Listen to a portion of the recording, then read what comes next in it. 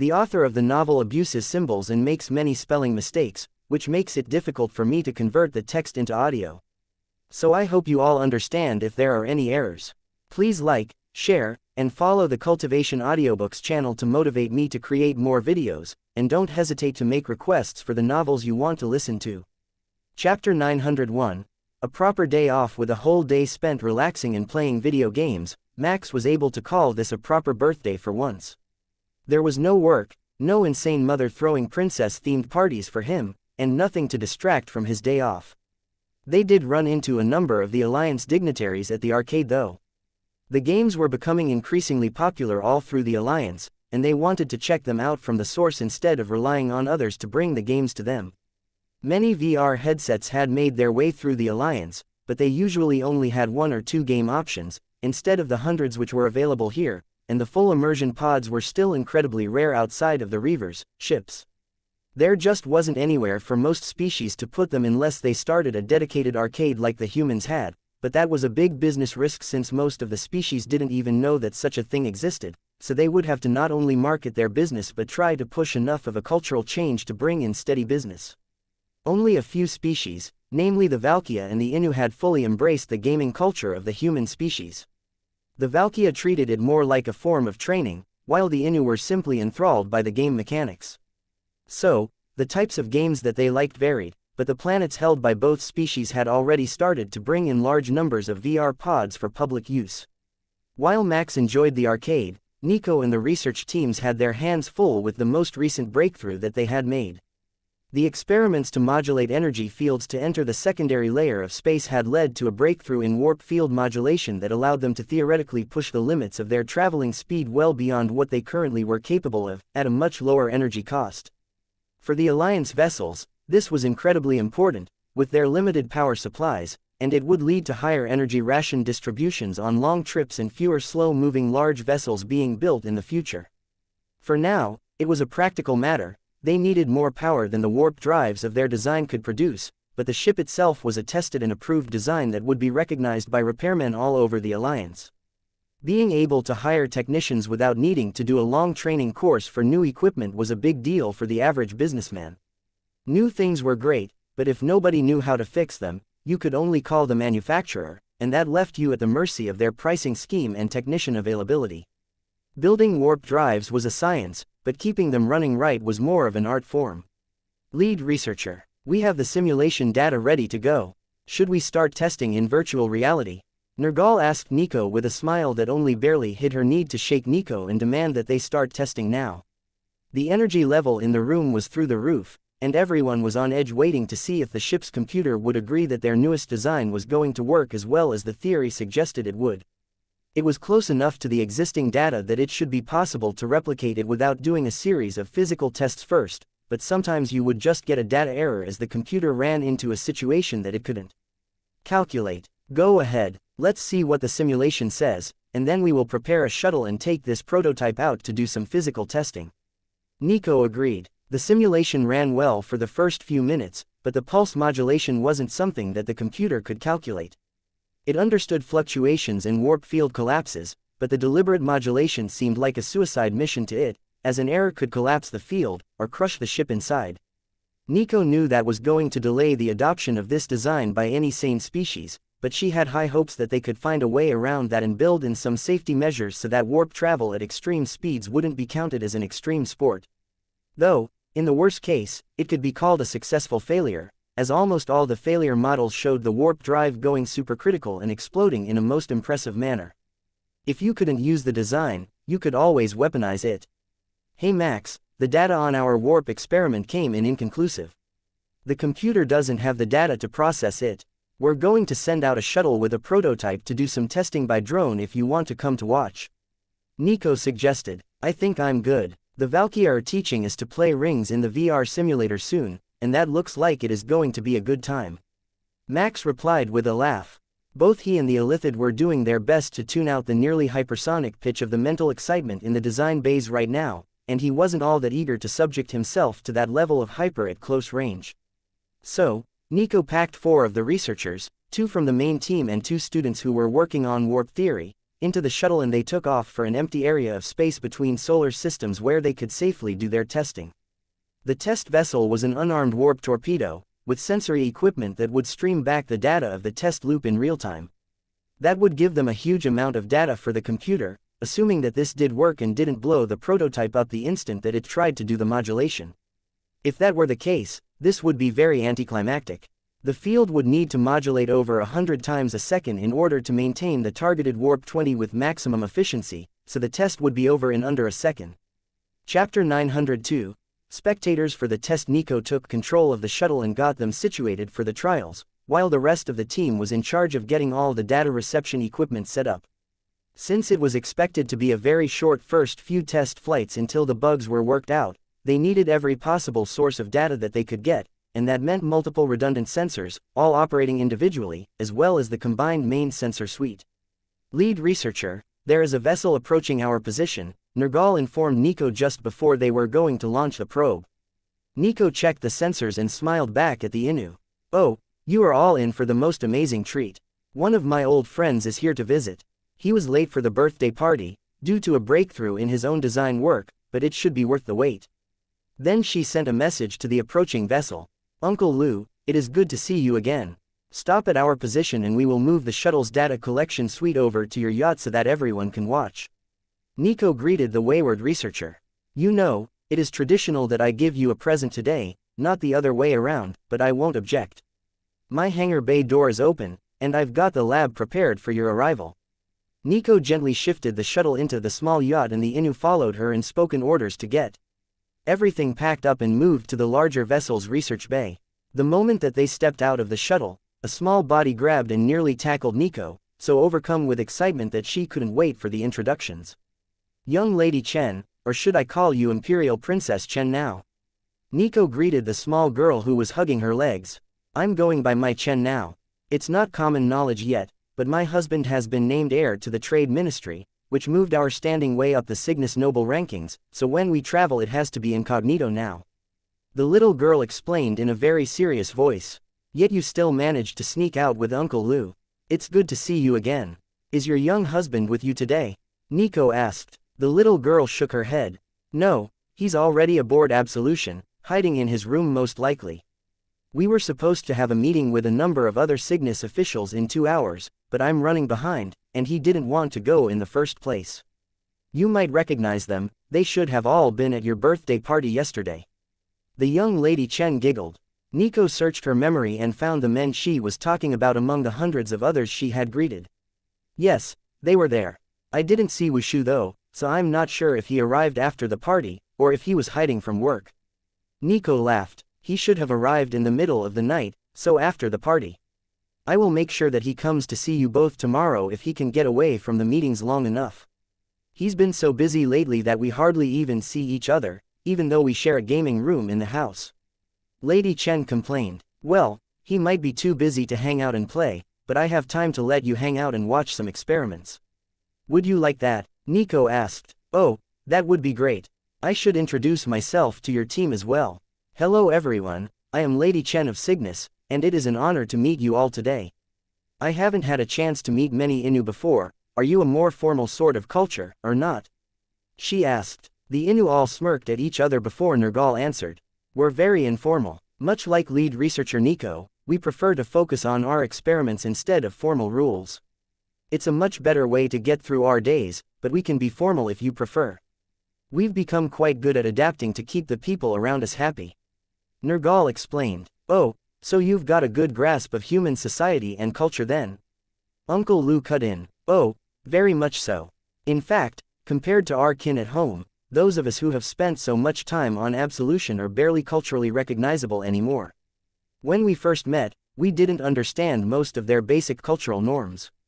The humans are so different from everyone else that they didn't make sense. But now that we've been here and seen it, we've begun to adopt it as our own. The head of the Absolution team agreed. Marvelous. Then you will understand why I'm going to skip all the other formalities and ask lead researcher Nico to get that probe sent out so that we can see the results. Uncle Lou told her with a smile. Oh, I like him, I can see why you became friends. Nergal laughed while reaching down to pat Lady Chen's head. The young noble reached up to gently stroke the Inu's head tentacles, and then the both broke into giggles at the sensation. Alright, everyone at the ready.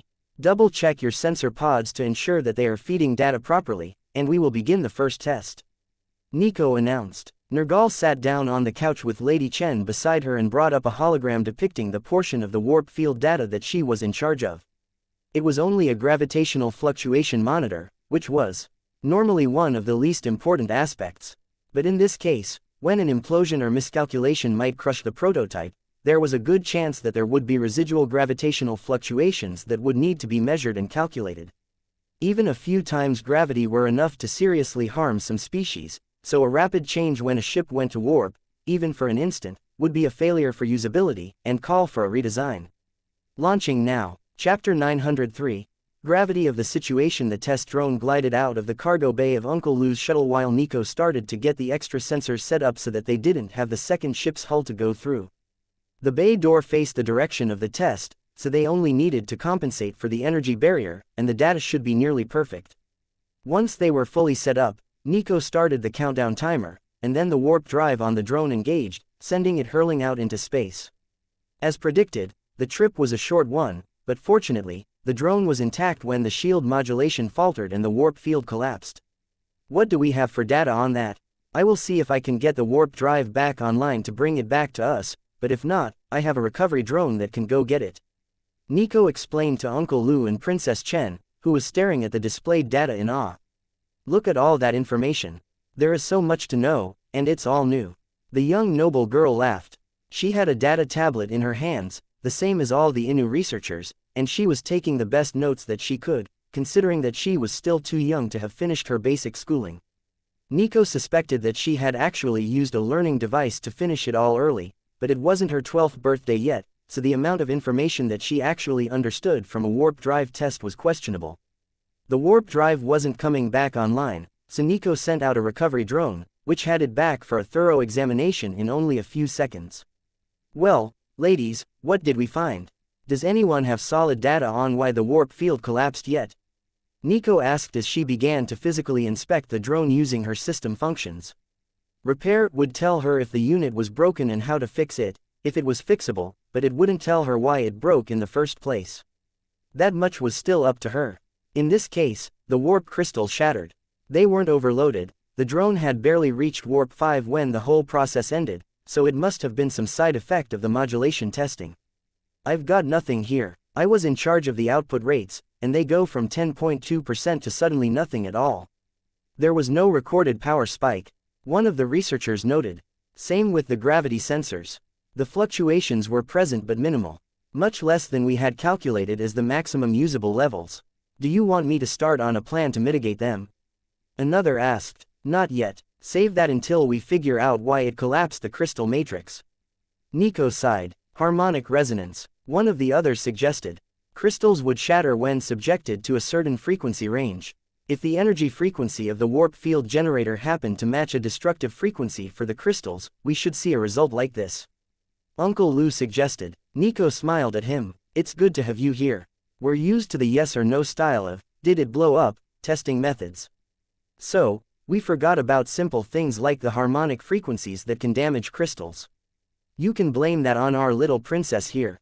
She has an ultrasonic whistle to alert her guards when we're out in public, and the first one that we made for her shattered all the glasses in the dining hall when she used it the first time.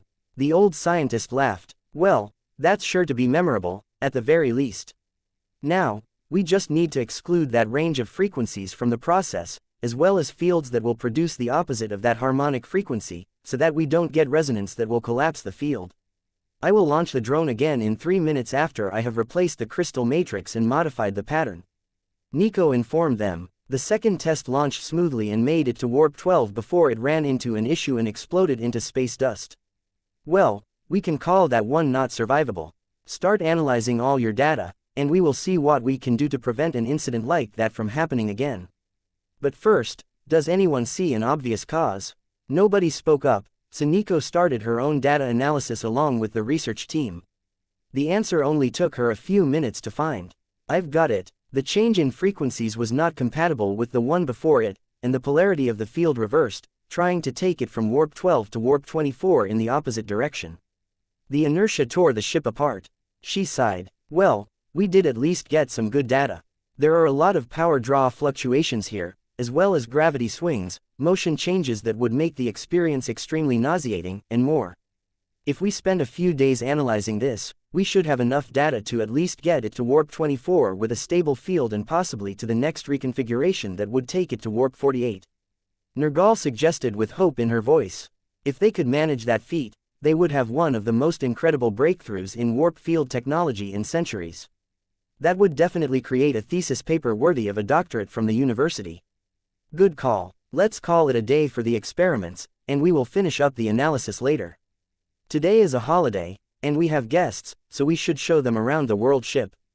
Tell me, Princess, is it your first time here? Many of my team members have only been here a few days, and they would love to have another person to explore with. Nico asked. This will be my first time here. It's been hard to get away from all the royal family training lately, so my dreams of becoming the next Uncle Lou have been put on hold. The little girl pouted. You know what solves that? A trip down the gravity slides into the waterfall pool. That will wash all your cares away for the evening. Chapter 904. Reunited without any more productive tests to be done for the evening, Nico led the ship back into the secure hangar of Absolution. In theory, Uncle Lou should have brought his private yacht to a common dock, but with the Imperial Princess on board, it was perfectly acceptable with protocol to bring them into a secure area so that they weren't seen in public together, which would raise suspicions with the young Lady Chen being technically undercover. Max sensed them coming back in, along with the 4 guards hanging around in the background, doing their best not to be noticed or in the way when the 2 family members were having fun together. So, he went back to the bay to welcome them, along with a fresh tray of drinks that neither would have gotten to try before and a few Kaleska snack specials for the young princess. Since she was here, Max scanned the ship to find Prince Wushu, her nearly 12-year-old husband. He was already at the water park, so Max double-checked the routes that would take them through the slides to get to the prince. The princess would be excited to try new things, and the Innu who were on the ship were definitely going to be taking the slides. There was no doubt about that. He just had to make sure that they ended up where he wanted them to without making it too obvious. Welcome to Absolution, the mobile home of the Terminus Trading Company. Max welcomed them as Nico led the group out of the yacht. Karis Max, it is good to see you again. Uncle Lou laughed while Princess Chen rushed forward to hug his legs. I swear you're getting larger. I'm sure I could wrap my arms around your leg last time, and I haven't gotten any smaller. She informed him with a giggle. Possibly. The system has optimized me to be pretty muscular, and my strength has reached the physical maximum. So this look is what the system thinks that peak maximum strength should look like. Max explained. That's totally unfair. I'm still waiting for my system to wake up. They say that I can't do it before I reach 12, even though I'm never going to go to a military academy. She pouted. That's part of the system, though. It knows when your body is ready for its enhancement. Plus, it will make you grow up in a hurry. Do you really want to get that far ahead of your dear Wushu? Max teased. You have no idea how much I want that. He's bigger, so he always wins the race to the game controllers. If I just activated my system, I could win every time. I'm sure I would be a speed or dexterity type. The princess insisted. Max knew that there had to be some sort of motivation behind her wanting to activate her system so badly, but she clearly hadn't thought through what it was going to mean to have the appearance of a young adult while her husband, who lacked a system interface, as he was born in Cygnus, was still a child in appearance. But then, Max didn't recall if he had ever heard what her compatibility was. Her family was new to the Kepler Empire, and she had been born not long after the negotiations, so there was a good chance that the system might not have recognized her. Her enthusiasm for it suggested that she did have some compatibility, but Max couldn't find how much from her surface memory and didn't want to risk a question that might shatter her dreams by asking directly. Instead, he redirected the topic to the evening's dinner arrangements. Why don't we all get changed into swimwear, and we can take the gravity slides across the island when we land? There is a nice pool and restaurant at the far end, plus it's one of the longest single-route gravity slides on the island. Max suggested. Everyone grabbed a drink and a snack on the way by, then Uncle Lou and Lady Chen paused with shocked looks on their faces. Oh yes, I forgot to mention that there are a lot of new foods in the snack selection. You can stop and have a refreshment before, or after you change, we're not in a big hurry.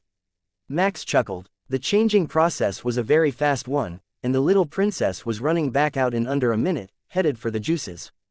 The nanny tells me that I shouldn't have too much sugar because it's bad for my teeth. But we have toothpaste to rebuild any damage from cavities that might happen from the sugar, so I think that she's just being mean and stealing the joy out of my food. She whispered to Max. Max knew that it was most likely to keep her from getting overly hyper when she was stuck indoors for 14 hours a day learning royal protocol, but this was a vacation, no such concerns mattered for the day, even if the nanny in question was already here with Prince Wushu.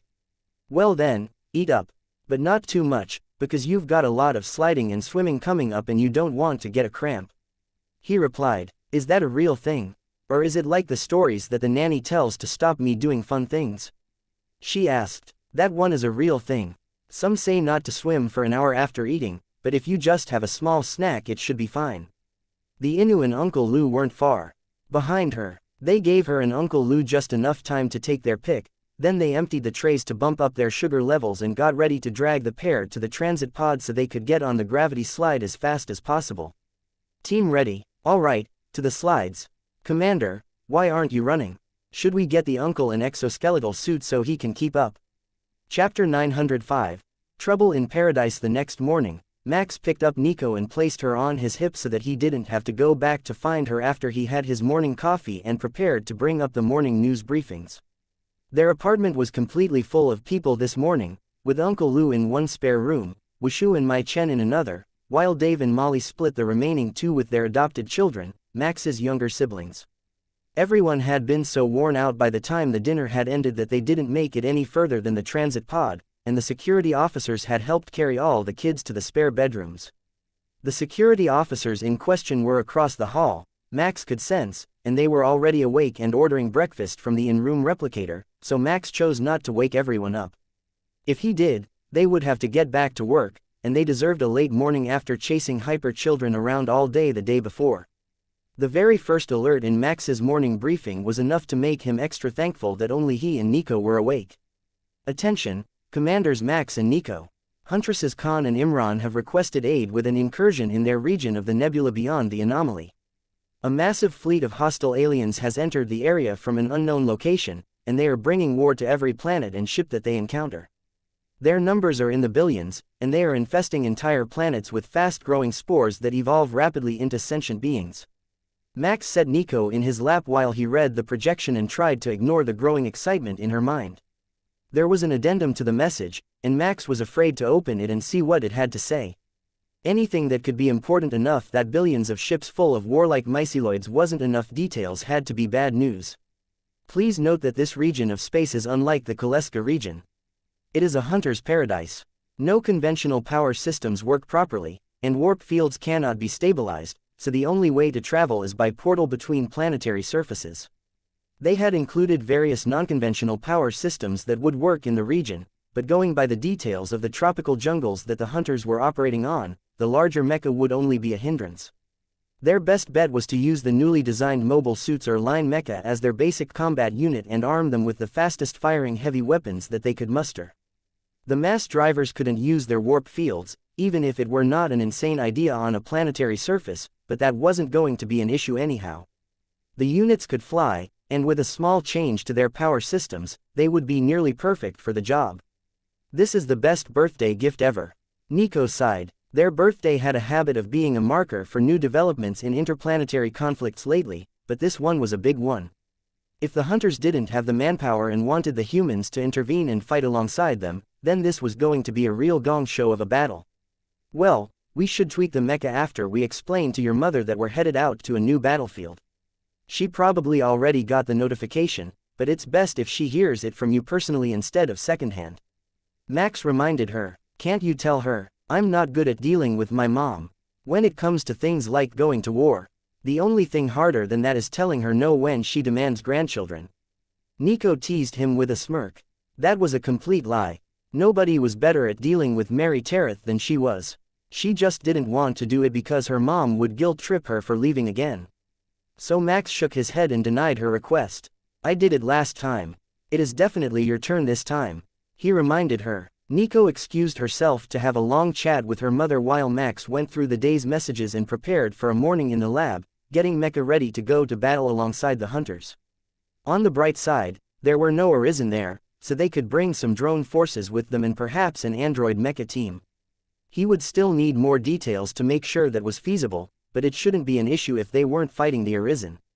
Nico returned just as everyone else was waking up, which put an end to Max's early morning message reading.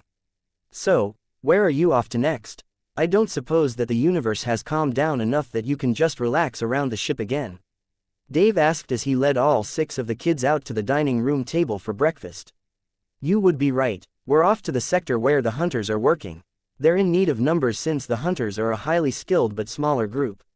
We're not sure what sort of force we can bring yet, but likely enough to make a light mecha company. The larger mecha would be a problem there due to the thick jungle and the energy fluctuations that are restricting the use of warp field-based technologies. Max agreed. Sounds like a mess for the infantry. Well, as close as we get to it without sending actual infantry. Dave sighed. Uncle Lou sighed as he set plates of food in front of the kids. That's about where we're at. They've already got infantry guarding the anomaly since it's on a planetary surface and much smaller than the one in Koleska space. There are all sorts of mecha there as well, but we had to modify a lot of them due to the technologies that wouldn't work. There is something there that is messing with the basics of physics, like either the flow of time or the Higgs field are out of whack and making it impossible to calculate mass and force properly. Nico nodded in agreement. We know a thing or two about that already, and I think that we can find a solution that works well enough that we can field a small army without risking an infantry force in the jungle. Instead, they would risk a light mecha company in the jungle. One step up the food chain. Chapter 906. Final adjustments. The kids all took off for another day on the beach along with the Innu, who were excused from duties today by Nico. They would find out tomorrow that they would be working from Absolution until Max and Nico returned from their mission, as it was too dangerous to take a bunch of postgraduate students into an extreme combat zone under any circumstances.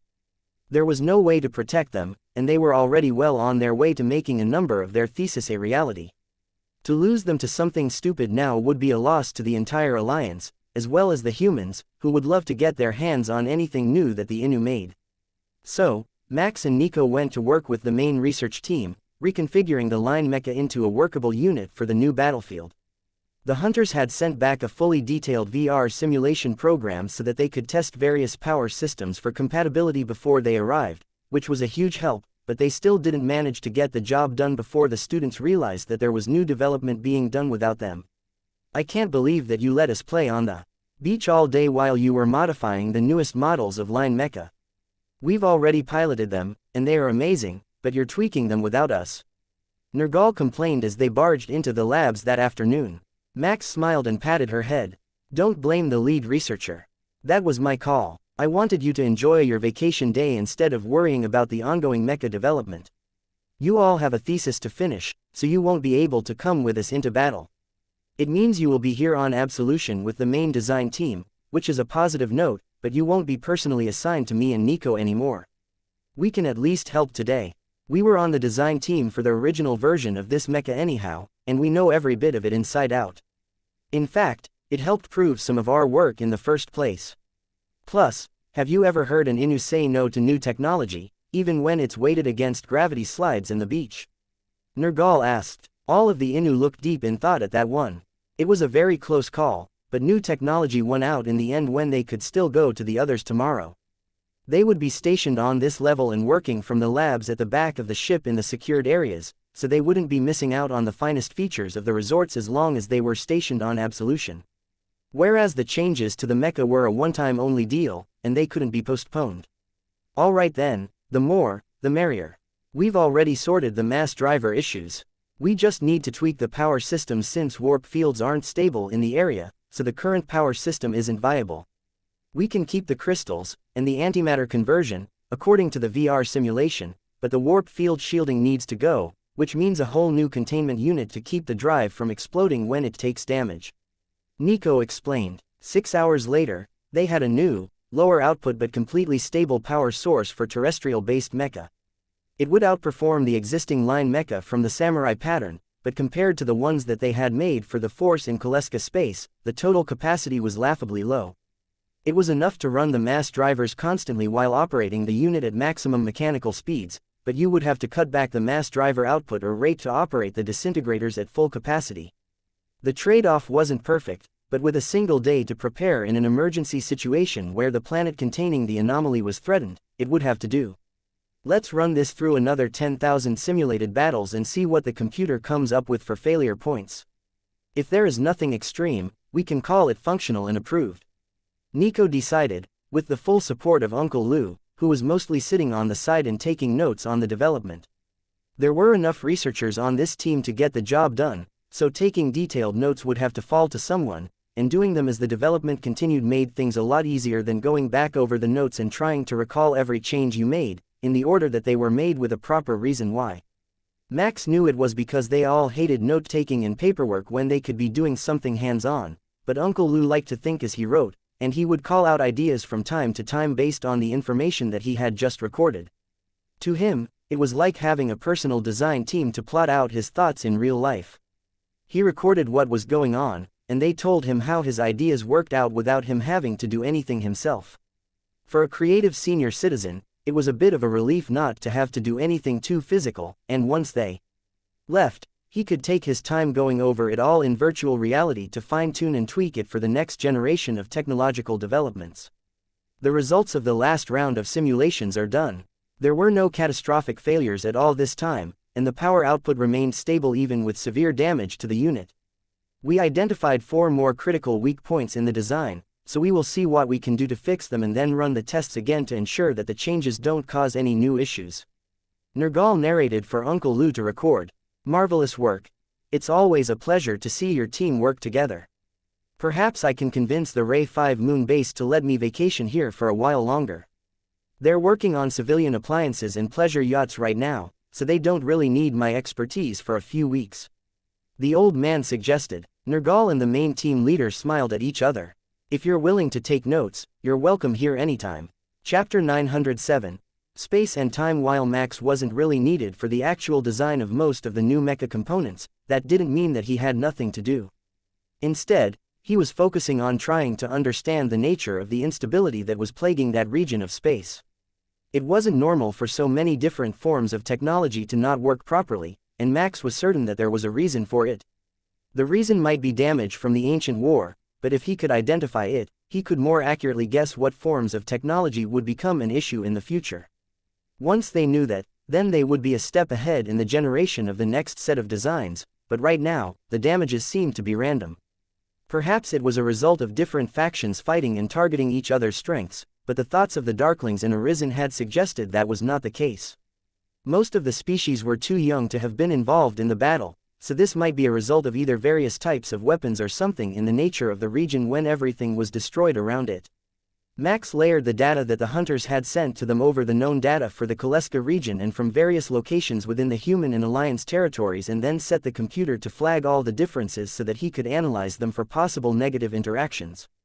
They knew that portals and antimatter explosions were not stable in the Kaleska regions, but they were in the Alliance territories. The portals seemed to be stable in the hunters' region, but you couldn't use a warp drive to generate them, as the warp drive was unstable. Max checked the differences one by one as the computer displayed them and slowly managed to piece together the very basics of what had happened. There were lingering energies that didn't belong to the outside regions of the universe, and they seemed to be what was causing the instability.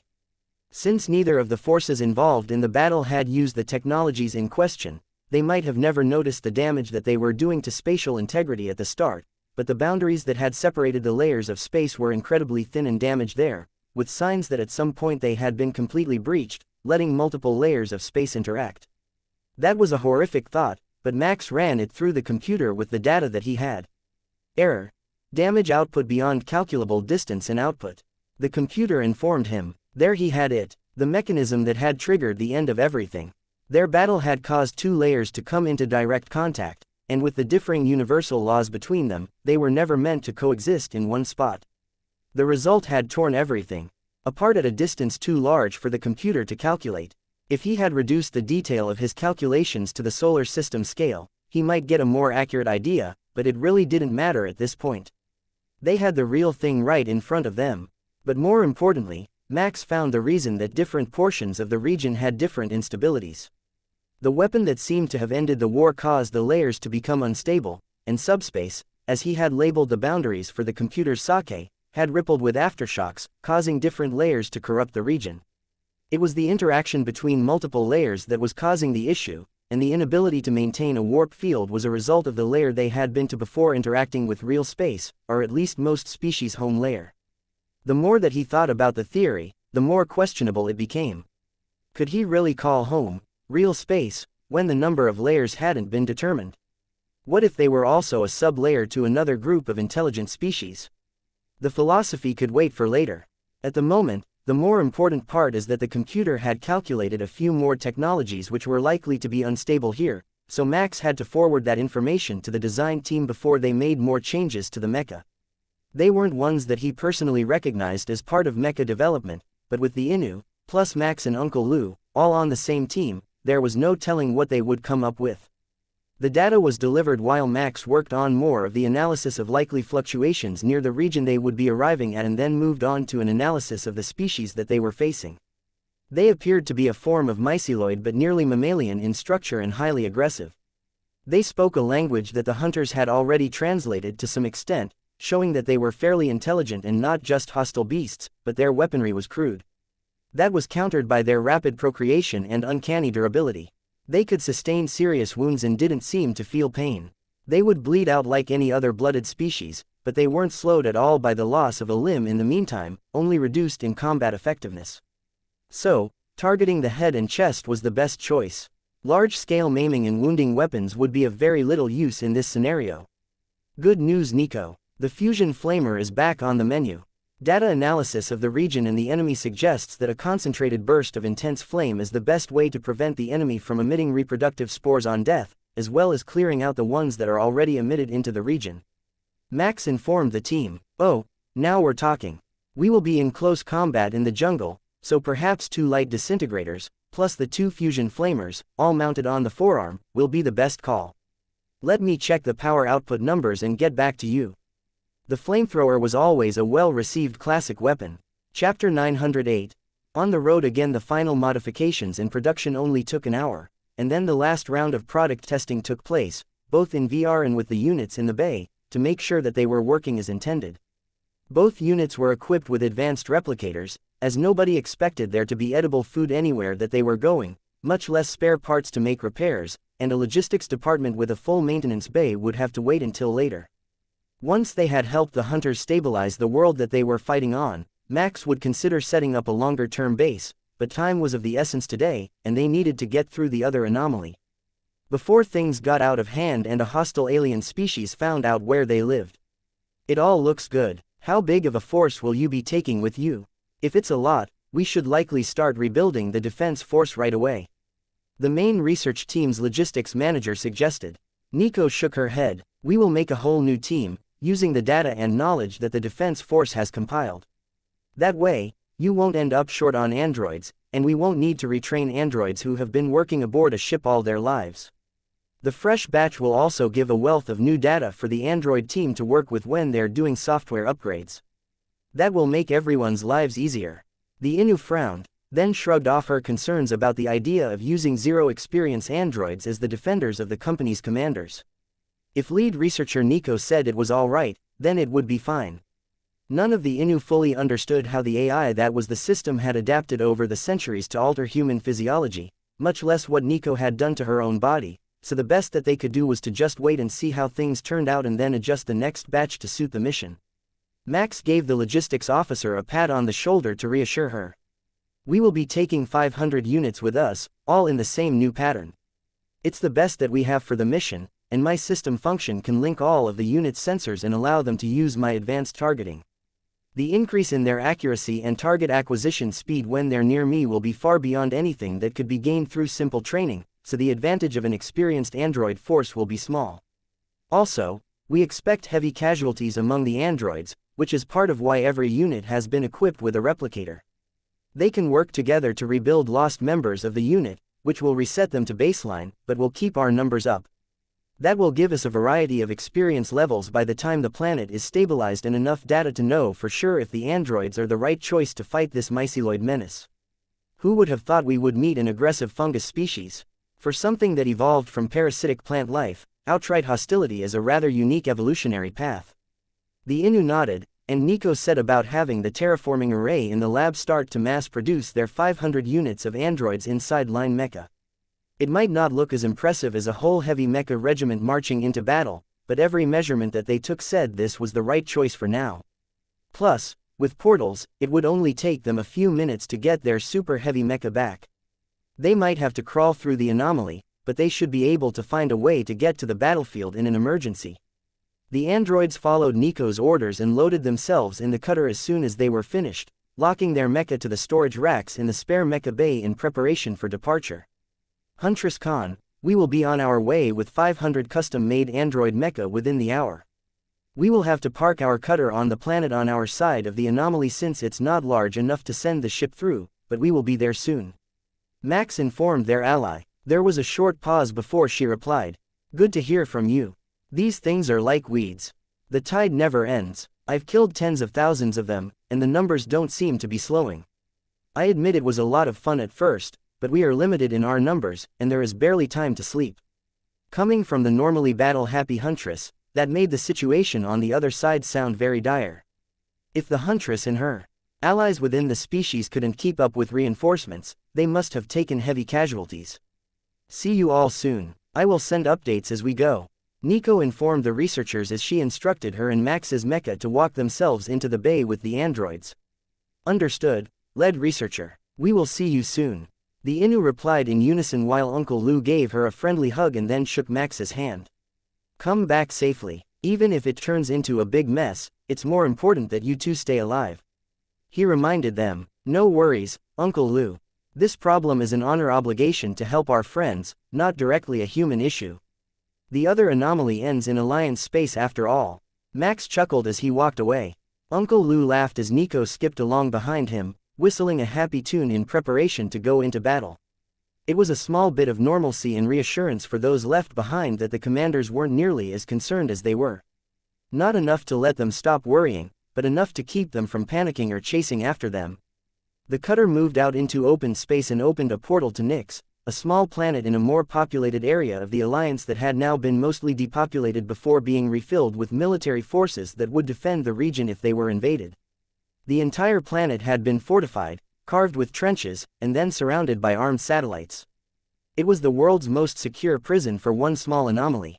Chapter 909. Nyx to Nola. The local government was expecting the assistance of the humans, and once they learned that there were spare parts that could be needed on an urgent basis, they were happy to let the cutter stay in a hangar bay not far from the anomaly itself. That way, it was as fast as they could manage to get the humans more firepower, and the cutter wouldn't be hanging around in orbit, attracting even more attention from the gossip and paparazzi who had been hounding the government about the anomaly since it appeared. Max didn't waste any time getting the force through the small tear in space, with Nico right behind him and the company of light mecha marching double file in the back. The second they came through, they realized that Huntress Khan had downplayed how bad things had gotten on their end, likely to save the pride of the hunter clans. The Alliance didn't dare to go past the anomaly themselves, so it was all up to the hunters, and Max's sensors informed him that they only held a few kilometers in any direction from the base. Where is Khan? She has our deployment information. Max called to the first hunter suit he passed. She's on the front lines. Go wherever you like, there are enemies in every direction, and they all need to be dead. They've been surging forward since morning. The hunter replied, then ran off to grab more supplies. That's good enough for me. Straightforward it is, and let's get to it. Squads 1 through 5, you're on me. Your call sign is Team 1. 6 through 10, you're on Commander Nico. Your call sign is Team 2. Keep your commanders alive and kill as many of the enemy as possible without harming the hunters. Max ordered. He activated his targeting skills, and the androids began to fire as they ran, aiming at any target that they could get a clear shot at, even if it only missed the hunters by half a meter. Not that the hunters really cared. The aggressive firing rate saved a lot of lives, and the mass driver projectiles were loaded with a delayed explosive, so the mecha could pick the distance at which they detonated. That allowed the small bullets to pass through multiple targets at supersonic speed, flinging bodies out of the way as they tore holes in the crude armor that they were wearing, and then the projectile would explode well away from the hunter lines, taking out large groups of the strange green myceloids. Max joined in the frenzy of mass driver fire and kept charging with a shield in one hand and a sword in the other. Even Nico had been equipped that way for this mission so that the androids could learn from observing their techniques. It would also allow her to take a lot more damage in close combat without suffering an armor breach. The planet was habitable, and they could breathe on it, but with a myceloid enemy, there was no telling what sort of toxic spores might be in the air which could infest their equipment or even their bodies. A hailstorm of projectiles crashed into every part of Max's mecha once he was in front of the lines, darkening the air with the pure mass of metal. The individual rounds weren't all that impressive, but his shield was in terrible condition afterward, and the energy barrier on it was fading fast. The objective was achieved, though. The rest of his squads had time to flank the commander, and on his order, they began to rain death on the enemy. Team 1, fusion flamers to full dispersion and push forward, Max ordered, and plasma fire filled the air. The groundwater evaporated in a cloud of steam, and the ground cover burned to ash along with the myceloids hiding in it as the deadly wave pushed onward, driving the enemy back in a 100-yard wide swath. Off to his left, Nico's group was doing the same thing, with similarly effective results. But they had reached the end of the enemy emplacement, and more of the green creatures were flooding into the region, this time with shields of their own and buckets of water as if that was enough to stop a fusion flamer. Pull back and rejoin the hunters' lines. Prepare for the approach of the enemy reinforcements. Max ordered and marveled at how smoothly the androids obeyed. There was no questioning, no ego, and no hesitation. They followed the orders they were given and did their best all the time. They might not be as creative in a desperate situation, and they lacked the innate desire for survival, so they wouldn't push past their limits in an emergency, but they were reliable and high-quality pilots that any commander would be proud to have. The hunters made space for them as they pulled back, letting the mecha spread out among their suits as the shield-bearing myceloids charged the line under cover of another wave of gunfire. This time the androids emulated the hunters and hit the ground, letting the bullets slam against the earthworks behind them as the enemy approached. When the enemy reaches 20 meters away, full output on the fusion flamers for 1 second, then switch to maximum firing rate on the mass drivers, Max ordered. That would let the enemy get close enough to give them hope that the guns were out of ammunition after the last charge and leave them too close to escape if they tried to run.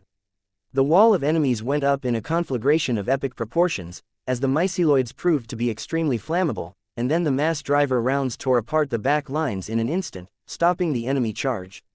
All mecha, shelter in place and prepare for the enemy retaliation. Barrier output to maximum, and hide behind your shields. The chanted battle cries of the enemy were everywhere. Even if they had cleared their area for a second, there were millions more of them nearby that could be redeployed to keep the defenders from creating a full breach in the offense and moving out to try to surround the attackers. Chapter 910. Green tide as expected, the myceloid horde didn't let up their attack at all. From somewhere out of sight, they advanced a group of heavily armored infantry of their own, nearly twice the size of the standard trooper, with bulging muscles and heavy artillery mounted to every possible surface. They didn't even seem to be aiming, just firing in the general direction of the camp and hoping it hit something, but with the hunters dug in like this, it was enough to keep everyone's heads down and even hit a few unfortunate souls who were behind the barricades when the mortars flew over the top.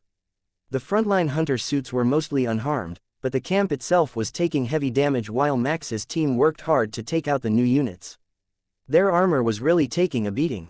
Either that or their vital spots weren't where Max had expected, and the front row was still marching forward even after the lines behind them had been detonated by the exploding rounds. Set fire to detonate on contact.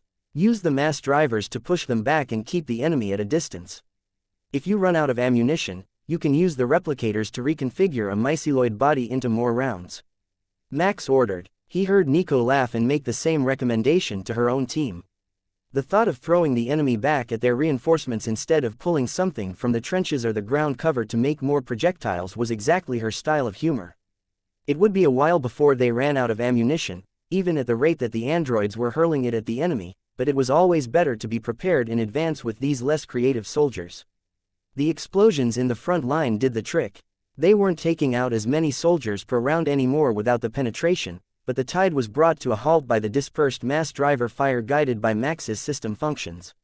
On this side of the base, the advance ground to a halt, which allowed the reinforcements from the hunters to move to the other sides and work on pushing the enemy back from the camp.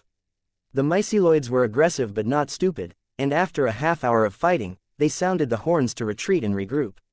Everyone, gather a corpse and refill your replicator storage. Then immediately process it all. I don't want anything growing inside the mecha.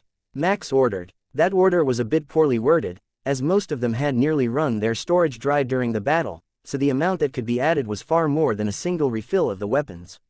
What they ended up with were cases and cases of mass driver munitions sitting on the ground beside them, as that was the approved storage container for munitions outside the mecha's loading chambers. "What's with the extra ammunition?" Huntress Khan asked as she walked up between Max and Nico, showing him some respect as the commander, despite his gender. "A bit of a miscalculation on my part. I told them to load up and avoid keeping the myceloid material in the mecha, so we've got a lot of extra ammunition right now. If you want it or have a weapon that can use it, you're welcome to it. If not, we will put it back in the storage containers and rework it into blocks to be converted later. I don't know if these things can regrow after being killed, but I don't intend to find out from the inside of the mecha." "Did you plan to burn off the battlefield?" Max asked. "We've been reworking it into blocks as well. I don't think it regrows, but it often contains spores that will, and that's a threat to the base." The huntress explained. "That's good enough for me.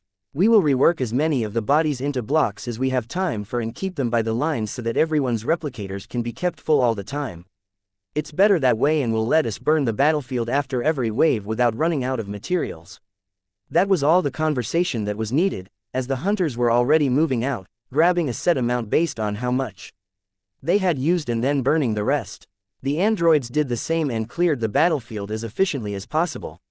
They just dropped the blocks of material that they processed for others to pick up and continued their work to grab more bodies for the replicators. "Those aren't humans, are they?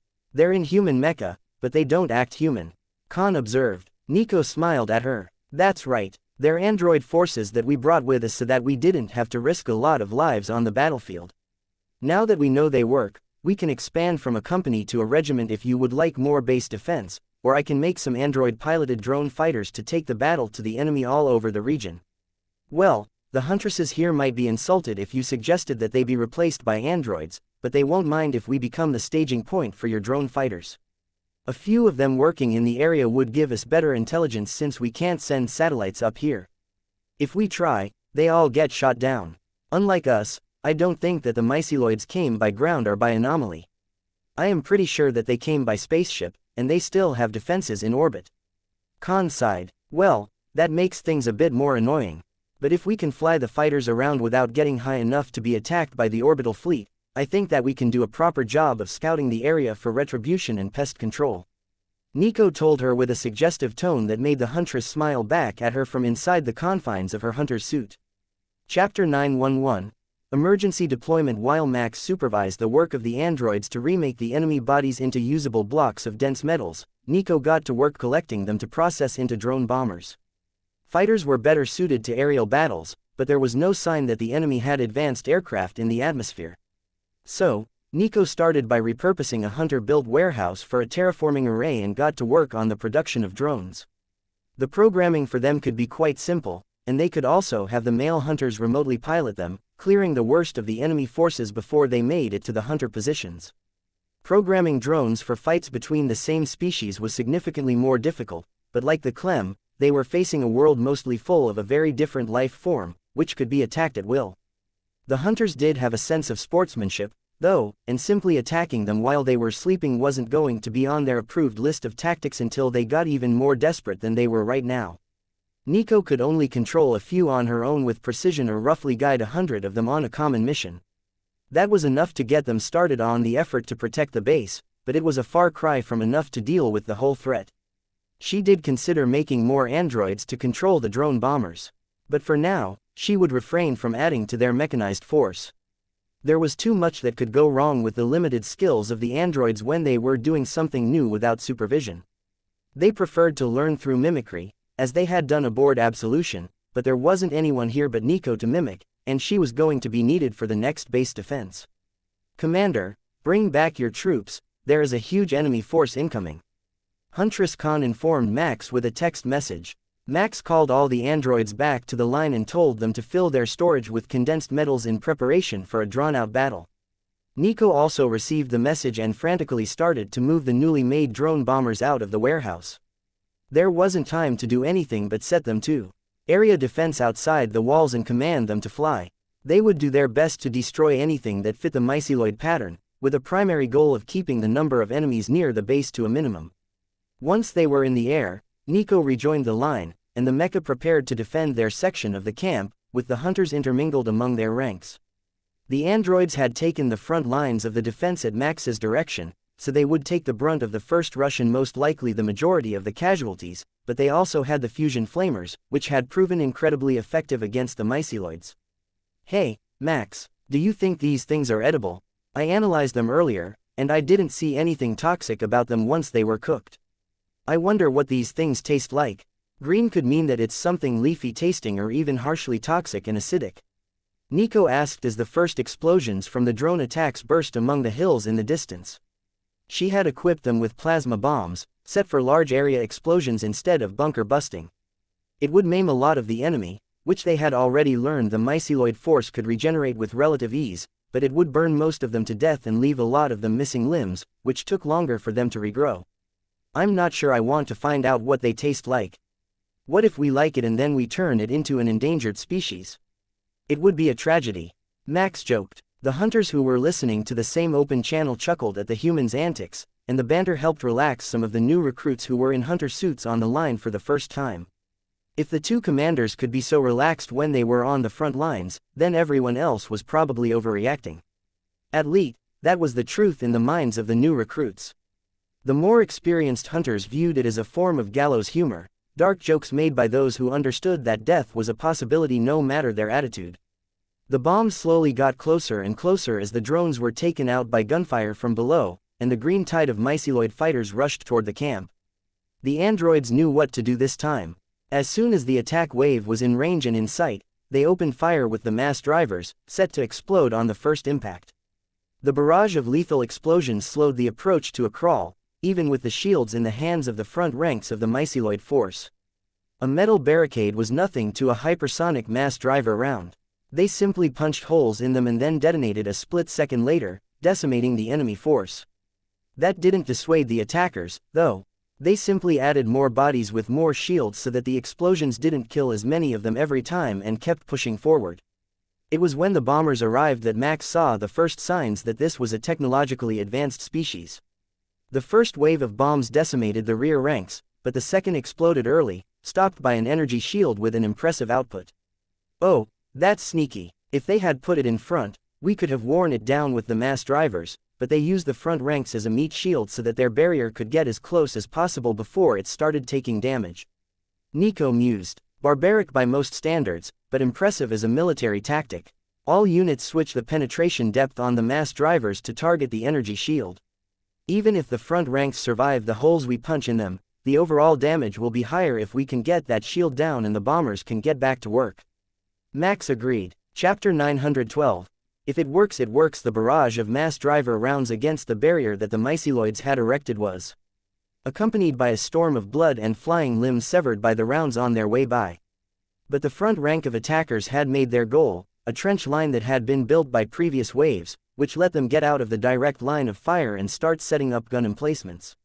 Now, they were setting up their shields above their heads, giving them some shelter from the bombers, and the force that was actually protected by the barrier began to charge over the top of them, aiming to get as close as possible before the shield fell.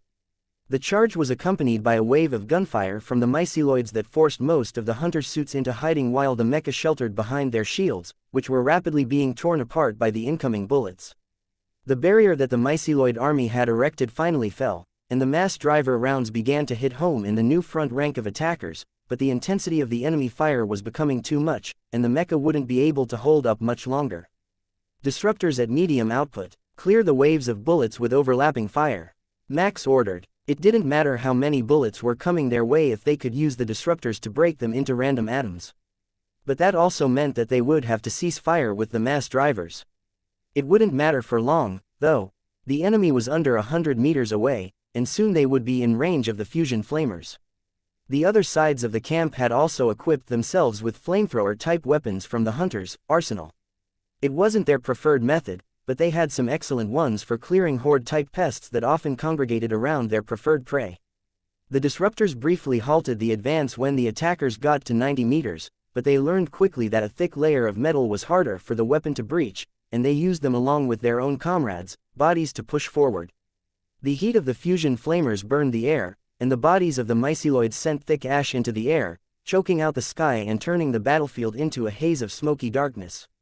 The smoke was so thick that it was even interfering with Max's targeting abilities, and the sensors were nearly useless, as all they could see was the clouds of ash. Then, the enemy was on them. All units press forward, get in front of the hunter lines so that the taller units can shoot over the top of us while we fight. Max ordered, leading the way with a shield bash and a raised blade. The energy field on the blade hummed as it hacked its way through enemy after enemy. The thick smoke was just as much of a hindrance to the attackers as the defenders, and they hadn't realized right away that the mecha were charging, which led to the first row of them being torn apart by the vicious serrated blades that Nico had chosen for the mission. They were a replica of the ones that the demons in the other layer had used, but with an energy barrier over them to reduce damage if they should hit a hard target. The combination was working even better than Max had expected, as the serrated edges easily tore through flesh in a way that it hadn't done against armor. That seemed to excite the green aliens even more, though, and Max did his best not to laugh like a maniac at their resemblance to both Nico and the hunters. Once they were in close combat, they were in their happy place. Even though they were losing, and Max had torn apart a dozen with his blade, they still gladly threw themselves into combat with him. Each one that he faced had the same two thoughts on their minds. The possibility that they would be the ones to drop the enemy commander and earn great glory in the pure joy of a good fight. There was no fear for their lives, and there was no real bloodthirst. They weren't driven to kill like the demons in the other layer had been. They simply wanted to fight until the end because they enjoyed it. In practice, that made them a nightmare to fight because they never backed down, and they only hesitated when they realized that they were making a tactical mistake. Max thought that they were making one right now by charging into close combat against his company of android pilots, but the myceloid force thought very differently of it. The androids didn't feel fear or anything else. They were commanded to fight, and they did so with the very best of their programmed skills and limited personal experience every single time. They didn't hold back at all. There was no pity for wounded or less capable opponents. They were all faced with the same intensity. The enemy respected that, and even when the battlefield was beginning to turn muddy with the amount of black blood that had been spilt among the piles of green-skinned corpses, both sides still fought as hard as they could. The bombers had done their work well, and the back lines of the myceloid force had split off to look for a better target, leaving only this front row and the ones that were hidden in the trenches behind. Those ones didn't show any signs of getting out of their spots, and Max suspected that they were a forward reconnaissance post of sorts, left behind to keep an eye on the hunters, camp and update their main force on what was happening here. A blast from his disruptors cleared a large area around him, leaving Max with nothing to fight when the horns from the hunters' camp sounded the retreat. Everyone back to camp. Nico, it's time for a break, so find us a secure location to get some sleep. Teams 1 and 2, keep up the good work on the defensive line and we will rejoin you once we are rested. Chapter 913, again, really. Before she went to sleep, Nico set the production settings for the warehouse that she had requisitioned to replace the drone bombers as they were destroyed and have them patrol the area around camp. They had all been taken down during the last assault, and she couldn't have them fly much higher without risking an attack from the ships above them. For such crude weapons, the missiles that the myceloids used to attack the bombers were surprisingly accurate, and the damage was enough that very few of them survived to limp back to base after being hit. They had done their job well, though, and the gaps in the attack waves were enough to give the other flanks an occasional breather, while the mecha had enough area attack ability that their portion of the line had managed to clear large portions of the wave multiple times that attack. It wasn't without cost, though. They had lost over 70 of the android pilots along with their mecha, and many more had spent hours repairing their units after the battle had ended. Max had ordered them to repair and reactivate their fallen team members, so she didn't have to worry about it, and by doing it that way instead of replacing them, there was a better chance that their memory cores would be intact and they would retain the knowledge of their mistakes. Max was already asleep when she climbed in next to him and turned her shell temperature down so that he would feel extra warm in comparison. They managed to get almost a whole night of sleep that way before the sound of artillery in the distance roused the whole camp again, and it was time to run to their Mecha for the upcoming battle. The bombers had spotted another group in the distance, but Nico wasn't about to just sit here and take it the same way as before. They already knew how that battle ended, so she gathered her team and prepared them to move forward. How about we get this? Party started a bit early. We can move to the trench line where their scouts are waiting, and then we can fight them there. She suggested as she and Max reached the defensive lines. Send the bombers to do a pass over them first. It will be much easier to take the trenches if they aren't already full of myceloids. Max reminded her. They were currently shoulder to shoulder in the trenches so that the metal shields they were carrying would protect them from bombardment and let their allies pass overhead. That was a terrible state to try to cleanse the trenches in, but the bombers created their weapons as they used them, and they could quickly switch to armor-penetrating cluster bombs that would turn everything in the trenches to paste. Then when the Mecha arrived, the fusion flamers would turn the paste to ash, and they would have a nice fresh trench to themselves. The bomber flight came in from the left at 1,000 kilometers an hour.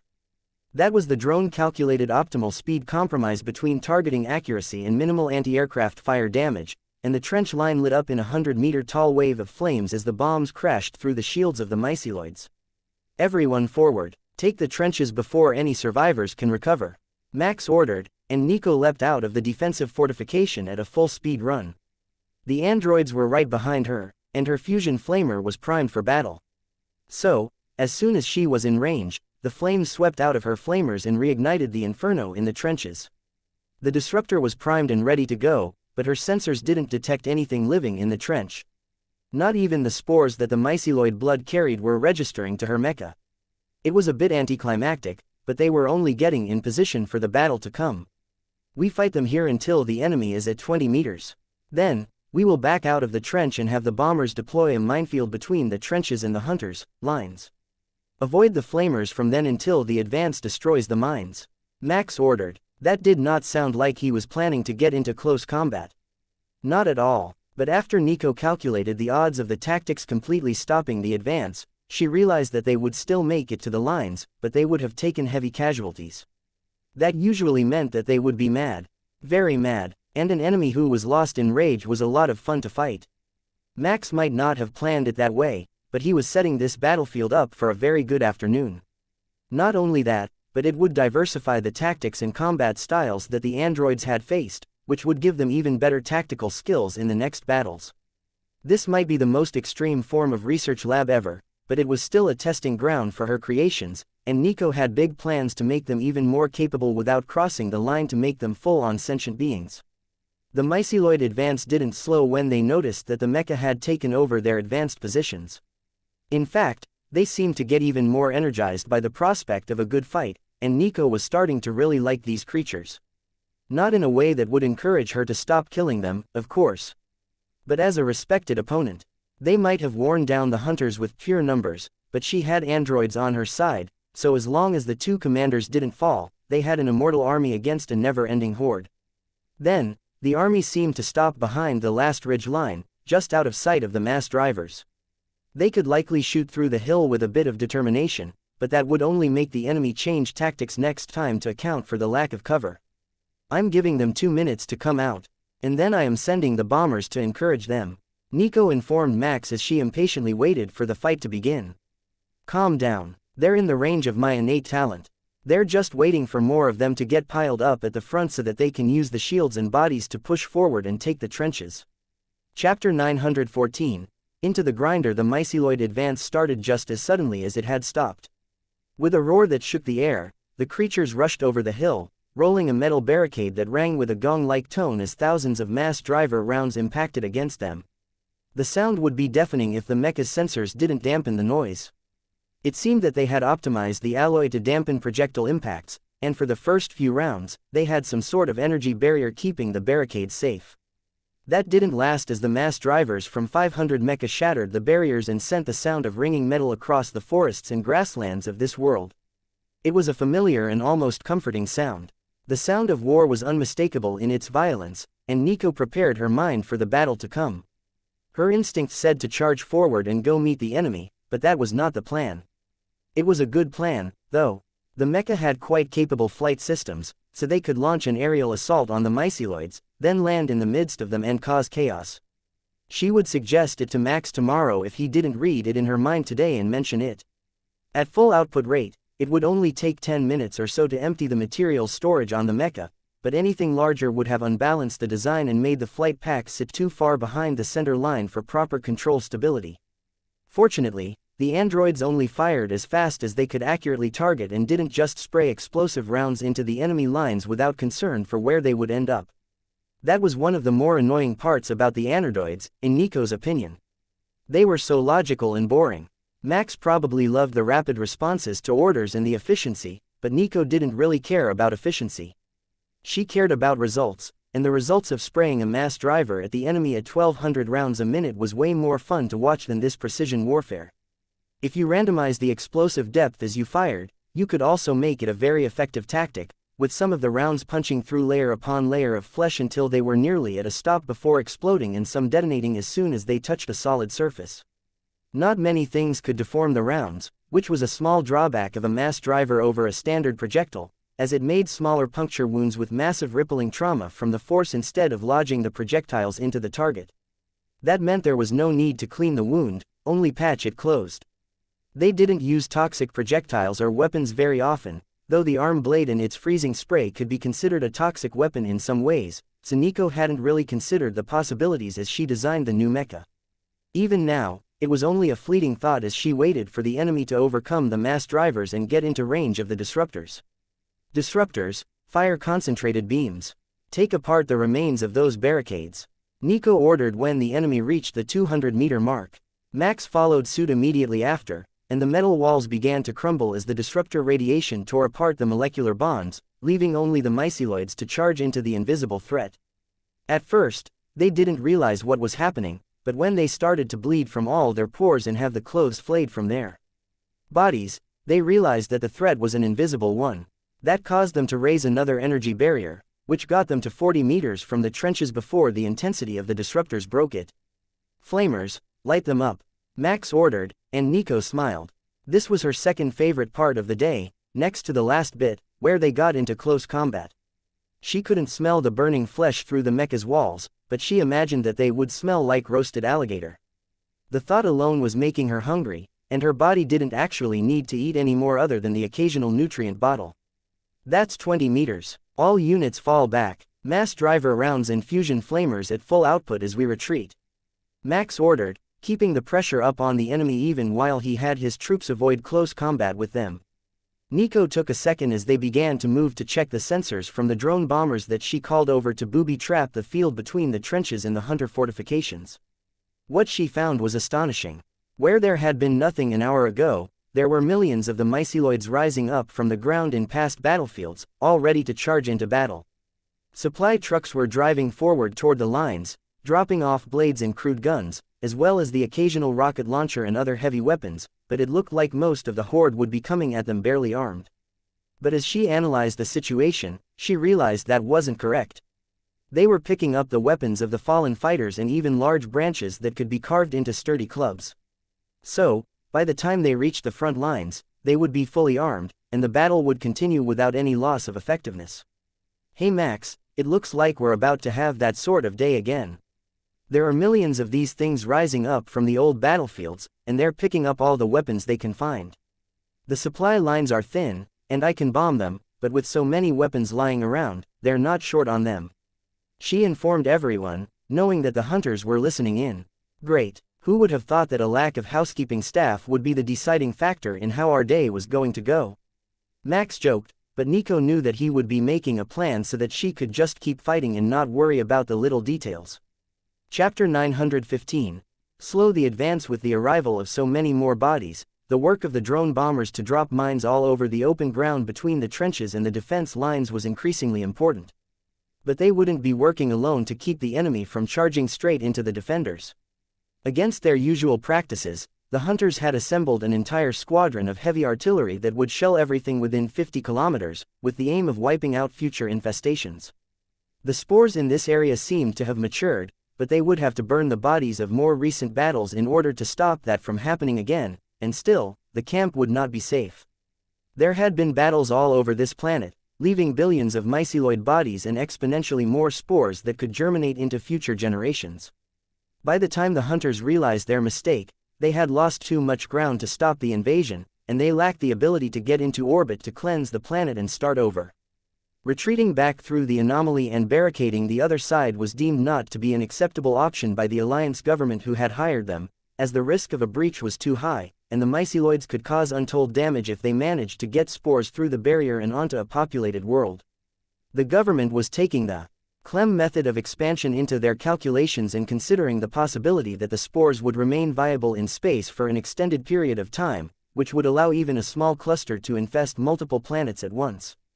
The Clem was a terrifying existence to them after the last incident where they were introduced to Alliance worlds, and the thought that there might be an even smarter version of them, which was just as warlike, had the government officials in a panic. Compared to the reaction of the Alliance, the humans had taken the news of an opening to a deadly region full of hostile aliens much more easily. They were used to conflict. The entirety of human existence was built around conflict and strife. So, they sent guards and went about their days. That was the attitude that Max and Nico were teaching the androids as they started to build up crenellations in front of the mecha to take the brunt of the early assault and prevent the massed firepower of the incoming myceloids from tearing through them. One-on-one, they were no match for even a regular line mecha, much less these upgraded ones, but by the billions, nearly anything could be a life-altering threat. Max briefly considered bringing in the new super heavy mecha, but they would only draw more fire on the front lines, and if they flew up to get a better angle, they would attract the attention of the ships in orbit. So, the defenses were bolstered, and the hunters' camp prepared for a battle of monumental proportions. It was the sort of battle that legends would be written about. They would sing songs of the day that 10,000 hunters faced down an army 10,000 times their size and lived to tell the tale. Even in the annals of human history, such odds were recorded as legend. It didn't matter if you had the advantage of high ground or prepared defenses. When the enemy outnumbered you by thousands of times, only the greatest of heroes would prevail. Another wave of drone bombers left the hangar to replace the last group when it was shot down, and the thunder of the hunters' artillery began to roll with the booming rhythm of a marching band's drum beat. A drum roll for a dozen seconds, then a split second of relative silence, and another bout of rolling thunder as the guns worked their way from the marked minimum to maximum distance of their barrage range. That could only mean one thing. That the myceloids hadn't been slowed down enough by the drones, and the bulk of their forces were closing in on the 5-kilometer mark. No matter how intense the artillery was, not much would stop them at this point. There were too many of them, and they had already learned the techniques necessary to make it through no man's land. The closest of the attackers was past the trench line already and into the land mines that the drones had spread out. The first line was vaporized by the randomly placed explosives, but the Horde had a plan for that. The next group was sent with energy barriers and long chains to beat the ground as they moved forward. The mecha and the hunter suits didn't make it easy on them, and the trench line began to build up a substantial wall of bodies for the attackers to charge over, but the wave didn't stop.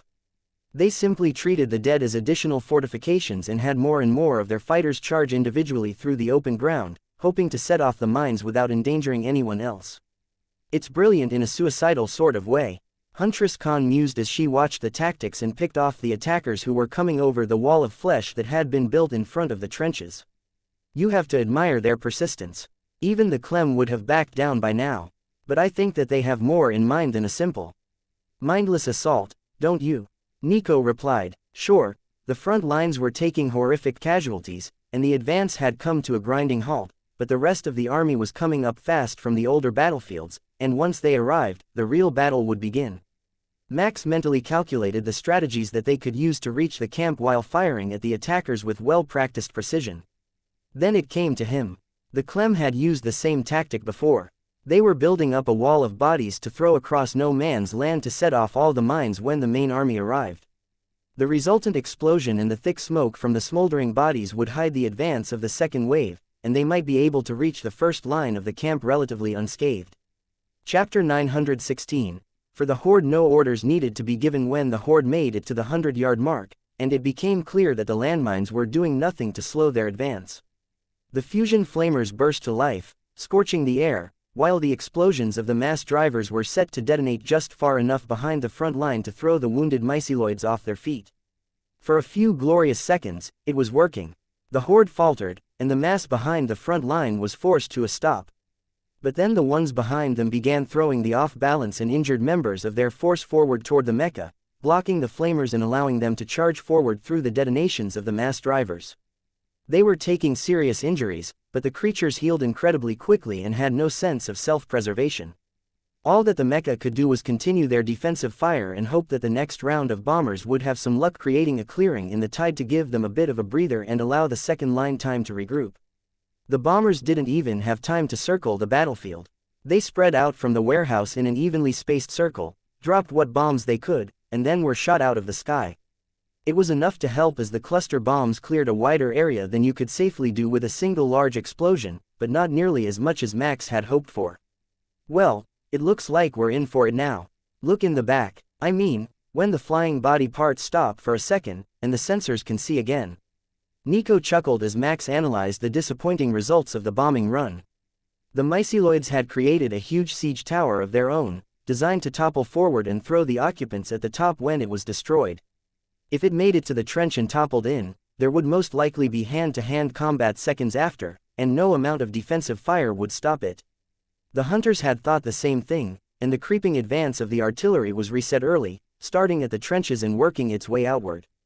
The siege tower took a direct hit, and as Max had expected, it tossed its occupants forward as it crumbled. But thanks to the explosion, many of them were already dead, and the early bombardment had landed them 50 meters from the front lines, right in the middle of the fusion flamers pattern. Similar scenes played out on the other sides of the camp, with similar results as the hunters mimicked the human weapons choices for their brutal efficiency when outnumbered. The battle chant of the myceloids shook the air enough that it registered even through the explosions as the artillery fire rolled through their ranks, thinning them but not stopping the assault. The defenders were essentially firing blind with all the smoke in the air, choking out sensors and preventing any sort of effective targeting. It was allowing the myceloids to run zigzag patterns in hopes of dodging the projectiles, and the front lines were slowly creeping closer to the first wall that the defenders had built. There wasn't much left of it anyhow.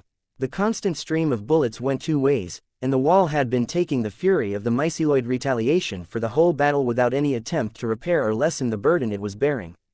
The enemy is now at 20 meters on the south side. The enemy is at 30 meters on the east side. The enemy is at 30 meters on the north side. Max double-checked the range along the western front and called in his report. The enemy is at 40 meters on the west side. They didn't have long before things got really messy for the defenders, who had been mostly safe as they stacked bodies so far this fight. All front-line troops, get behind cover in 4 seconds. Huntress Khan's voice announced. Max fired off a few more rounds, then ducked behind the ruins of the wall as a searing beam of energy passed overhead. The Huntress had deployed an orbital lance in a circular pattern around the camp by turning one of their attack craft on its axis. The damage was devastating, and Max shuddered as he realized that the anomaly had become unstable with the massive discharge. The opening had increased by nearly 10% in size, and the boundaries were still fluctuating. Now, it made sense why they hadn't gone against the Alliance's recommendations and cleared the planet by force. Doing it would tear a destroyer-sized opening in space that led to a populated planet of the Alliance. The orbital lance effectively ended the push of the myceloid force, Max thought. But according to his sensors, the enemy hadn't fallen for the trick quite so easily. He was picking up a lot of signatures in the distance, possibly in the ground, since everything else seemed to have been obliterated as the beam passed overhead. Reserve teams, push out and start burning all signs of myceloid life. We don't need the spore spawning in our yard. Front-line teams, rebuild the fortifications, and you may retreat and rest. Second rank forward to the front lines, third rank, take up the back line. Huntress Khan commanded. Max passed a similar message to his troops. Teams 1 and 2, move to the back lines once the fortifications are rebuilt and let the hunters take over the front lines until the next shift ends. He commanded. It wasn't like the androids needed to sleep, and after this battle, Max suspected that they would be getting a request for even more of them to man the trenches. They had taken some damage during the battle, but with the wall in front of them, their own energy barriers had absorbed most of it, and the rest was easily repaired thanks to the majority of their body being behind cover. Chapter 917. Off-duty. The atmosphere in the barracks where Nico and Max were staying with the majority of the frontline hunters from the Western Front was one of complete exhaustion.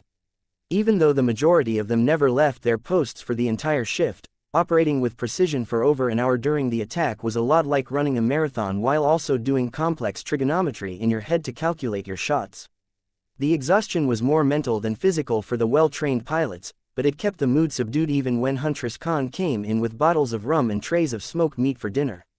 "You already know what I'm going to ask, right?" The Huntress chuckled as she set down their dinner. "I have a pretty good idea, but go ahead and ask anyhow so we can make it a formal agreement," Max replied with a smile. "Fine. We would like you to provide another 1,500 of those android-piloted mecha, along with the 500 currently on the Western Front, to help us secure the camp. It should be enough to let us start pushing out of the base again and cleaning up the mess that we left behind. When we retreated, we didn't know that the spores could grow into full-grown myceloids that quickly.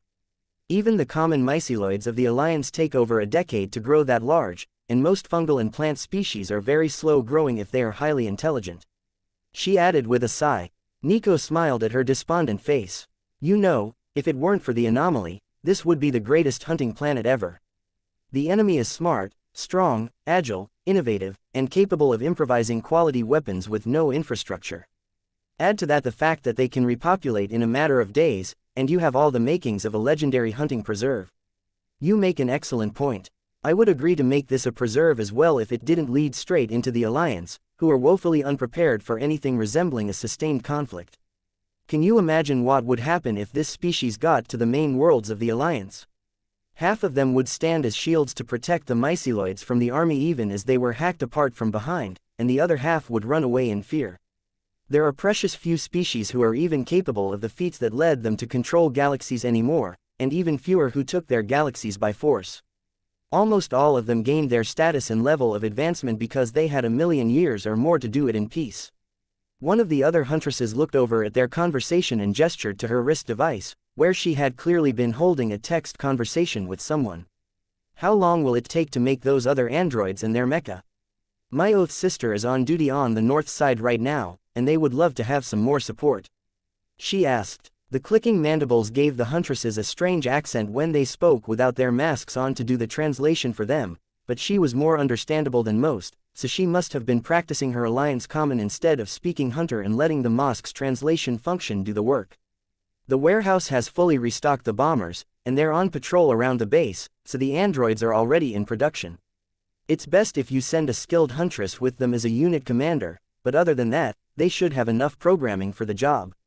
They can also download data files from the others to glean artificial experience, but that never translates as well as a good commander on the lines," Nico explained. The huntress nodded. "By the end of the shift, as long as we're not attacked, I will pass on the message that the first of them is in production now. It will raise morale on the lines. Not to dismiss the struggles of the androids, but they can be much more easily replaced than hunters can." She wasn't wrong, and the androids weren't sentient, just a very advanced algorithm, not much different than the NPC characters in advanced virtual reality games, who had been given bodies. That limited their learning somewhat, but the ease of production more than made up for it in Max's mind. That was how most of the hunters thought of them as well, though some didn't realize the nature and limitations of the pilots and thought that they were just newly trained humans in the mecha. They had encountered them more than once in the past and had seen them sleeping in their mecha when it was too dangerous to come out as well. That wasn't a pleasant life in a line mecha, but you didn't always have an option. Huntress Khan sent a data file to everyone in the barracks as she poured another round of rum. "Reaver rum," Max noticed. "This is the regroup time on the previous attacks. This time, there are more of them that were missed by or outside the orbital lance strike, so we won't have as much time to regroup, but the numbers show that we should have 6 hours. That will put the start of the battle at the end of the current shift and us on reserve, but if you can, try to be ready to take over early. There is no telling how hard they will hit us next time, and seeing new weapons excites them almost as much as it does Nico." The huntresses in the room laughed at the reference, and even Nico herself had to admit that they were right. Max chose to simply keep silent, as they had no idea just how much these creatures actually loved combat. It wasn't just an instinct, they actually enjoyed it like their favorite hobby. Reminding them of that would only bring down morale when everyone was exhausted, so he slumped back onto the bed behind him and stretched out to get a few hours sleep before the next attack began. Chapter 918. Additional preparations. The additional units were all completed before the sun came up, but Max had a sneaking suspicion that today was not going to be a much easier day than yesterday. He could sense the thoughts of the myceloids as they approached and had to resist the urge to laugh when he realized that they had stripped naked in hopes that their green skin would match the grass well enough that the hunters wouldn't see them coming. They didn't really seem to grasp advanced technology, though they could make rocket launchers, and the thought of a million naked attackers charging the line was just too amusing for Max to say anything before his shift started. The enemy was gathering just outside of the bombers' patrol range, avoiding starting the conflict early, but the artillery had already prepared their sightlines in range settings for the bombardment that would commence as soon as the myceloid horde moved. The wisdom of the hunters said that it was best to let prey make the first move so that you could adjust before taking action yourself. They were doing the same thing here right now, just waiting for the horde to take any sort of action that would give the hunters an idea of the tactic that they would be facing today. Max listened to their minds as the front lines of the myceloid force got into position and then updated the huntress on their plans. They have built catapults and intend to bombard the open field between us to deal with the mines they expect to be there. They haven't decided when to charge yet, but I suspect that it will be the moment that we start to change shifts. That was hard logic for the hunters to argue with, so they started to make a plan for that likely situation. They would start the battle this time, unlike their standard procedure, and begin shelling the enemy with artillery just before the shift change started. But they wouldn't remove the off-duty team from the front lines until the rear line had moved forward to take their place. Then, the off-duty units could move into the rear lines as planned, and if the myceloids responded as predicted, they would be just in time for the retaliation. I want all the senior commanders in the rear lines today. The smoke during the battle limits sensor range, and being in the trenches makes it worse. With the commanders further back, we should be able to issue more effective orders to the front line. Huntress Khan ordered, taking over zone leadership for the Western Front. The first impacts of the artillery into the myceloid ranks marked the start of the battle, and the fungal warriors began to rush forward as soon as the first explosion shattered the early morning peace. As expected, it was a hilarious sight to see so many naked warriors rushing forward with guns and clubs in their hands. But not all were in the nude. Some had gotten creative and stuck leaves and grass into their clothing to create a form of basic ghillie suit camouflage to make themselves blend in. Those were the ones that Max targeted first. They might be smarter, or they might be more heavily armed and in need of an additional layer to hide their weapons, but either way, they were a priority target for him. With so many minds, it was impossible for him to pick out individual thoughts at a distance. Instead, he felt all the thoughts in an area as one and had to focus on picking out individuals. But he could also sense that there was some sort of guiding force or philosophy that was sending them all into battle. What he couldn't tell was if it was a hidden leader like the Clem Queens or a form of cult dogma that was driving them all to the same thoughts. The way that they synchronized was incredibly efficient, though, and if he didn't know that they were only a few days old, Max would have assumed that these soldiers had trained together for years. Perhaps he could get a sample of brain matter after the battle and find out what exactly the answer was. If they had such an efficient method of hereditary knowledge transmission, it could possibly make great advances in medicine possible. Having children start off life with no memories, as he had to before his own started to resurface from a past life, was nothing more than a nuisance. Starting off life with a full set of memories, instincts, and essential knowledge would go a long way to furthering society as a whole. Those thoughts could wait. He had more important things to do at the moment, like picking off the more cunning-looking ones, while also making sure that the android pilots on the front lines didn't miss anything through the haze. The haze was building much too fast today as well.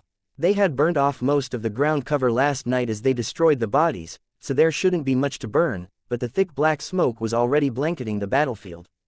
They've set fire to a large amount of oil they poured into the southern trenches. That's what's blanketing the battlefield, one of the Huntress commanders reported. None of their gear was really intended for firefighting, but the bombers could drop a foamy chemical mix. Nico switched their weapons in an instant so that the next flight past would douse the trench line in foam and dull the smoke, then returned to her regularly scheduled carnage and adjusted the explosion distance for her mass drivers a little to see if she could get better visual effects out of them. Bombers have deployed the foam. The smoke has stopped, but visibility is limited. The southern commander informed the camp, followed by startled thoughts from the troops on the line that Max couldn't ignore if he wanted to. The myceloids had charged through the foam and were styling themselves new hair and beards out of it as they ran. Chapter 919. Did we do it? The sight of the charging myceloids forming themselves new hairstyles from the fire-suppressant foam was enough to startle the defensive lines back into action, and the flurry of firepower that followed lit up the battlefield in a dazzling array of blue lights from the hunters' laser cannons. Like Max, they had decided that having a primary weapon that wouldn't run out of ammunition was of utmost importance in a defensive battle, but the disruptors that Nico had picked for the mecha didn't have a visible component to them that would alert the enemy. Not that it mattered. The myceloids weren't going to dodge a laser beam, and they already knew where the hunters were. But on the positive side, the lasers gave the battlefield a sense of life and action instead of the deadly but invisible middle ground between the two forces that were more customary with disruptors and projectile weapons. The ferocity shown by the huntresses this time was much more than Max had seen from them before. It seemed that the presence of the android-piloted mecha in their midst was spurring them on, giving them a challenge and a standard to beat, like the computer-controlled opponent in a simulation. It would be shameful for them to be outdone by the automated pilots created by the humans since they were all skilled and decorated huntresses on their own merits. So, they methodically crushed the advance to the point that the horde was actually being pushed back from the trenches and toward the ridgeline that marked the end of the defensive formation's direct line of sight. Once they were out of the line of sight, the myceloid horde began to spread out, heading off to presumably find food and resources to continue the assault or possibly to find more places to plant spores. That was going to be a nightmare for the hunters later if they couldn't track the dispersion, but according to the data that they had collected, Nico had come up with a startling conclusion. There was no set gestation for these spores.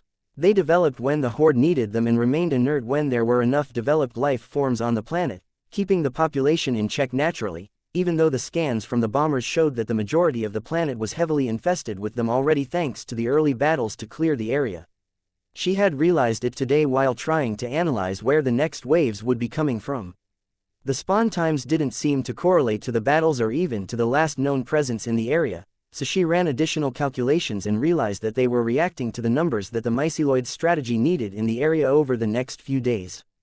Those who survived multiple battles grew larger and stronger, which allowed them to take over command of the newly spawned ones and provide their insights and leadership.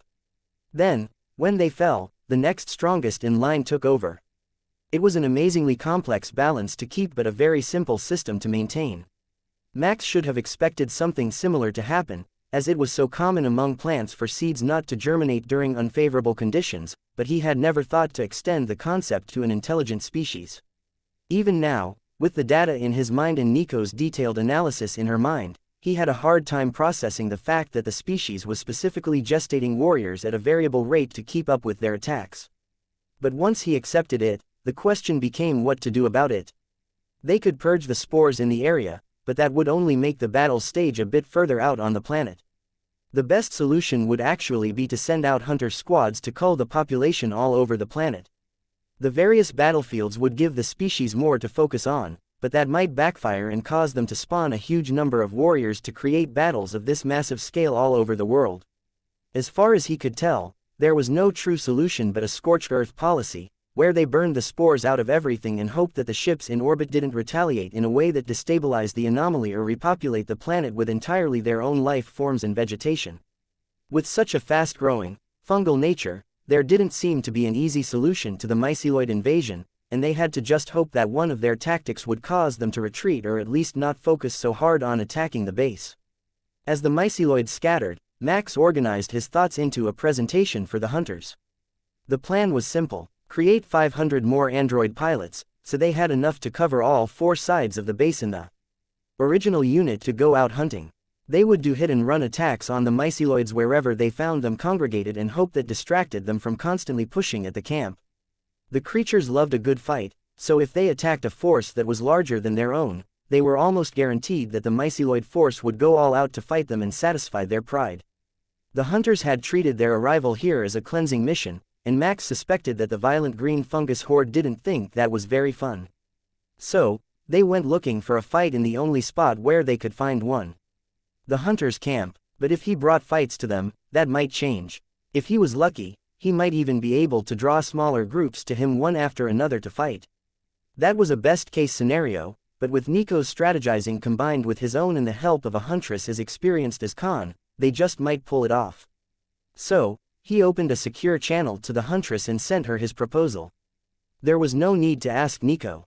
He already knew her answer to the question, "Do you want to hunt aliens?" Chapter 920, Familiar Ground. Do you want to hunt aliens? Max's message made Huntress Khan smile behind her smooth golden mask. "Why, what a charming offer. What did you have in mind?" She replied happily, then read the data that Max had sent along with the message. Max waited a few minutes while she read over his proposal, which was deliberately tailored to allow her to come along with some of her most trusted hunting companions. One group wouldn't upset the balance by much, but the effort might be enough to lessen the burden on the camp, and Max intended to replace the units he was taking, so it was no real loss to their defensive abilities. Finally, Khan finished reading the details and sent out the message to gather her hunting team for the mission. "When do we set out?" she asked. "If you can have everyone here in 10 minutes, I can have the new androids on the front lines and ready to defend by then. They're already made and waiting for orders." The shuffle of the command structure was no big deal to the hunters, who were used to splitting off into smaller groups at a moment's notice, and a similarly experienced huntress stepped up to take Khan's place as soon as she gave the order for her team to assemble. They were running across the camp within seconds, securing their masks and gear as they made their way back to their hunter suits with cheerful thoughts in their mind. Once they were assembled, Max pulled up a map and addressed the group. "Welcome, everyone. As you likely know, I am Commander Karis Max of the Terminus Trading Company, and I will be your tour guide today. Our drone bombers have identified several groups of potential targets for today's hunt, starting with this one at grid C5. It's not a long trip, but they are around a large water source, which is presumed to be a valuable resource to both sides of the conflict." Nico and the hunters laughed at his tour guide routine, but the androids were carefully calculating what orders they were likely to get in order to take that position. There was no need for the others to do that. They already knew all of the most probable tactics, and if Max intended to try something outlandish, he would have sent it to them in advance so they could analyze it. They began to move out as soon as Max finished his spiel, headed for the small lake where the drones had detected a large group of myceloid warriors gathering. They weren't going to try to sneak up on them or anything. The plan was to find them, shoot at them and start charging. It was exactly what the myceloids did in their offensives against the hunters' camp, so Max was reasonably sure that it was their preferred combat style, and it should get them engaged in the battle instead of running away. Nico's thoughts were way too happy about this plan of action, and she already had a sword in her hand when they left the camp, though they weren't expecting to be in combat for another 15 minutes. That was about the usual for her, but the huntress team wasn't far behind her enthusiasm, and they were all eager to repay some of the insult that they had suffered by being trapped in their camp and forced back off the majority of the planet through their own misunderstanding of the nature of the enemy. "Targets sighted, 600 meters ahead, just over the rise," Nico reported, relaying the data from her drone bombers, who were still patrolling the area around the base in case of another attack. The android army was right behind them, all 500 units in 5 lines behind the 5 mortal-piloted Mecha. They kept an easy pace until Nico crested the final hill between them and the enemy, and the myceloids stopped their activities to prepare for an attack. Nico sounded her war horn, and the keening wail of the modified loudspeaker echoed through the valley and across the river. It was an unmistakable challenge, and the myceloids roared right back before starting a battle chant and charging toward the wall of Mecha. "All units, fan out and fire at will. Maintain maximum firing rates until we reach the melee range," Max ordered. The line expanded, with Mecha moving to the sides to create a wedge-shaped spearpoint formation charging down the hill. The myceloids showed no such organization, but they were happily firing every weapon that they had in the general direction of the Mecha as they ran with various blades and clubs in their hands. A few of the line Mecha fell to lucky shots, but more than half of the myceloids were down before the first sounds of blade on blade rang out, and the bark of the mass drivers fell silent. "Those serrated blades you have sure are effective against flesh," Khan mused as Nico managed to finesse her blade through a wide arc to take 3 heads with one swing. "We will show you how to make them later if you like. They have become a fan favorite with the followers of the close combat doctrines." Nico replied with dignity. Khan laughed over the intercom. "You could just say they're your personal favorite. But those forearm blades aren't bad, either. They're very sharp. I think I might have to change the angle of my own defensive blades to try out that attack pattern." Khan mused. The melee scrum was a bloody clash of metal on overgrown flesh, and blood flew everywhere, mixed with some hydraulic fluid as the two sides met. The Mecha were slightly larger, and much heavier, which let them shield slam through the first rank of myceloids, which they handily chopped apart after knocking them to the ground. But the next rank put up a much better fight. The androids knew a lot of close combat theory, and they had some experience. But today, they were really putting it to the test. The fights were mostly one-on-one, with the myceloid reinforcements still incoming, instead of the confused mass of bodies that the attack on the camp had been. Chapter 921. Myceloid Melee. Max thrust forward with his blade, impaling two of the green-skinned myceloids on the jagged steel, then swung the sword up and overhand, stopping the blade halfway through the forward strike to toss the bodies off and into the crowd. That was what these creatures wanted to see. They wanted glory, the chance to slay a champion, and that's what they could get with the 2 command units and the 3 hunter suits in the group. Max smashed a smaller myceloid to the side with his shield, throwing it at an unoccupied android, and then engaged with the largest opponent that he could find. To these creatures, size was equivalent to strength, and they had no concept of the advantage that advanced robotics could offer a smaller unit.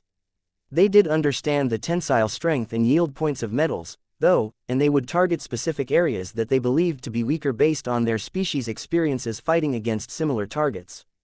The overgrown myceloid parried the first 2 of Max's strikes but didn't expect the kick to the knee that took him down and left the back of his neck open for a decapitation.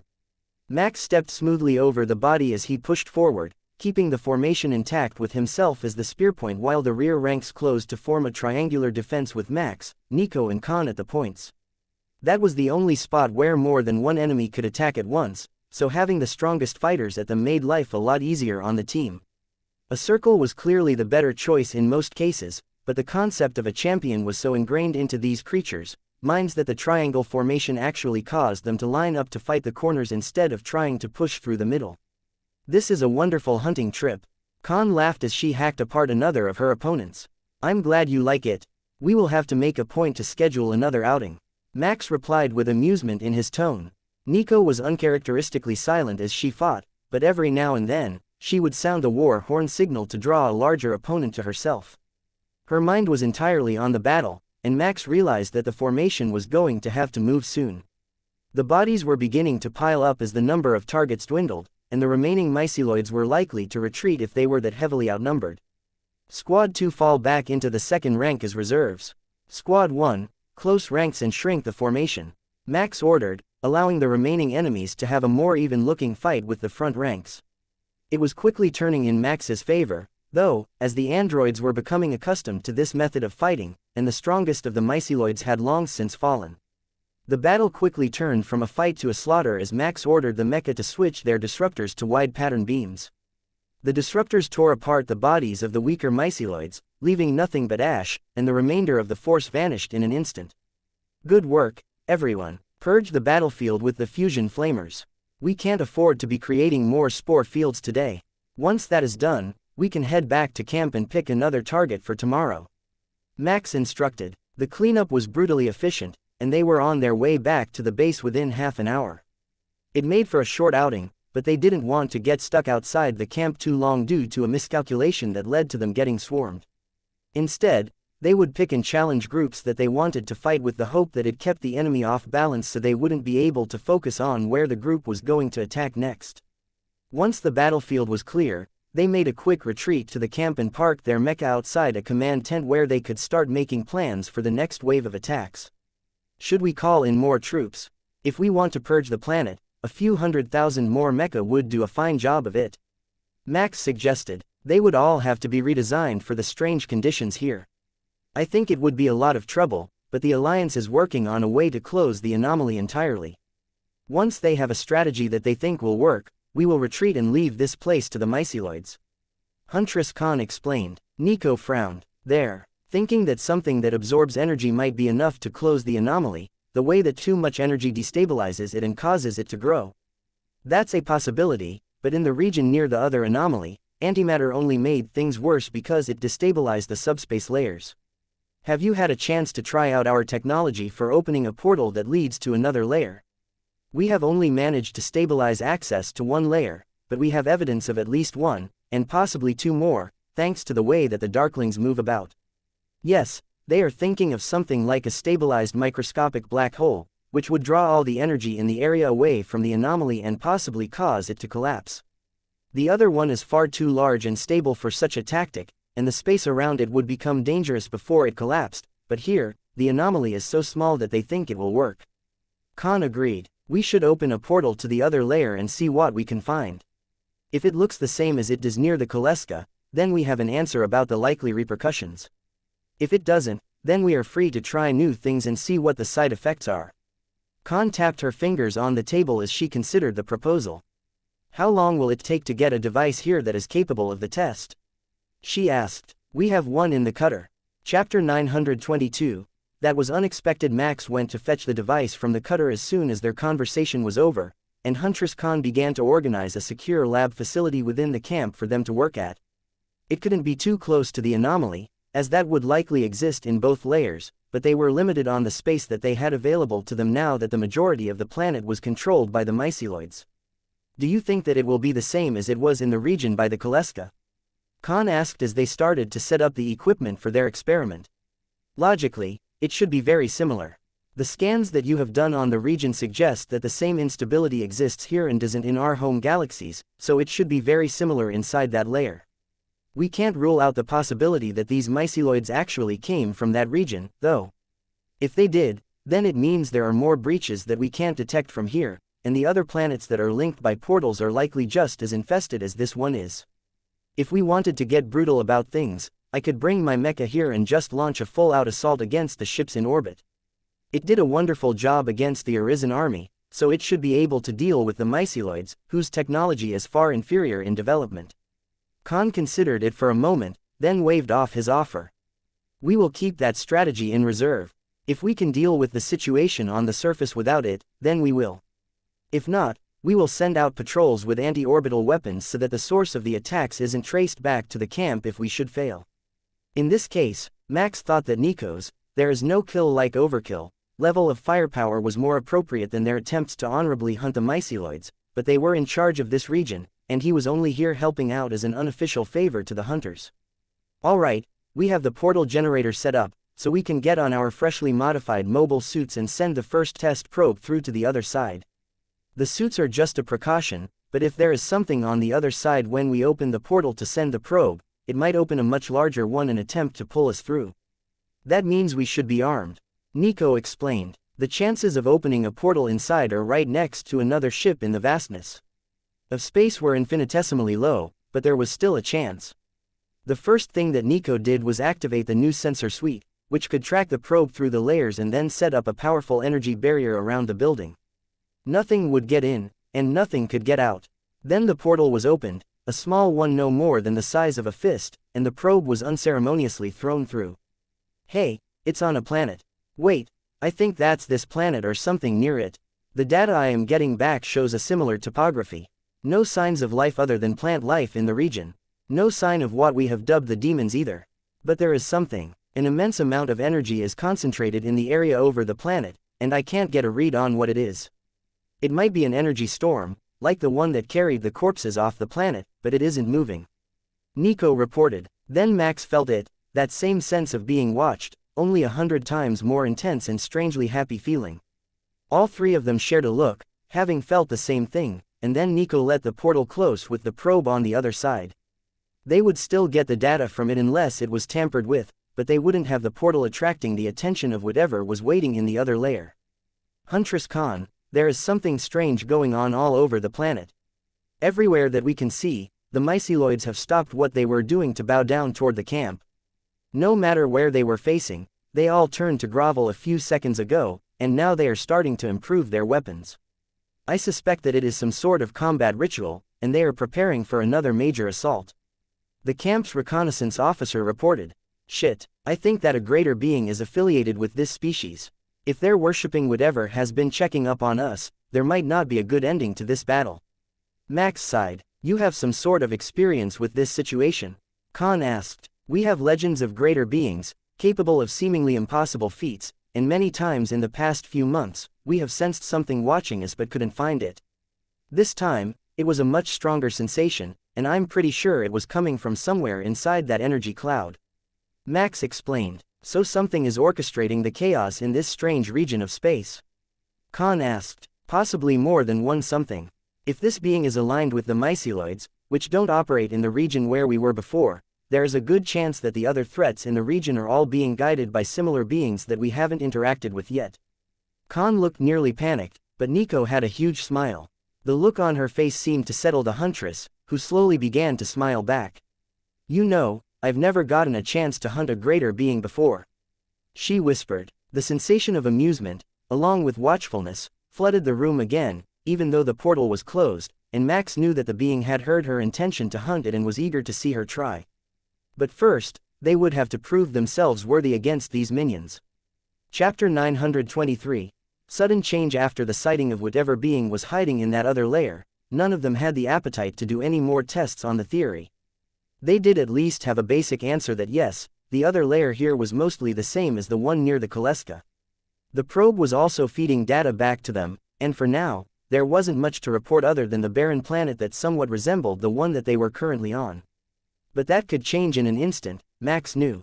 If the myceloids used it to travel around the same way that the Darklings and the Arisen army did, then it would be nearly impossible to stop the spread of them, even if they could destroy all the ships in orbit here. From what he could tell, the loss of the force on the planet wouldn't actually matter to the ship.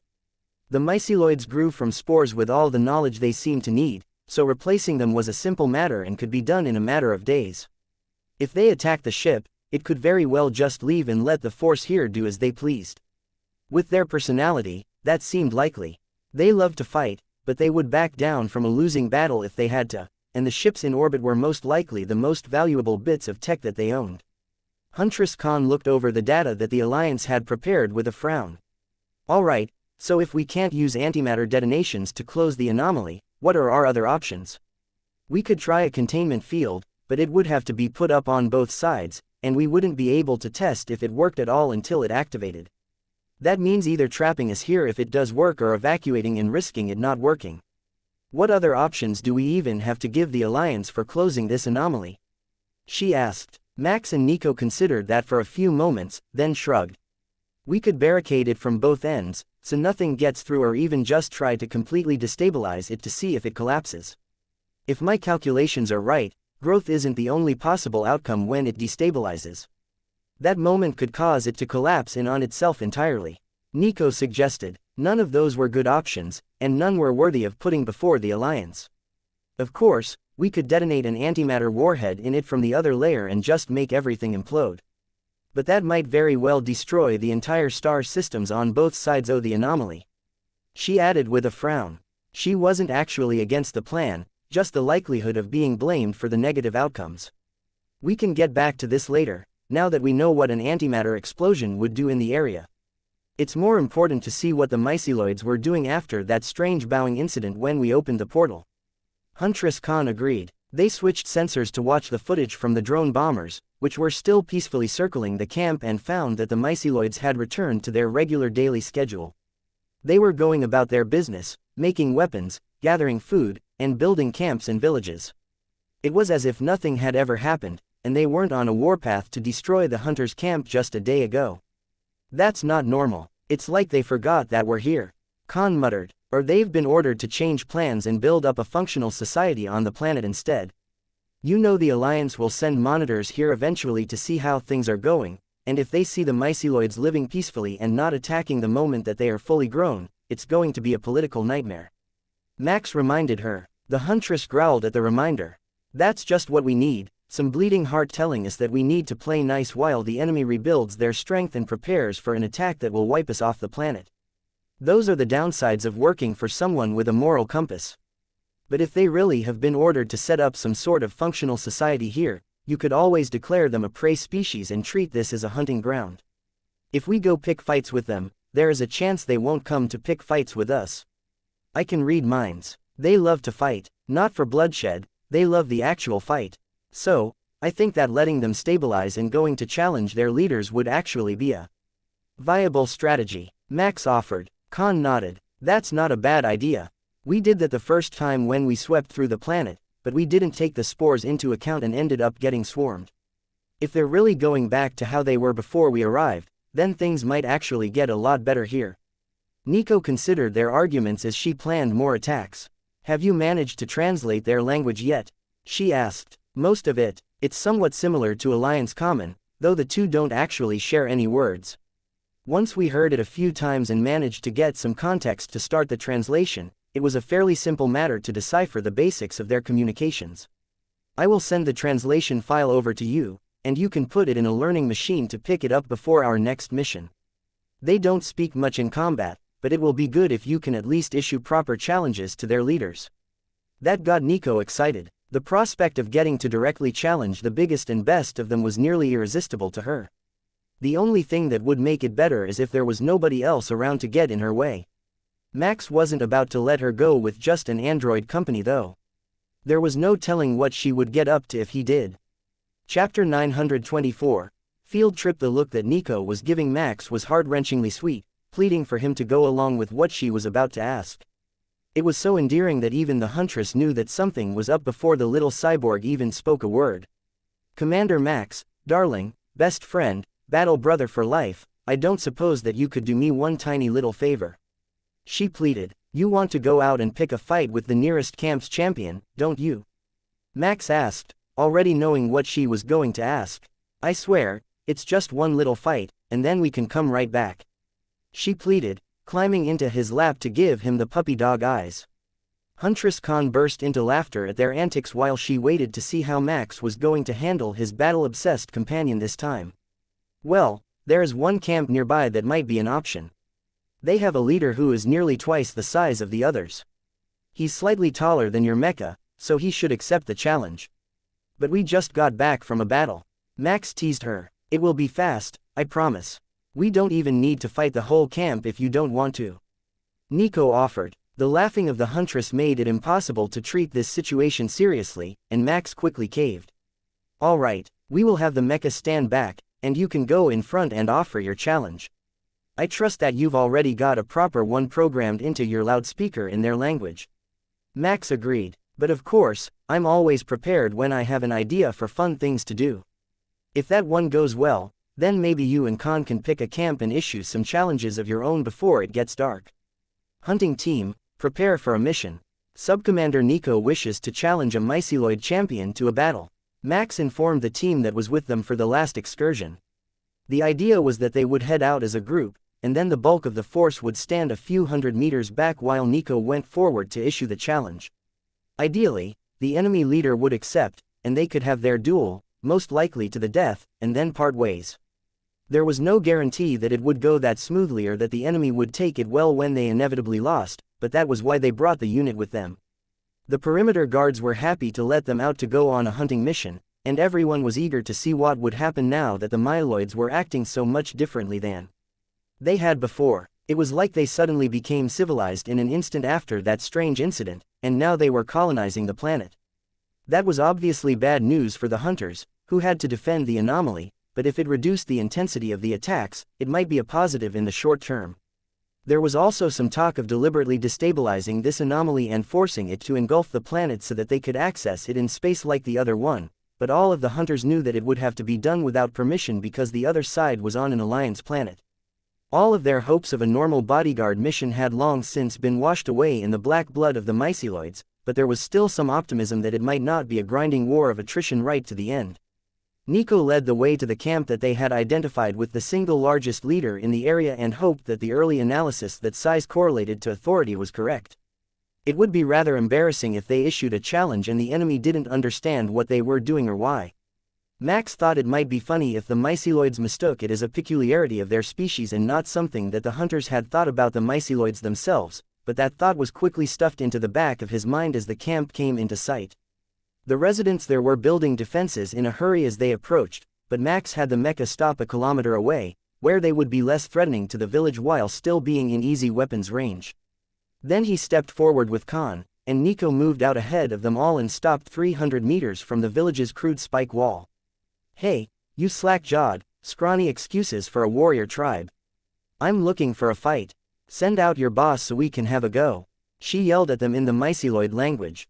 It wasn't exactly eloquent, but their grasp of the language was crude at best. It seemed to work, though, because the biggest one was yelling back at her. Who are you calling scrawny, you metal-mouthed grot? Get lost before I send you packing. He called back. What then, are you so scared of a fight? Perhaps that stumpy fellow next to you is a better warrior. Nico taunted him. The other myceloids in the camp were all laughing, and the second largest of them was sneering at the big boss. You snooze, you lose. He yelled, then came out running toward Nico. Max's suspicions were proven correct.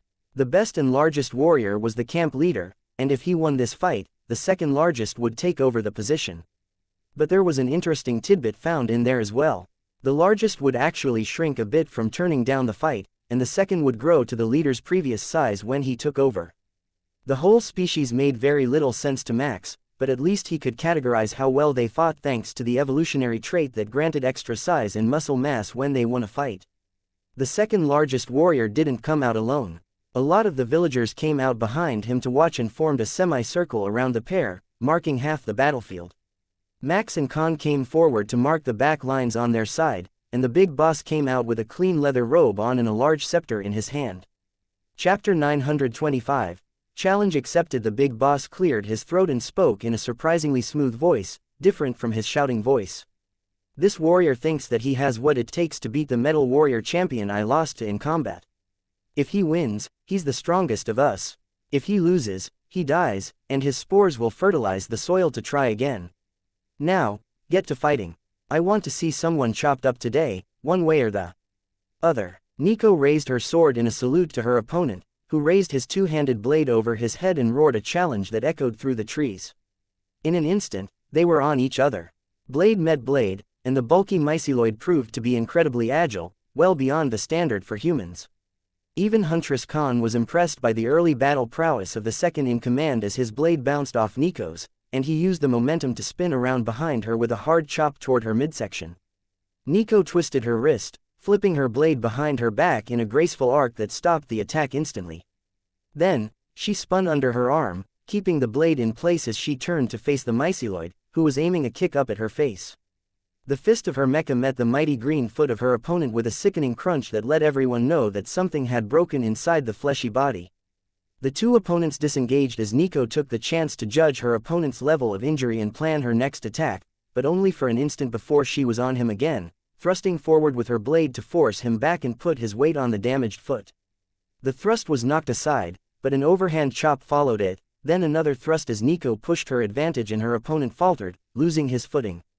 For 3 more strikes, he managed to parry from the ground, and then he took the first real blow of the battle, allowing a deep cut down his left arm as he rolled back to get room to return to his feet. Already, his foot was healing, and he wasn't limping as badly, but now he was bleeding heavily, and it was clear that the injured arm was not doing its part in his two-handed attacks. His blade work had become slightly clumsy, and his recovery slower, allowing Nico's next barrage to graze him 2 more times, with the blade cutting jagged wounds in his body. The cruel blade made even a small scratch a major injury as it tore the flesh, and Nico was relentless, hacking away at the myceloid as fast as her mecha could move. The spectators in the crowd were roaring in appreciation for the spectacle, even though their side was losing the battle by a wide margin. Max listened to their thoughts, making sure they weren't going to be ambushed once the fight was over, but the mood of the crowd was leaning toward survival of the fittest. He had accepted the challenge in an attempt to one-up the leader, so it was his own fault if he lost. Nico deftly dodged under a high strike, and everyone knew that the battle was about to end. Her mecha rotated, tearing up the hard-packed dirt and grass, and her blade cleanly severed her opponent at the waist, dropping him to the ground in 2 pieces, with the upper half muttering unintelligible curses at her for a few more seconds before falling silent. The crowd cheered for the end of a good fight and then turned to their leader for the official pronouncement. "I hereby declare that you lot are the toughest and roughest, rowdiest fighters in town," he announced while the crowd stomped on the ground in recognition. "Now sod off, we've got work to do getting stronger. You heard the man, you've had your challenge, now it's time to find another one. Huntress Khan, you are up next if we can get another challenge accepted." The Huntress had arrived in one of the smallest class of hunter suits, their equivalent of a mobile suit at 5 meters tall, so she was roughly the same size as the line mecha, though a bit more slender. The myceloids shouldn't get upset if she were the one who challenged them next. They took things like ranking very seriously, so letting a smaller and weaker opponent fight when there were better options for a challenge was a direct insult to their group and would result in a much larger scale fight. Max calculated the route to the next village with a good-sized champion in sight and sent it to the others. They weren't out to bully the weak. They were thinning out the elite ranks of the myceloids in a way that wouldn't change the day's new status quo. That meant that they would pass by a few more villages before they got to their target, but from what he could see, the chance that they would be attacked was fairly low. The first village that they passed only looked up to make sure that they weren't going to attack, and Max made detailed notes of the layout so he could compare it to others they saw. It appeared to be chaotic, but there might be some sort of pattern that he simply hadn't noticed the first time. The second one didn't seem to have anything in common with the first. They had built a dirt and stone wall similar to the fortifications around the hunters' camp, and the tents were set up in concentric circles, making them somewhat more organized. After that was one without walls but with a ring of warriors on duty, and one that seemed to be just a farm, without any sort of defense system at all.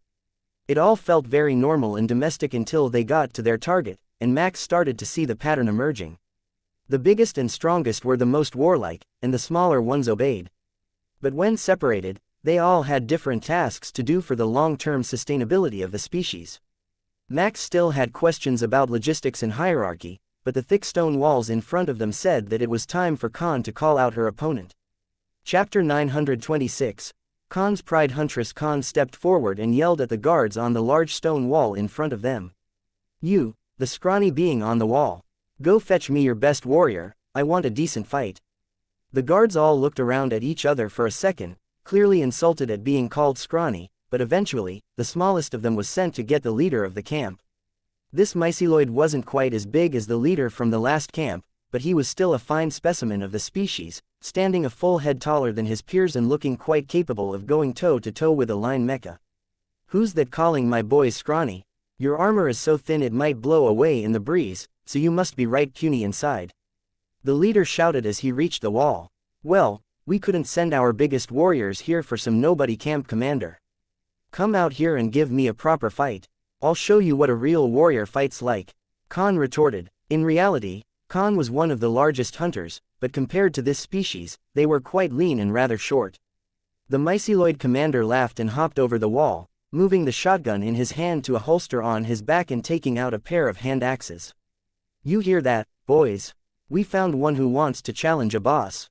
This is going to be good."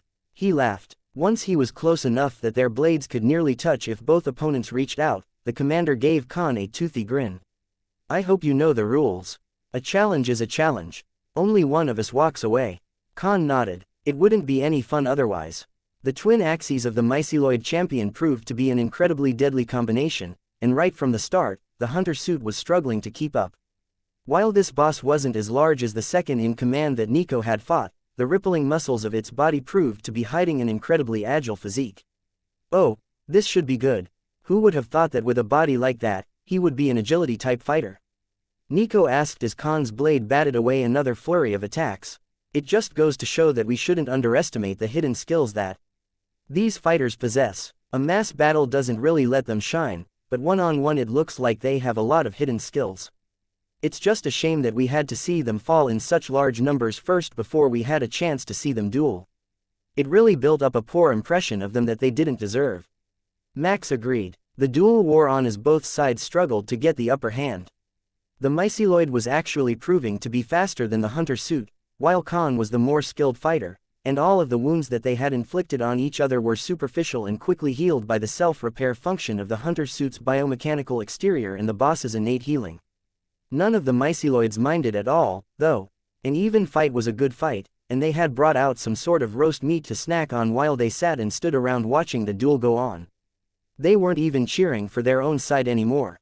They cheered for every good strike, jeered and laughed at every misstep, and the sense of pure joy that they were exuding at the 15-minute-long battle was rapidly improving Max's mood. It was just impossible to stay mad when there were so many happy thoughts in his mind, and Max had confidence that skill would prevail, allowing Khan to take advantage of a misstep to defeat her enemy. For another hour, the furious duel wore on, and Max could tell that both opponents were beginning to get tired. Soon, the battle would be ended, he was certain. Then, a smaller myceloid with a long cape and a headdress of broken weapon parts stepped forward from the rest of the crowd. "It is dark now. The rules say that a daytime fight is a daytime fight, and a night fight is a night fight. If you all want to keep fighting, you need to start over," he announced. The two combatants stepped away from each other, and Max could sense Huntress Khan's confusion. This was supposed to be a battle to the death. Were they really going to start over with the challenge just because it got dark? The big myceloid she was fighting nodded in agreement with the strangely dressed one and gave Khan a salute with his weapons. There is only one challenge per day, so come back another time if you want to see if you can win a night fight, he declared. Yeah, come back again. You lot started way too late in the day. We weren't finished watching that yet. Someone in the crowd roared, making the others laugh. They weren't joking, either. They were greatly enjoying watching the fight, and none of them had expected that the hunter would be able to keep up with their boss for so long that it would get dark. It was the best fight they had seen in a long time, and none of them were ready to see it end. Your axes are good weapons. I enjoyed this fight, Khan informed her opponent with amusement in her voice. Your little blade isn't bad either. It needs to be more choppy, though. You'll never get through my hide that way. The boss retorted. Then I will bring a bigger one next time we meet, Khan declared, then walked away from the fighting circle, where their battle had torn apart the earth and turned the region into a churned clay pit. Let's go back to camp. I need to get a bigger sword, and we've fought enough for the day. My apologies for taking up all the time that we had. Khan sighed. Max waved off her apology. Don't worry about it, it was an incredible fight, and I'm not sure that even one of our mecha can be faster than a hunter suit. That wasn't going to be an easy fight to win no matter who issued the challenge.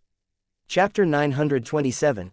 As this civilized, it was nearly midnight when they returned to the camp, and Max was ready to get out of his mecha and take a proper shower. It was one of the great drawbacks of being in a line mecha.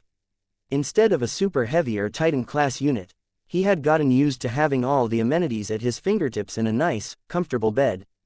But while the seats in the line mecha were designed to be perfectly ergonomic, and you wouldn't get stiff or sore from sitting in them for long periods of time, it wasn't the same as being able to stand up and stretch your legs, or lay down in a nice comfortable bed for the evening without leaving the safety of your mecha.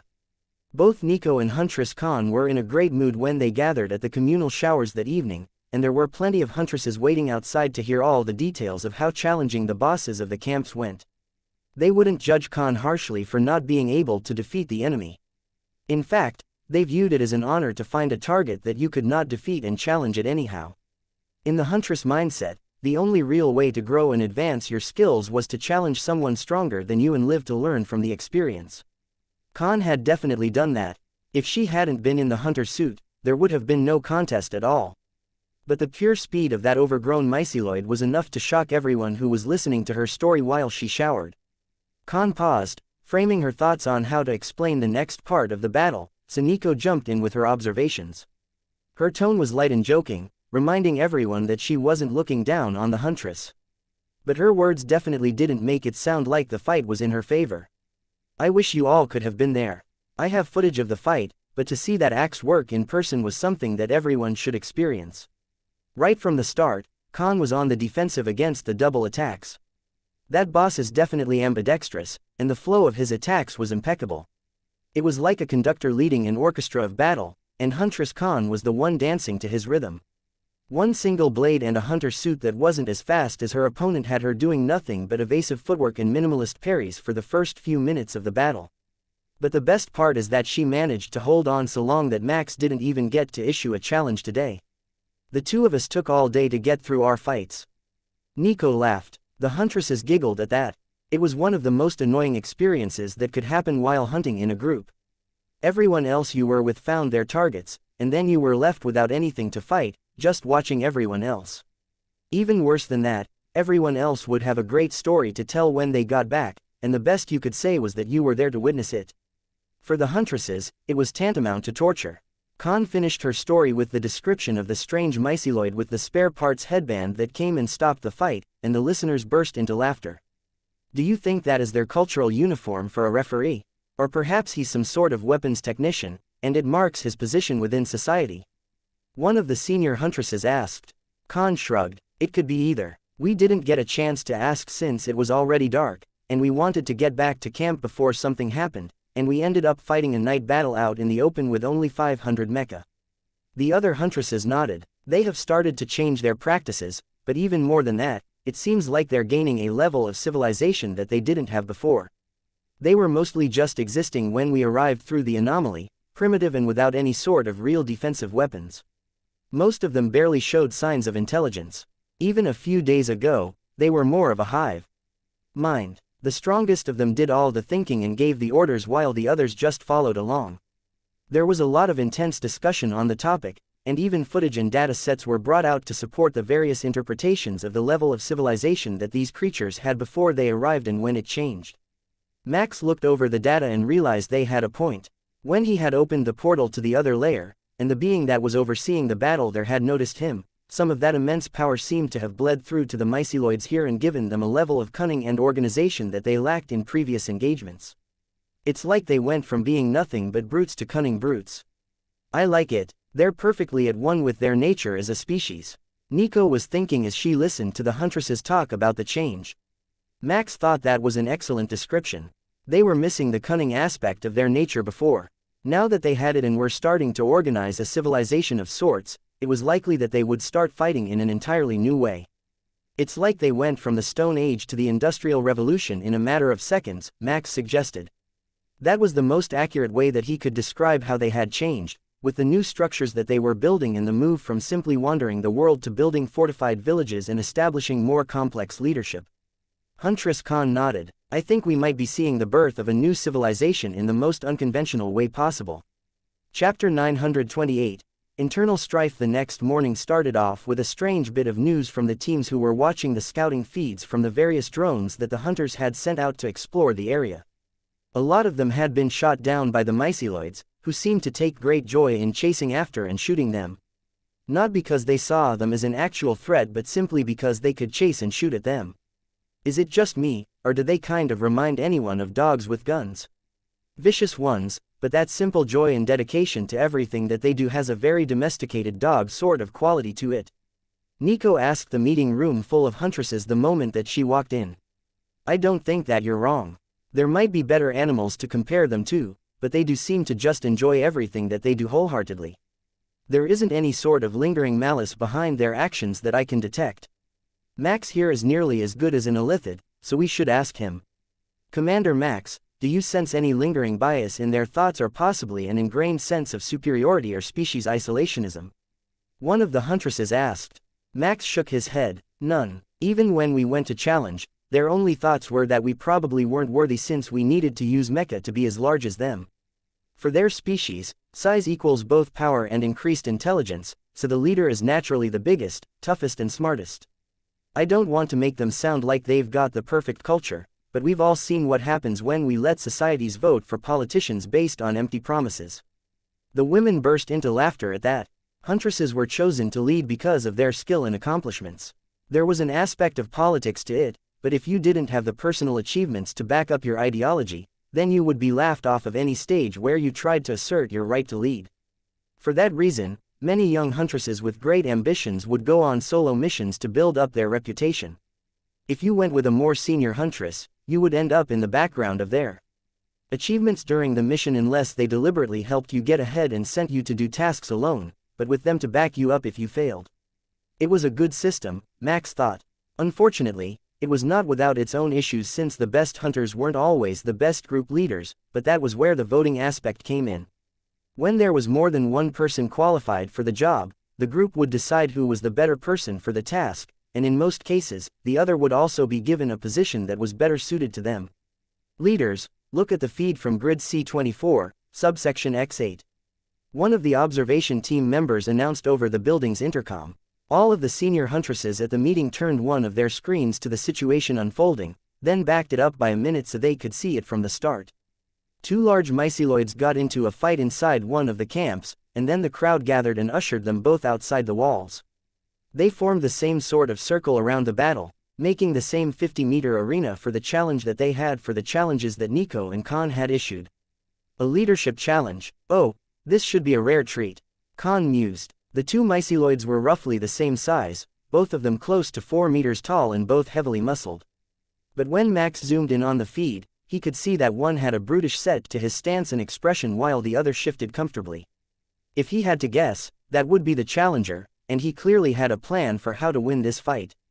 Being roughly the same size, they should be closely matched in accomplishments, but if one of them was a lot older, the other might easily overcome him. Max had no real way of judging their ages, but the way that the one being challenged dragged his weapon had a very caveman sort of vibe that suggested he was from one of the earlier generations. Another large myceloid, not up to the standards of the other two but still larger than the average, stepped in between to referee, speaking some words to each. Half of his face was mangled and scarred, and one arm was regrowing, being much thinner than the other. That intrigued Max, as it meant that they could inflict permanent damage that the creatures couldn't heal. He just had to learn how. The older myceloid finished his instructions, while Max wished that the drone was in range to get audio recordings. It had a microphone, but if it got that close, it would get shot at relentlessly by the myceloids. The mangled referee stepped back, and the battle started. As Max had expected, the one being challenged fought in a more brutish and simple manner, while the other was definitely more cunning. It wasn't going to matter for long, though. The current leader wasn't as dumb as he looked, and everyone watching in the command room could see that he was baiting a trap for his challenger to outsmart himself. Nico laughed in appreciation as the trap was sprung. The challenger knocked the leader's club far to the side with his foot and charged in with his sword, leaving himself off balance while driving his blade deep into the older myceloid's stomach. But the old leader had set him up. He let go of the club as soon as it started to fly outward, avoiding having his hand thrown out of position, and grabbed the challenger by the head, lacing his fingers together and crushing the skull of the challenger like an overripe melon. He was severely wounded by the blade still hanging from his stomach, but the fight was over. Experience had prevailed, and the leader had proven himself the strongest of the bunch. Chapter 929. When it rains. Just after that battle finished, thick black clouds rolled in, turning day to night in an instant before. Torrential rains began to fall. Everyone, get to elevated positions. The maintenance team on duty is verifying the integrity of the drainage trenches. The camp's intercom announced. Is it that bad? Max asked Khan, who sighed and double-checked the door of the modular building that they were sitting in. It's much worse in some areas. But we are on top of a hill here by the anomaly, so it's not as bad as it could be. This whole region is known to flood when the rain continues for more than a day or two. If you check the locations of the myceloid camps, you will find that they are all on hills as well.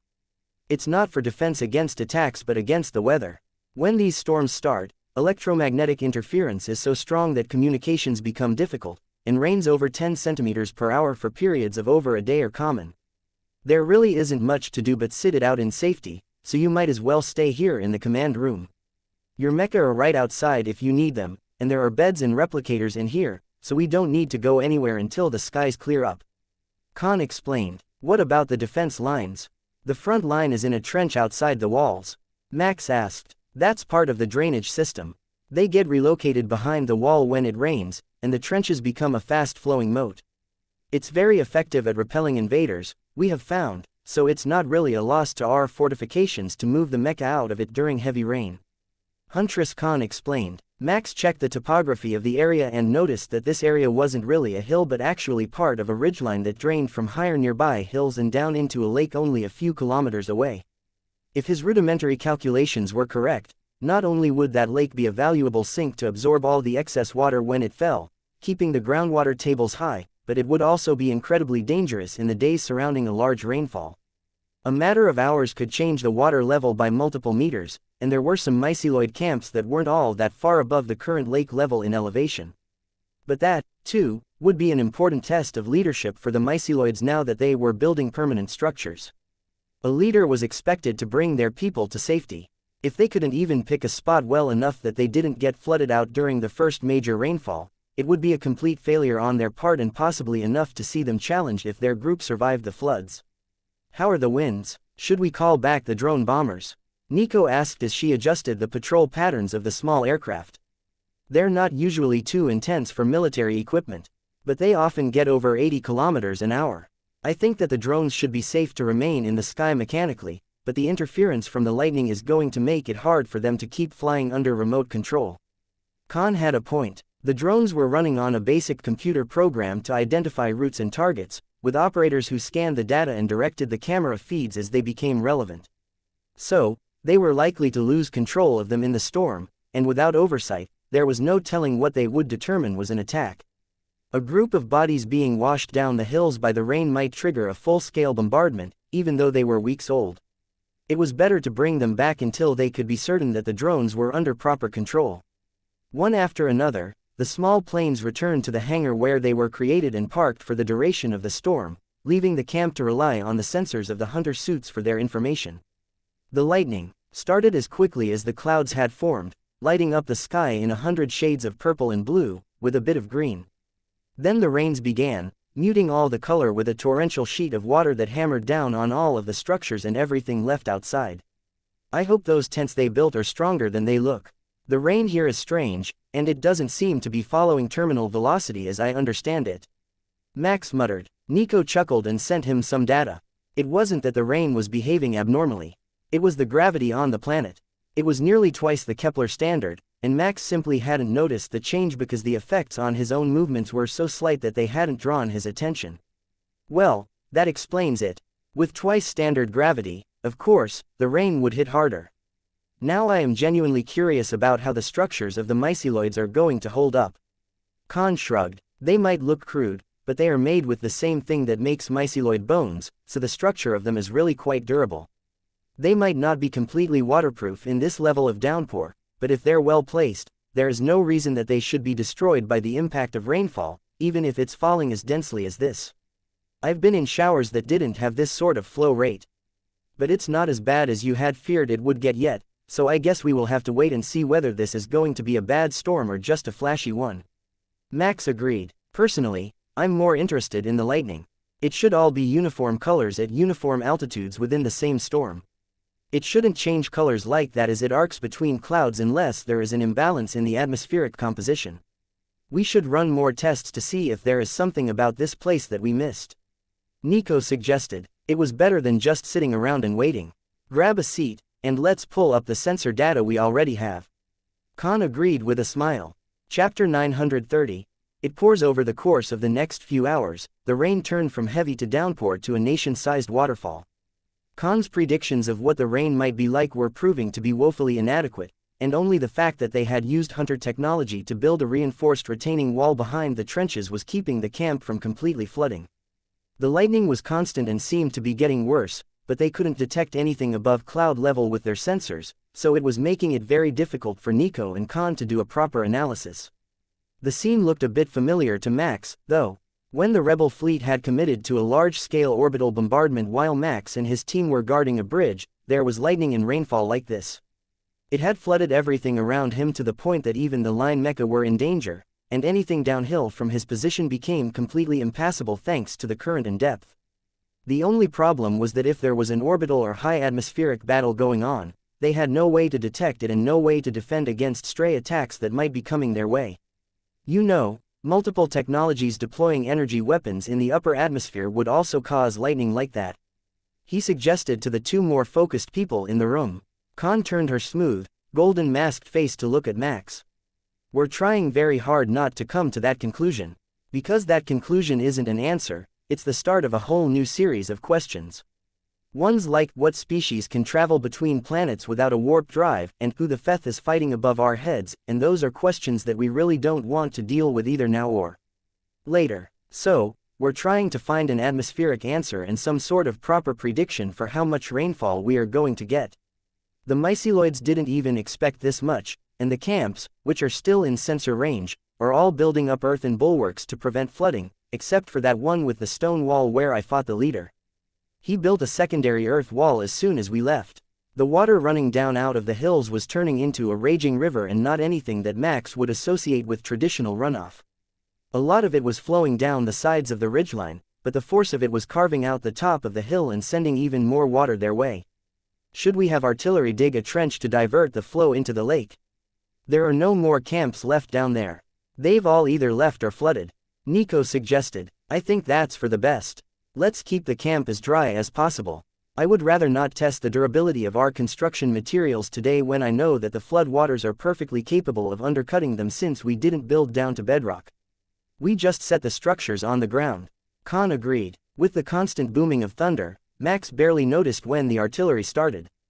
But when he looked at the sensor feeds around the camp, he could tell that the bombardment was working after only a few minutes of artillery fire. The waters flowing toward them were beginning to recede, and the moat around the camp was no longer inching its way up the inner wall. For a few minutes, it seemed like they were going to have to activate the barrier around the camp to keep the water out, which would attract a lot of unwanted attention. Well, there was a chance it wouldn't, but that would mean that the ships in orbit were too busy to notice, and that was a possibility that they were doing their very best to ignore right now. The waterfall that formed when the rainfall was diverted by the artillery was a thing of beauty. They had chosen a nearly vertical section of hillside since the rock was more stable there and wouldn't cause an avalanche or completely change the topography once the water started flowing. So, for 50 meters, a massive amount of water fell straight down into the lake, carving out a portion of the lake bottom and leaving much of the surrounding area under less water than it had been only minutes earlier. Mission accomplished. Artillery, you may return to your storage areas. The base intercom informed them, and Max noticed that even that had a distinctive crackle. It was in time with the lightning, even though the technology was far more advanced than anything that should have been influenced by such a thing unless it was incredibly close. Did you hear the crackle in the speakers? I think we're getting a magnetic field buildup in the camp due to all the metallic alloys in our equipment. If we don't start to disperse it, we're going to end up as one huge lightning rod. He reminded them. Nico ran some quick calculations and then gave him a thumbs up. Fear not, I have a solution. A very low emission blast from the disintegrator will fix the energy buildup, and then we shouldn't have to worry as much about the storm. We can repeat it as necessary if the rains don't stop tonight. Before she could put her plan into action, the first strike hit the camp, followed by a second. Both impacted on super heavy, 20-meter height class hunter suits, whose shields held against the surge. Khan checked the damage reports and then brought them up on the screen. There is some damage to the ground around them, but both were standing in the open, and the strikes neutralized the buildup. The lightning here is strange, but it was no worse than an ion destroyer blast, so the hunter suits won't have any trouble dealing with it. There won't be a need to raise a full barrier over the camp as long as they keep working as our lightning collectors. She announced. I think we will owe whoever is inside them a drink though. Chapter 931. Changed landscape for the next 3 days. The rainfall was constant, never relenting from its intense downpour, and the landscape of the entire region was rapidly beginning to change. First, the lake in the valley had swollen to become more of an inland sea, stretching for hundreds of kilometers, and then the flow of the flood waters had started to carve deep furrows into the land, directing their flow through the path of least resistance. None of that was unexpected with a monumental rainfall like this. What was unexpected was what began to happen when the rain relented on the 4th day. Strange alien plants began to grow all over the region, and a deep shuddering began far below the crust of the planet. Are we about to experience a continental shift? Nico wondered out loud. The phenomenon was rare, but there were a few planets in Kepler, as well as in Max's memory, which underwent periods of massive continental drift on a somewhat regular basis, measured in the hundreds of thousands of years instead of the billions.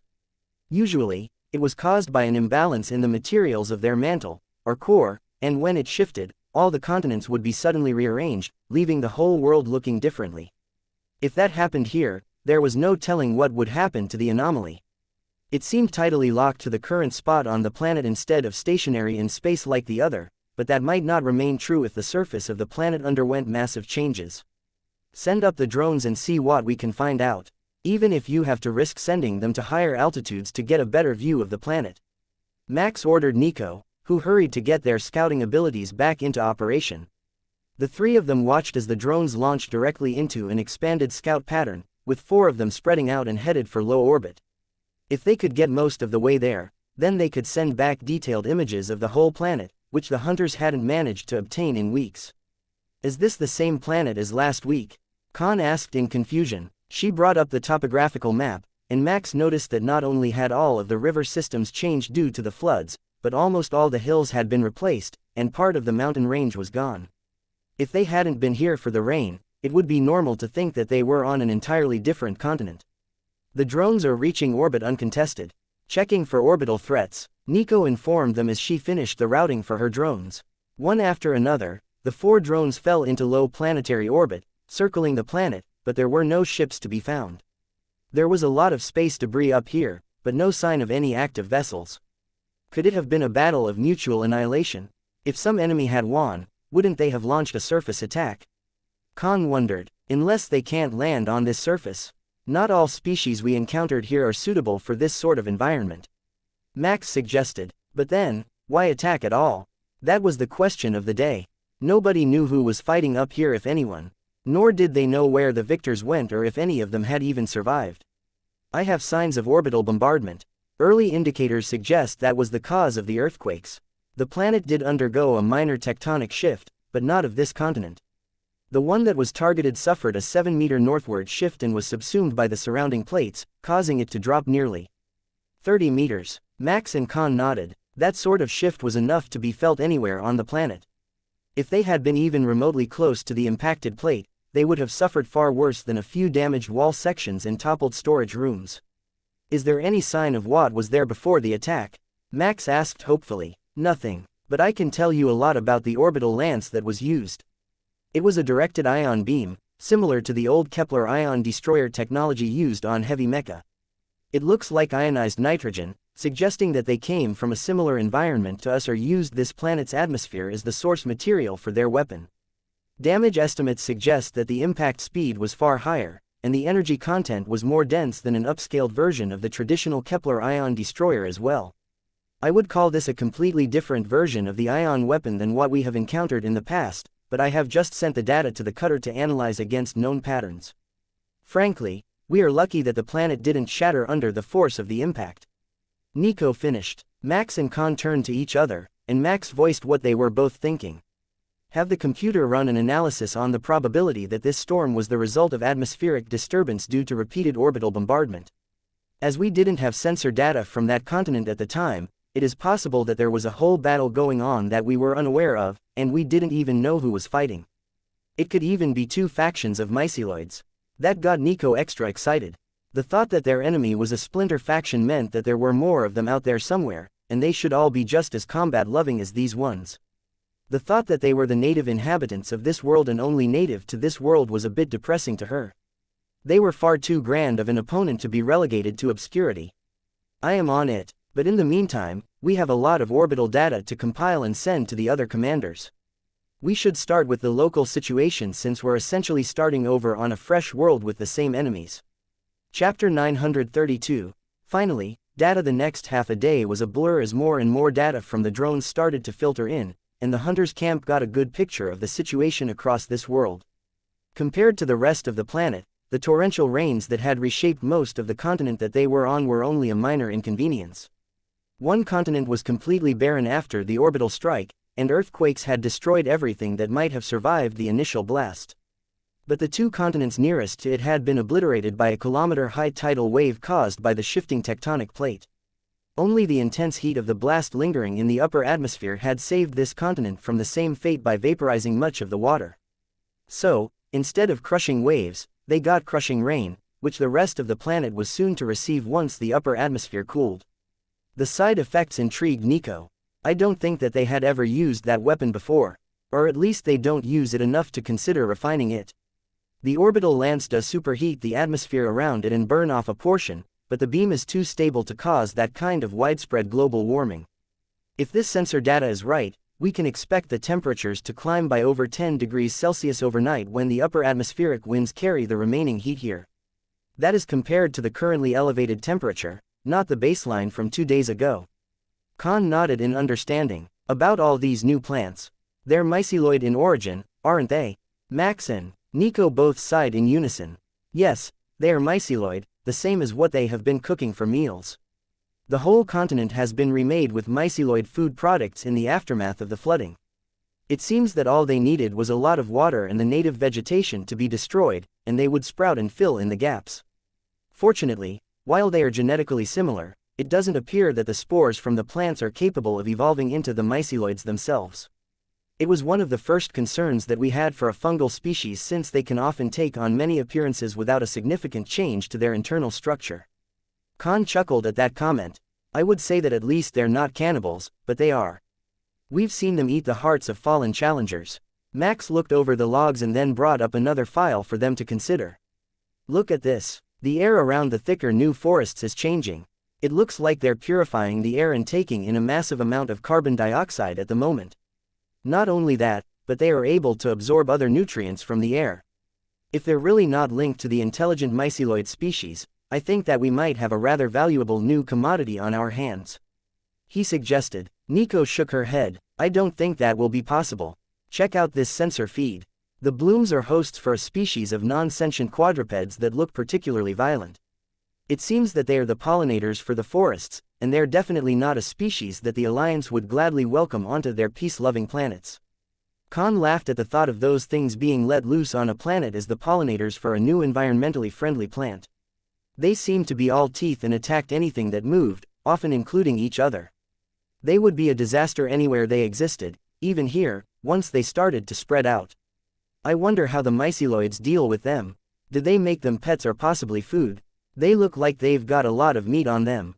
Or perhaps this is just the infant stage, and they grow into large beasts of some sort. Khan mused. Nico laughed. Can you imagine trying to get an oxen harness on one of those things to pull a wagon? Or perhaps we could attach them to a dog sled and let them pull gear that way. The joking continued as they analyzed the changes to the planet, and then just after the sun came up the next morning, the drones that they sent into low orbit noticed something very interesting above the planet as well as on it. It wasn't the target of the sensors, but Max turned a drone to get a better look when he saw what looked like worked metal with rivets in it floating in orbit among the massive amount of debris. That was not how most species made their space vessels, so it caught his attention, and the more that the drone scanned it, the more clear it became that one of the destroyed ships over the planet was filled with myceloids at the time of destruction. There were traces of their blood on some of the debris, along with weapons similar to the ones they were using on the planet. What wasn't clear was who they were fighting and why the surface had taken such a punishment that they would risk breaking it apart. Well, that's one mystery down. If we examine the spread of the new plants and the strange pollinator species, we can see that it would have started over the dead continent and then spread with the rotation. In my estimation, that implies that the myceloid ship was a colony ship, and the destruction of their vessel sent the spores to the surface. With that in mind, the odds are good that we will see more species of both flora and fauna that are related to them, and this planet will start adapting to the myceliid's natural habitat. Max informed the others. Then this really is a game preserve now. It might not have been before, but this world has definitely just been colonized and terraformed by the myceloids. Possibly unintentionally or against their will, but it is adapting to them all the same. Khan agreed. If someone tried to terraform a contested planet, Alliance law was clear. Much more aggressive defensive measures were allowed, and it could be viewed as an act of war. For the hunters, that meant that the limits on their agreement with the Alliance would loosen, and they could start blocking the inspectors from the area for their own safety. It was a big win for all parties involved. Chapter 933. Myceloid planet. Once the rains had been stopped long enough that the ground started to stabilize and dry out enough for both the hunters and everything else on the planet to start moving around, the hunters called for a command meeting. We all know why we're here. We need a new plan for how to maintain stability around the anomaly, and there are far too many options for any single huntress to make the call on her own. There are always a number of both offensive and defensive plans kept in reserve, so we can put some of them forward and implement changes to the defense strategy. The senior hunter who was making the group announcement declared, "There is a reason that they were kept in reserve and never implemented. It's because they're crap plans and not worth using if we have any other options at all." One of the other women in the room countered. Max could already tell that this was going to turn into a giant mess in about 2 minutes. None of the leaders wanted to admit they had put forth a genuinely bad idea, and none of them wanted fewer of their ideas used than one of their rivals. That did not lead to cooperative efforts or peaceful negotiation even at the best of times, and this was not the best of times, as they were watching the myceloid villages rebuilding. With the unprecedented floods, they had taken heavy casualties, and they hadn't spawned many replacements yet, as far as Max could tell, but their villages were getting much more advanced as the new generation of smarter leaders took over. Might I make a suggestion? If the issue is who put the idea forward, we can do a silent vote. Everyone will put forth an idea of their choice. Then, without consulting each other, each leader will judge every idea on its own merits, and the ones with the best ratings will be considered in a second round by the group. That way, we can get past the initial barriers of pride and reach some sort of consensus on the best way forward.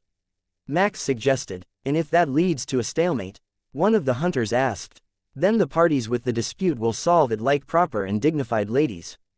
With a bare-knuckle boxing match to the first fall. Nico and most of the hunters smiled at each other and shared a knowing nod. He's learning fast for a male. No wonder the human women consider their opinions. Someone in the back joked. He even found a truly vicious champion to throw at problems that needed more than words. Commander Max's logic is rather surprisingly astute. Huntress Khan agreed. Maybe I should start trying to teach the male hunters our ways. Max joked. Oh, please do. I really want to see them try. Huntress Khan agreed, sending the whole room into raucous laughter. Their men were half the women's size or even smaller. If they decided to get physical to assert their opinions, the women would just take it as foreplay, and he would end up ignored all over again, but with a much happier partner. Their culture wasn't well suited to people who didn't stay in their lane. Huntress Khan raised her voice to cut through the noise. All right, everyone, start preparing the idea that you have in mind for the next week. We will do this again later if we need to, but for this week, we will do it as Commander Max suggested. Ignore everything that you have in reserve right now, it will stay there unless you submit it again and it gets picked. That silenced the laughter pretty quickly as they all got to work coming up with an idea.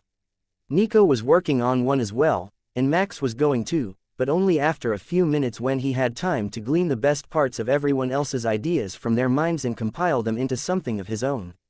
The ideas would be presented anonymously to the group, so nobody would know at first whose great idea it was.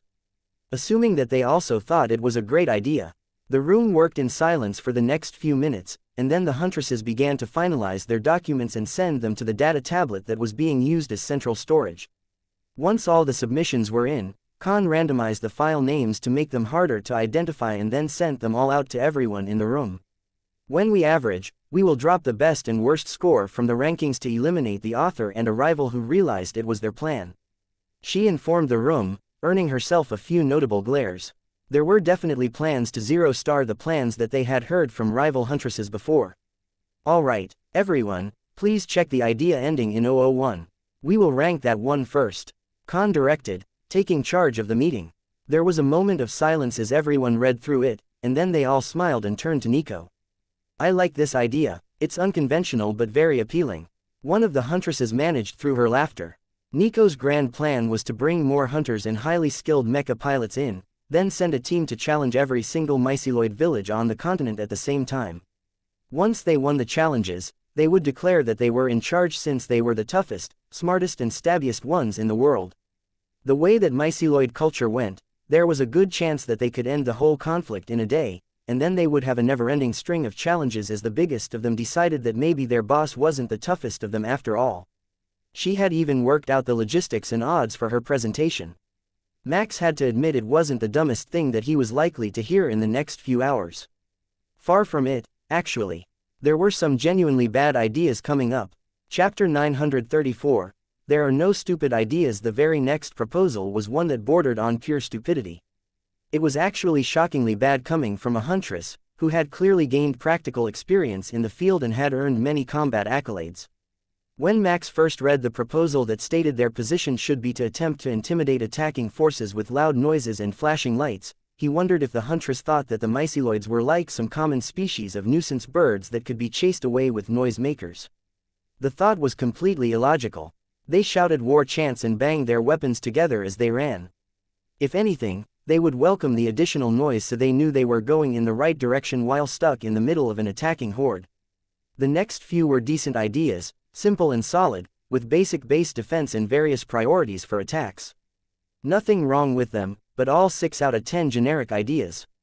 Khan's idea was a less extreme version of Nico's idea, to send out a champion to challenge the nearby villages, leaders, and either take them in as vassals or wipe them out as weaklings and cowards, depending on their response. It would keep the area clear of major threats, and they would be able to secure the anomaly in relative peace. Other ideas suggested that the change in the myceloids' behavior represented a chance for diplomacy. There was nothing intrinsically wrong with that plan, but the challenges were myceloid diplomacy. Only the strong had the right to speak, and since they weren't of the same species, you would have to prove yourself first. That meant that the proposals for negotiations were basically the same as the ones to issue challenges. The only difference was how they were worded. It looks like we're all close to being on the same page, Nico commented after the 6th straight suggestion that was some version of challenging the leaders to make them do what they want. Even Max couldn't say for sure that it wouldn't work, but he suspected that the chances of it were pretty low. The myceloids might recognize you as the strongest, but you still weren't one of them, and they wouldn't have outsiders take over their villages. Then came another of the questionable ideas.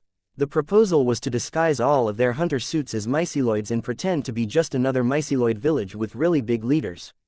They only challenged the ones they thought that they could beat, as far as the intelligence showed, so if they had hunter suits twice the size of any leader, then the myceloids should see them and back off. Ignoring the fact that the myceloids already knew where the hunters were, since there was a chance that with the rearranged continent, they might have lost their bearings, there was some small chance that they would fall for the deception. But there was also the chance that they would either want to repeatedly challenge for a position in this mighty camp or would expect them to take up a leadership role. That would be impossible as they didn't understand enough about the culture, rules or even the language to effectively lead the myceloids, who might have fallen for their disguise. Worse, the others would begin to wonder why this camp was hostile and didn't interact with them, and that could provoke even more large-scale attacks. Then, they got to Max's suggestion. It wasn't all that different from some of the others but with a slightly different tactic. Instead of reacting to the presence of the myceloids, he suggested that they send out roaming teams with a champion. The drone bombers would keep the region clear, and whenever something came within their perimeter, the patrols would greet them first and challenge their leader to determine if he was worthy of setting foot in their territory. It would keep them from doing a mass assault, as the challenges would send the smaller groups away after they lost, and it would give them a much larger established territory. Every time a group moved out, they could expand the perimeter and pick fights with anyone who tried to replace them. The big difference was that Max didn't intend to keep everyone in the camp. He wanted to have the roaming patrols take over the myceloid camps that were abandoned and then fill them with android pilots so that the patrol could move on again and the location could be secured with both terrestrial and aerial forces. The most aggressive tactic definitely went to Nico, but Max's was well up the ranks, and the hunters seemed to be quite agreeable to his take-and-hold style of combat. This one's not bad. Even if we don't challenge them, we take their built camps when they move on and make them part of our territory. I think that might make them also form larger clans, though. One of the huntresses suggested. That was a possibility, but it was also part of the reason that Max wanted the smaller villages. Spreading out their troops would encourage multiple smaller attacks to take individual locations. But it would also disguise their total numbers while they built up an entire regiment of android-piloted mecha. Nico looked over the plan and frowned. I only see one problem. I'm not sure that we have enough champions. At first, it will be fine, but we will need a real champion and not just androids at every location, and that means we are going to need more hunters eventually. I'm not sure how many we have that are capable of fighting and winning in a solo battle against the stronger myceloid champions. That could be an issue. Their troops could retreat if another force took their leader out, but that still meant casualties. The suggestion didn't sit well with the huntresses, though. They had a lot of pride, so the idea that they couldn't win against a myceloid camp leader had a lot of them riled up, and the fights hadn't even started. Chapter 935. Only stupid people. The past few ideas looked especially boring after seeing Max's plan, and they were only briefly discussed before being relegated to the 6 out of 10 pile of boring. The hunters all agreed that they were ideas worth keeping, but none of them really inspired the group of leaders. That left Max, Nico and Khan in the lead, though most of the room didn't know it. Pretty much everyone knew Nico was one of the three because they all knew her personality pretty well, but Max and Khan had both submitted solid ideas that didn't immediately give them away. I still think that blending in with the locals for an infiltration strategy deserved more consideration. One of the hunters complained before being shouted down by her peers. How are we supposed to infiltrate them, you idiot? They can literally see us standing here. Did you think they would forget we existed after all those battles just because we changed outfits?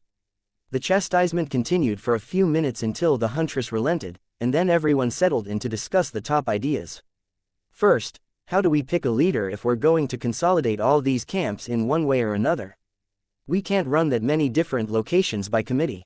Nico raised her hand. I vote we chose leadership by the power-to-weight ratio. The whole room shook with laughter and the pounding of hands upon tables as the leaders solidified the sheer audacity of her suggestion. Compared to the huntresses, who dwarfed even Max, she was completely tiny. Unfair competition. One of the hunters finally laughed. Dozens of hands raised to second that motion, and Nico's proposal to have the most power-dense warrior lead was shot down. Fine, be like that. How about this? We compare merits for the most resounding tactical victory to see who should be in charge of group tactics for a region and individual combat achievements to see which of us and our subordinates should become champions to stay in the villages. Nico suggested instead. That one required much more discussion. Though they were all accomplished fighters, many of them had never taken jobs that would require amazing feats of tactical skill to achieve. They preferred trading or hunting, with regular chances to test their individual combat skills over desperate fights and tactical deployments. If we're agreeing on a plan now, what do we need more tacticians for? Just let the best fighters lead the same as always. One of the huntresses complained. A few eyebrows went up, and Max could sense a deep disdain for the woman whom the others considered a nearly barbaric meathead. She was a great fighter, but everyone knew that it was actually her second in command who ran the ship because fighting was all that she was actually good at. The rest of the room somewhat tactfully chose to ignore her outburst, and Max could tell that she was raging mad that nobody took her seriously even though she was one of the most decorated duelists in the entire species. He made a mental note to choose her first as a champion when the time came. Being first was an honor, and he didn't think that too many of the others would argue that she didn't deserve it. We have the records of battle honors here. Going by notable strategic wins, it looks like the humans, Huntress Khan, Huntress Lilith, and Huntress Clarissa are the top 5. One of the older huntresses declared. The data was sent around the room for everyone to review and for them to decide if they liked the way that the tactical scores had been weighted. The decision was a fairly easy one, and there were no arguments, though a lot of the huntresses spent a while looking over the battle records from the Kaleska front. None of them had seen the species in person before, but the way that they had adapted to the humans' combat styles and the learning machines that they had brought from the Alliance suggested that the species was one that the hunters might get along with in the future. They might not have anything that the hunters needed, but once the crisis had passed, they should know of some good hunting planets for them to visit, and that was as good of a reason as any for an alliance. Have we all seen what we needed to see about the latest adventures of the Terminus Trading Company's commanders? The footage will be available for you to view at your leisure, and there is more available directly from them that was not submitted to the Alliance's database. Khan asked. The huntresses grumbled about having to work instead of watching a good fight, but that didn't last long. The oldest woman in the room took to her feet to make the official announcement. With no objections, Huntresses Khan, Lilith and Clarissa, as well as Commanders Nico and Max, are nominated to the Strategy Committee. Now, we will choose the champions to send to the villages. Who deserves the honor of the first nomination? Max got to his feet. I nominate Huntress Darla as the first champion. Khan stood up beside him. I second the nomination. How does the room vote? The woman who had suggested that they pick leaders entirely by dueling skill looked shocked that Max knew her name. She had been informed before the meeting started that he had nearly the same skill as an illithid and could read the minds of everyone around him, but she had forgotten nearly as soon as she had sat down. There was some muttering as the huntresses discussed the nomination, then one after another, they stood in agreement until it was unanimous, and everyone in the room was on their feet. Very good then, let us move on to the rest of the top 5. The oldest huntress announced with pride for the sensibility of her compatriots. Max knew that this was nearly unheard of in a meeting between hunter clans. 2 uncontested votes in a row wasn't a thing that happened when that many prideful egos got together in one spot. Chapter 936, Grand Plans. The nominations and the discussions about any tweaks that they would make to the plan went on for the next 2 days, leaving everyone stressed out and ready to just nuke the planet and hope that it didn't do anything too extreme to the anomaly. They all understood that the chances that would actually work out in their favor were extremely small, about the same as that of the myceloids coming by to invite them for tea and crumpets. But it had crossed their minds. Finally, they were ready to start sending the patrol teams out in the area to make sure that nothing strange was wandering in the newly grown woods and that the myceloids in the area weren't going to be an issue. There was so much life in the woods that it was hard to tell it apart with the scanners. The trees weren't even really trees, they were some sort of fern, and the genetic similarities to the myceloids were throwing off the biological scanners. They were too sensitive, and the trace results were enough to have them note everything as a possible myceloid. So, the teams going out on their own would be able to give much more detailed information, and the drone bombers were already overhead, scanning through the thick canopies to look for appropriate targets. 5 teams went out at once, all headed in different directions but making a sweeping pass to cover all of the territory that they were tasked to investigate. Team 1 was given the closest village, as it was their right to the first fight. Once the mission started, there were no guarantees, but they had gotten to pick it themselves, so the chances that they would miss out were pretty low, even if the other teams were also covering ground as fast as they could in order to get to their own targets. We have contact. Team 1 has found their village, and the leader met them out front. It looks like he's up for a challenge right off the bat. Do we have audio? Huntress Lilith narrated as she scanned through the drone feeds. We have audio from the hunter suits. Bring it up on the speakers so that we can all listen in. Max suggested. They had missed the opening words, but they were in time for the response. We're out clearing our territory of losers and grifters. No weaklings allowed. Either prove yourselves or bugger off somewhere else, she demanded. Those were definite fighting words, and all the huntresses prepared themselves for a good fight. As Max had done, all the teams had taken smaller hunter suits, closer to the same size as their enemies but heavily armed and extremely agile. They were deemed the best equipment for the job, while the heavier units stayed at the camp for the area damage that they could put out in a large-scale attack. I will show you what a real boss can do, you pompous jackanape. The boss declared, looking very proud of himself for having remembered those words. Where he had learned them in the first place was a mystery, but the fight was on. He was a single large axe sort of fighter, and his style was brutish but powerful. Unfortunately, he had been challenged by a true battle maniac, and she was rapidly disassembling his attempts to defend himself, making him look incompetent as she cut him down. She might not be a master strategist, but she had the right idea. Make the myceloids look as weak and incapable as possible before telling them that they were too close to the hunter camp and had to move. If they went along with it peacefully, they would probably be let go, and if they didn't, then the rest of her team would get to fight. None of them would complain if it ended up that way. In fact, that was what they were hoping for as the team leader mercilessly mocked and hacked apart the myceloid boss. The drone scans said that they weren't going to get it, though. While the tents were still up inside the wall, the drones had already detected the rest of the group packing up and getting ready to move.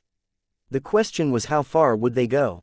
There were other camps and villages in the area, and they were barely a kilometer from the hunters' camp, so there was a chance that they wouldn't go far and would end up being targeted again in a few days or weeks when the closest areas to the camp were deemed secure. When the huntress finished with the boss, the rest of the camp collapsed their tents and filed out in a silent line, headed directly away from the hunters' camp and into the forests. If they ran across another group, there might be a fight, or they might be taken in to form a stronger group, but that would depend on whether they could impress or defeat the other leader. This group was fairly strong, and there were a couple who could challenge for leadership of most weaker groups, so the chances that they would find a good new home were high. They might also become nomadic, but they weren't really that sort. This group had been one of the weapons makers, hammering out rough swords over crude forges to create deadly edges. If they wanted to continue that, they would need a place. Not long after, the other 4 groups found their targets, and 4 more camps fell to the hunters. None of them fled, though. Once the boss was defeated and the hunters demanded that they leave, they decided to fight it out and pick a new boss afterward. One of the groups had nearly won. It was a bit of a shock to the hunters, but they had over 50 strong warriors in the camp but no notable leader, except one who was slightly stronger than the others. So, the first fight had been easy, but the second fight had been very difficult. Send out reinforcements and spare gear for the teams. I want them back up to full strength before nightfall, Huntress Khan ordered once everyone was in position. Well, that's one day down. Care to wager about how tomorrow goes? Chapter 937. Foothold. The 5 camps that they had taken the first day gave them a grand total of 3 kilometers of territory on the planet in every direction from the camp. That was hardly a notable achievement, but at least they hadn't lost any of the fights on the first day with their hand-picked teams. I think that we might need to increase team size for tomorrow. Huntress Khan sighed. Yeah, some of those fights were far too close for comfort, and we're not looking to lose people during this phase. The only problem is that we're sending out brand new android mecha with them, and they have no combat experience. They're good, but they're new and don't have the data set to fight the myceloid horde in this sort of situation. We can keep updating the units as we go, but they'll all only get 1 extra battle per group. Max agreed. That was the flaw in their plan. Since the mecha would hold the camps with a minimal number of hunters, they would have to wait to be attacked before they gained any additional experience. For those closest to the camp, that was rather unlikely, and within days, the perimeter would be pushed out well beyond their position. But there wasn't a better option other than to swap out the team that was at the camps, and that would annoy the hunters who didn't get any chance to fight at all. They were almost certainly going to get requests for that scenario in the next few hours, Max knew. He could see it in the minds of the first 5 champions that they wanted to continue on and have weaker hunters take over the camps they had claimed. Will that be an option? They need to be able to take a challenge if something walks past the front lines, but we don't have many capable huntresses to spare. Max asked. The others conferred for a few minutes, and then Khan nodded. We can do it. The weakest who are eligible will take over until everyone is deployed. Then, they will be changed out for trainees and go to the boundary to fight. We believe that the myceloid horde will take that as our numbers increasing and forcing out the weak, so it shouldn't cause mass chaos. You can give the first group the good news in the morning then and prepare a few more teams. Every ring will usually have more camps, with the way the survivors have settled. It looks like our diversion of the flood waters made this region one of the more desirable territories around. The strategy team got to work planning the change while Max focused on the thoughts of the myceloids to pick out which ones were the most powerful leaders, which camps were weak, and how they were reacting to the sudden expansion of the hunters' territory. They didn't seem upset about it at all and were blaming the camps for losing the fight. But that didn't mean they wouldn't try to take them back. There were a number of wandering groups still that hadn't found a good spot and some camps that were overcrowded and wanted to expand. I can sense at least 3 groups that are looking to take the camps we claimed today. Their opinion is that they obviously must be stronger than us since we cover our fighters in metal, and they want the good spots. Max informed the room once his mental investigation was done. Impressive. Alright, we will tell the first 5 champions to hold for a few days, and we will let everything settle before we push out again. That will also give us time to get more drones and androids ready for combat. As long as we can keep the Alliance investigators out of the way, we should be fine for a while. That was another ongoing concern. The Alliance didn't fully trust their report on what had happened here and suspected that the hunters were exaggerating the orbital aspects of the battle since the inability to form a warp field in this region was well documented. How long can we keep them at bay? We've got a lot of evidence, but we can pad it with minor details and drown them in evidence if we have a few more days. Nico suggested. That will have to do. It's fairly obvious what happened. The problem is that we don't know who they were fighting. The sooner we can get solid evidence on that, the better. Nico frowned and nodded. I will get right on that. It's been bothering me all day, not knowing who was fighting up there. It looks like mutual annihilation, so they must be tough, but there haven't been any reports of another species being active in the region. Everyone in the strategy team split up into their respective tasks, and Max worked on understanding the minds of the myceloids. The more he worked at it, the further his range was getting, and now he wasn't having too many problems picking out the thoughts of every hunter as well as every myceloid within 50 kilometers. The better he understood the horde, the easier it became to compartmentalize them into their villages and then subgroups within the villages by task. It was a bit like organizing a library, putting similar ones together for easy reference and then skimming through them to find what he needed. The practice was making it easier to strategize, and with the group thoughts set aside like that, it became very easy to spot trends, where whole groups would begin thinking of the same thing. That was alerting him to groups on the move, challenges about to happen, and even one particularly disgruntled camp that was about to have a revolt because the boss beat up the only one of them who could cook. In short, their nascent society was in utter chaos, but somehow, it was still functional, and Max had a front row seat to watch it grow and evolve into proper factions. Chapter 938. Reclamation effort. The next day, exactly as Max had predicted, the attacks by the wandering groups began. There were 2 versions of these attacks, the challenges and the outright attacks on the camps. The first was by groups that had split off from villages further out, so they were confident in their leadership. The second was by nomadic groups who hadn't been able to secure a safe spot since the floods. They were desperate for a place with food and dry ground, but they didn't have a strong enough leader to take it in a challenge. They knew that the others would challenge them for leadership, but their plan was to simply let them have the leadership role if they were capable and then join whatever group came to challenge them. There was strength in numbers, and they were the numbers. The very first attack of the morning was a raid by a large group of nomads, attempting to take one of the camps in the south back from the hunters. It was a good choice for nomads looking to settle, with large amounts of flat ground surrounding it and a small pack of the largemouth beasts which pollinated the myceloid trees living in the woods nearby. It had everything they could want, but the defenders weren't going to fall that easily. The androids had plenty of data on defensive fights, and once the horde started to charge, the defenders quickly cut them down. Only minutes after the first group's failed attempt, the second fight of the day began. A 5-meter-tall myceloid leading a very tough-looking group of warriors walked right up to one of the camps and demanded that the camp's leader come out for a right proper whooping. That had the strategy team laughing way harder than they should have, but at least the huntress who was challenged was taking it seriously. The challenger was right to have confidence.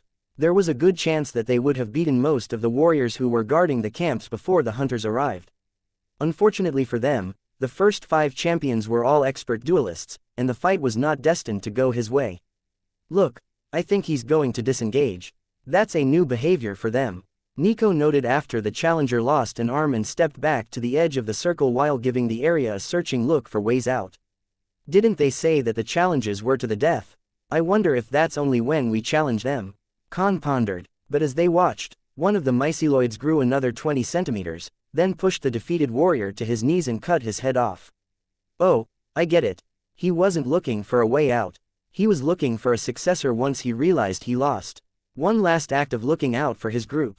Khan realized, getting the wrong successor would doom the group even more thoroughly than losing their first leader, so the practice made good sense, and the huntresses watching in the strategy room were quietly thankful to the camp champion for not pushing her advantage and killing him before they could gain that information. After that, the movement in the forests really picked up, but mostly, the myceloids were just circling, looking for the right time and spot to attack. Within an hour, the mental tension that Max could sense in the region was rapidly reaching the breaking point, and another attack was inevitable. Every group of myceloids was after the same thing, and a few skirmishes had already started between the circling groups, but the next major fight was a surprise challenge from a lone myceloid, half again as large as the other champions. He marched right up to the first camp reclaimed and stuck his sword into the ground. "Come out here and fight," he yelled. "You're going to challenge for my camp alone." Huntress Darla laughed. "Who cares about your camp? Get out here and fight," the huge myceloid demanded. Lilith, on the strategy team, looked at the others with a confused frown. "Does that mean that it's not a challenge?" Nico shrugged. "Probably. I'm not sure if there's a difference, though." She had a point. Nobody knew what the protocol was for, just a fight, except the myceloids themselves. But if he had challenged Darla, he must have seen her duel the camp leader and decided that she was the strongest of the champions in the region. The huntress stepped out of the camp with a myceloid axe in either hand of her hunter suit, and her opponent smiled. "Good, you're not just a coward picking on the weak," he announced, then charged forward with a mismatched pair of weapons, a large blade and an axe. Their blades clashed together in a field of sparks as the two brutal fighters tried to get an early advantage. Over and over, they matched blades, with neither giving any ground, until a lucky stroke from the myceloid took the head off of one of Darla's axes. She swatted the next blow away and took out another sword, one of her own, to continue the fight, but she had been momentarily forced onto the defensive, and her opponent was starting to get worked up for the battle to come. Now, they were using matched weapon sets, and even the drone footage clearly showed the excitement on the myceloid's face. Over and over, they traded blows without really attempting to press their opponent when they made minor mistakes, making Nico sigh in frustration. "They're not even trying to kill each other. They're just fighting for the sake of fighting," she complained. "I think that is the point.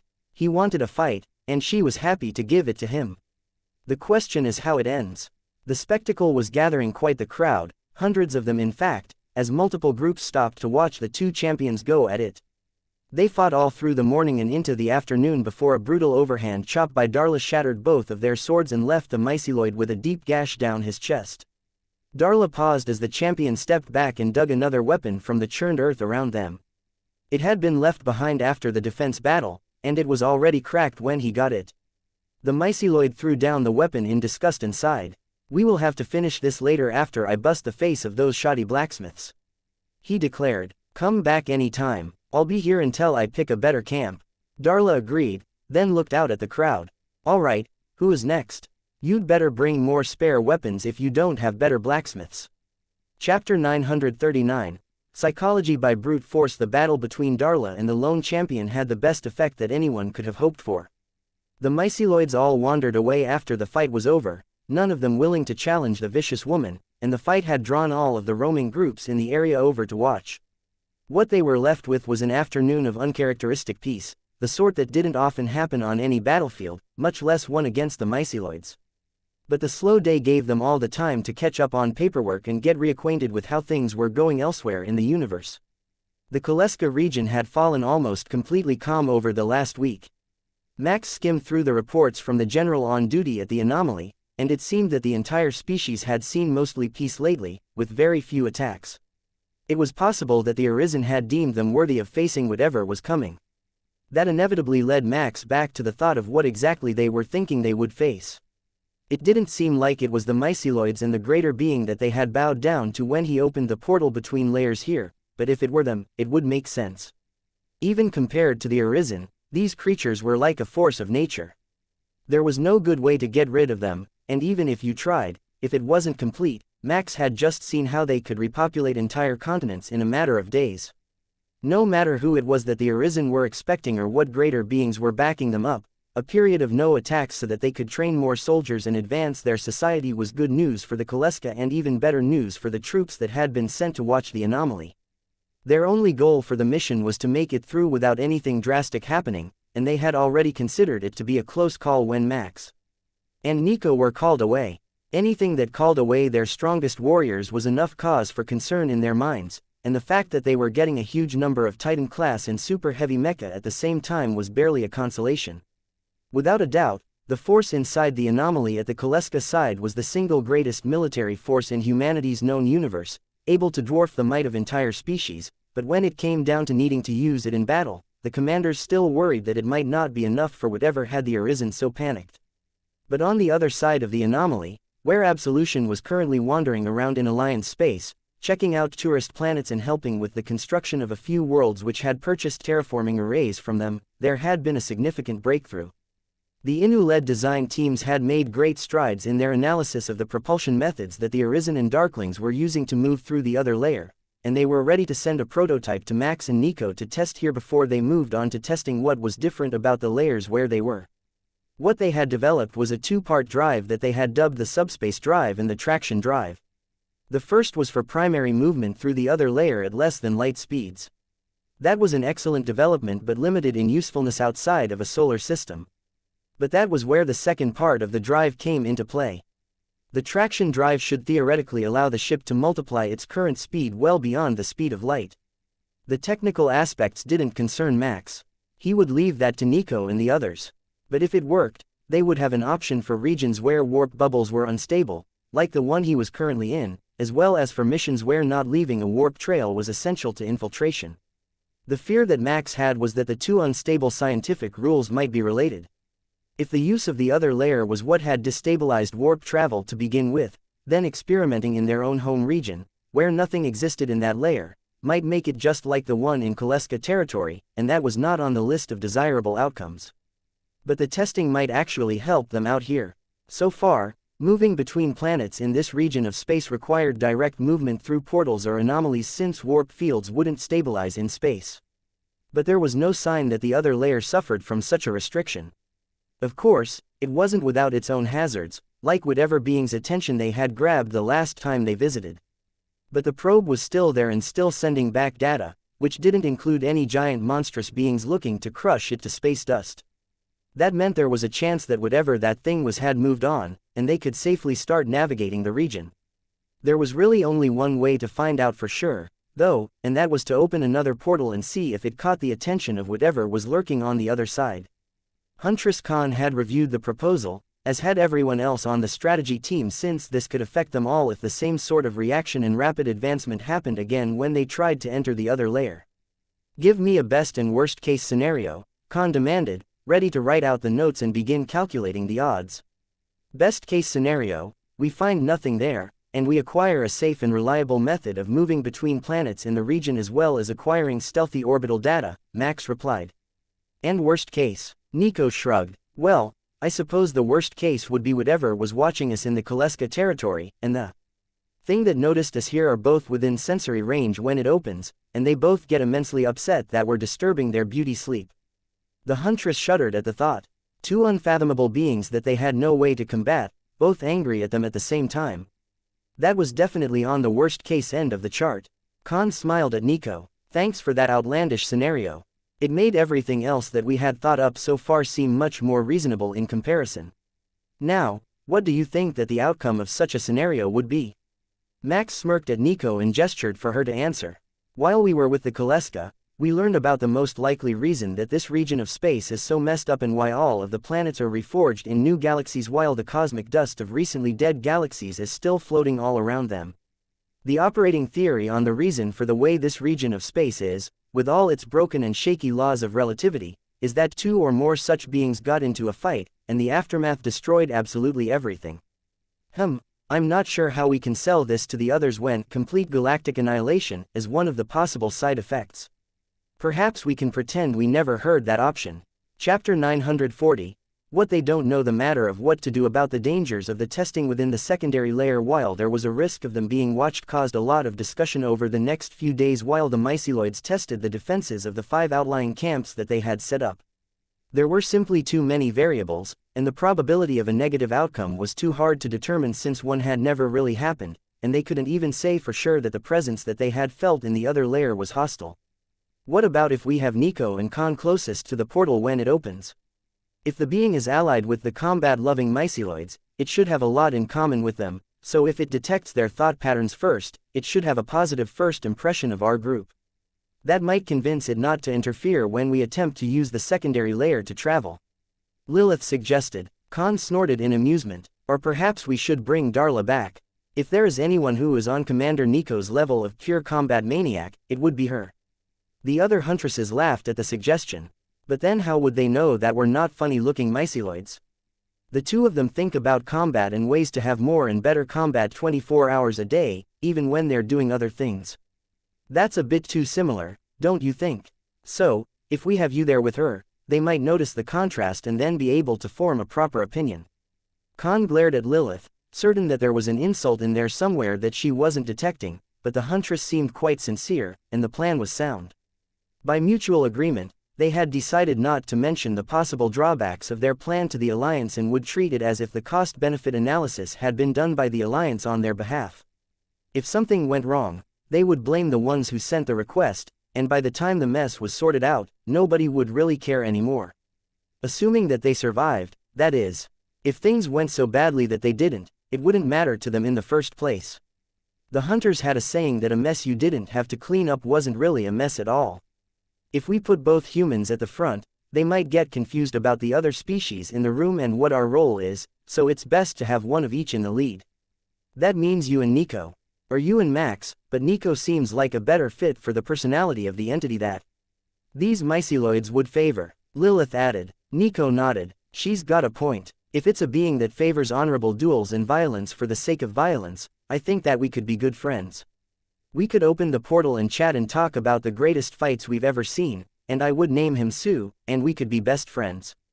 Nico agreed with an amused smile on her face. Why Sue? Surely there is a better name for it. Something like Kirk or Gargantua or something with an air of power to it. Khan asked. Well, it felt like a male entity, or at least a testosterone-driven one, so naming it Sue should fit the level of wanton violence that it embodies. I've never met a man named Sue who wasn't ready to fight the world. Nico elaborated. Somehow, that logic made sense to the hunters, and Max sighed as they all started to form an agreement that this was the way things were going to be done. Alright, now that it's settled, let's get a test probe ready so that we can actually do the experiment, and then we will prepare to open the portal. Do you think that the timing matters? The same time of day as last time, or perhaps we could do it at a moment in time when the portion of the planet we're on is facing away from where it was last time. That might buy us a few extra minutes to work before it noticed the portal. Khan suggested. That's a good plan, but we don't even know if it's still there. For all we know, it could be right beside us, watching our activities, and just not visible to our probe. Max reminded her. I thought that we agreed we weren't going to discuss those possibilities. I really don't want to consider what will happen if some massive being pulls one of us through the portal the moment that we open it. The other hunters laughed, but Nico got a calculating gleam in her eyes.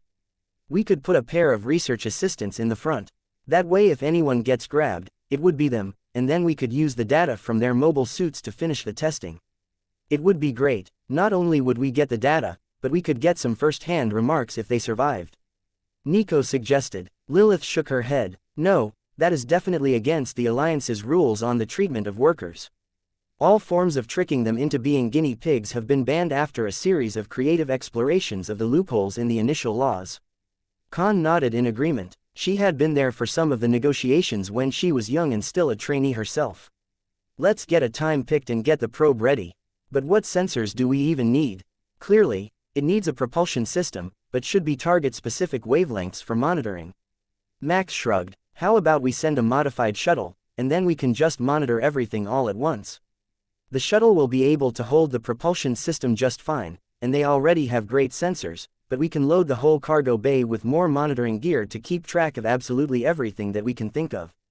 Agreed. Your new shuttles are very versatile. Miss Nico, if you would like to get started on the construction, we will start programming the extra sensors using Hunter technology. Chapter 941. Collaboration. Nico got started on the custom shuttle, equipped with the widest variety of sensors that she could manage, as well as the experimental propulsion system that had been sent to them by the research team. There was nothing about it that seemed to be overtly dangerous or flawed, and it had already been tested in their home layer of space, so she had the data that said that building and activating it here would not lead to any sort of untoward reactions.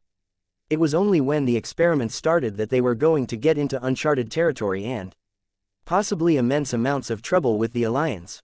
How is it coming along? Khan asked as a pair of hunter suits carried in the sensor array that they were planning to load into the cargo bay. Pretty well. I'm not completely sure I've got the alignment of these systems right, but once I've finished the assembly, we can start running diagnostics and doing some final optimizations. Nico finished the process as quickly as she could, then had Max come over and use his optimized system function on it to make sure that it was in peak condition before they loaded the extra sensors inside and prepared to start the experiment. This time, they weren't going to risk doing it too close to the camp though. The shuttle was space travel capable, so they were going to send it up into orbit and do the experiments there, using drone bombers as relay stations, to eliminate the chance that atmospheric interference would corrupt their data should the shuttle not return in one piece. I still think that we're being too paranoid. While we have failed a lot of experiments in the past, we do have a solid enough scientific knowledge base to pretty reliably say that nothing too catastrophic is likely to happen should we fail. But, on that note, the shuttle is ready to send to orbit. Nico informed the room. Khan smiled. Let's do this before anyone comes to complain.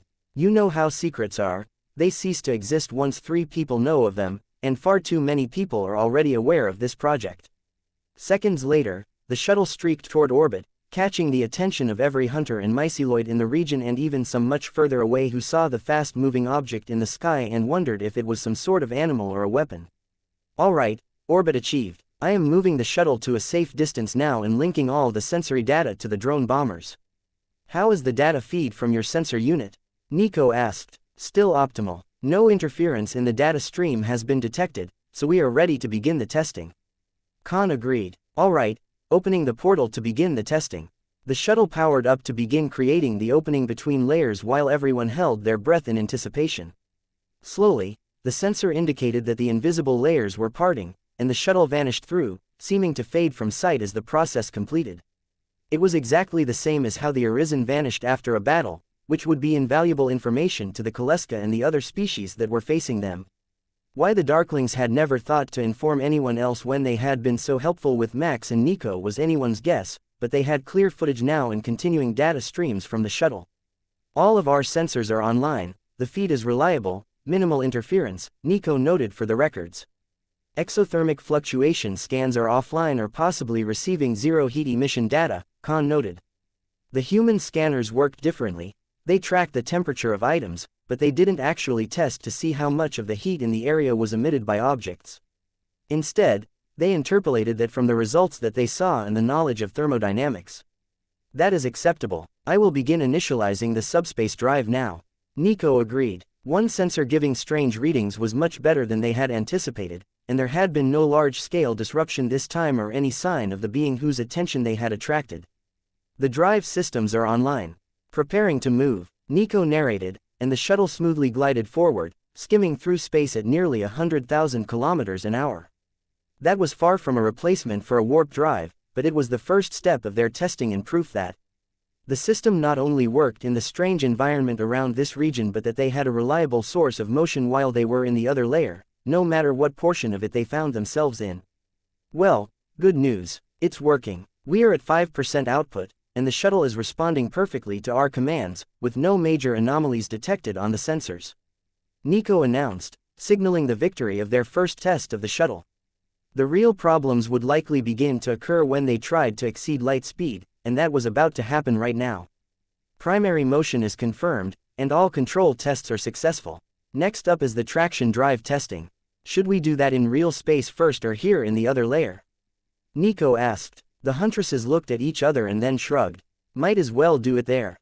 If it blows up, at least we won't have to explain it to anyone else.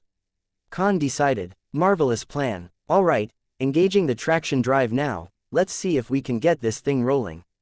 The two drive systems work together, with the subspace drive providing the initial inertia and the traction drive multiplying it until the shuttle reached and exceeded light speed.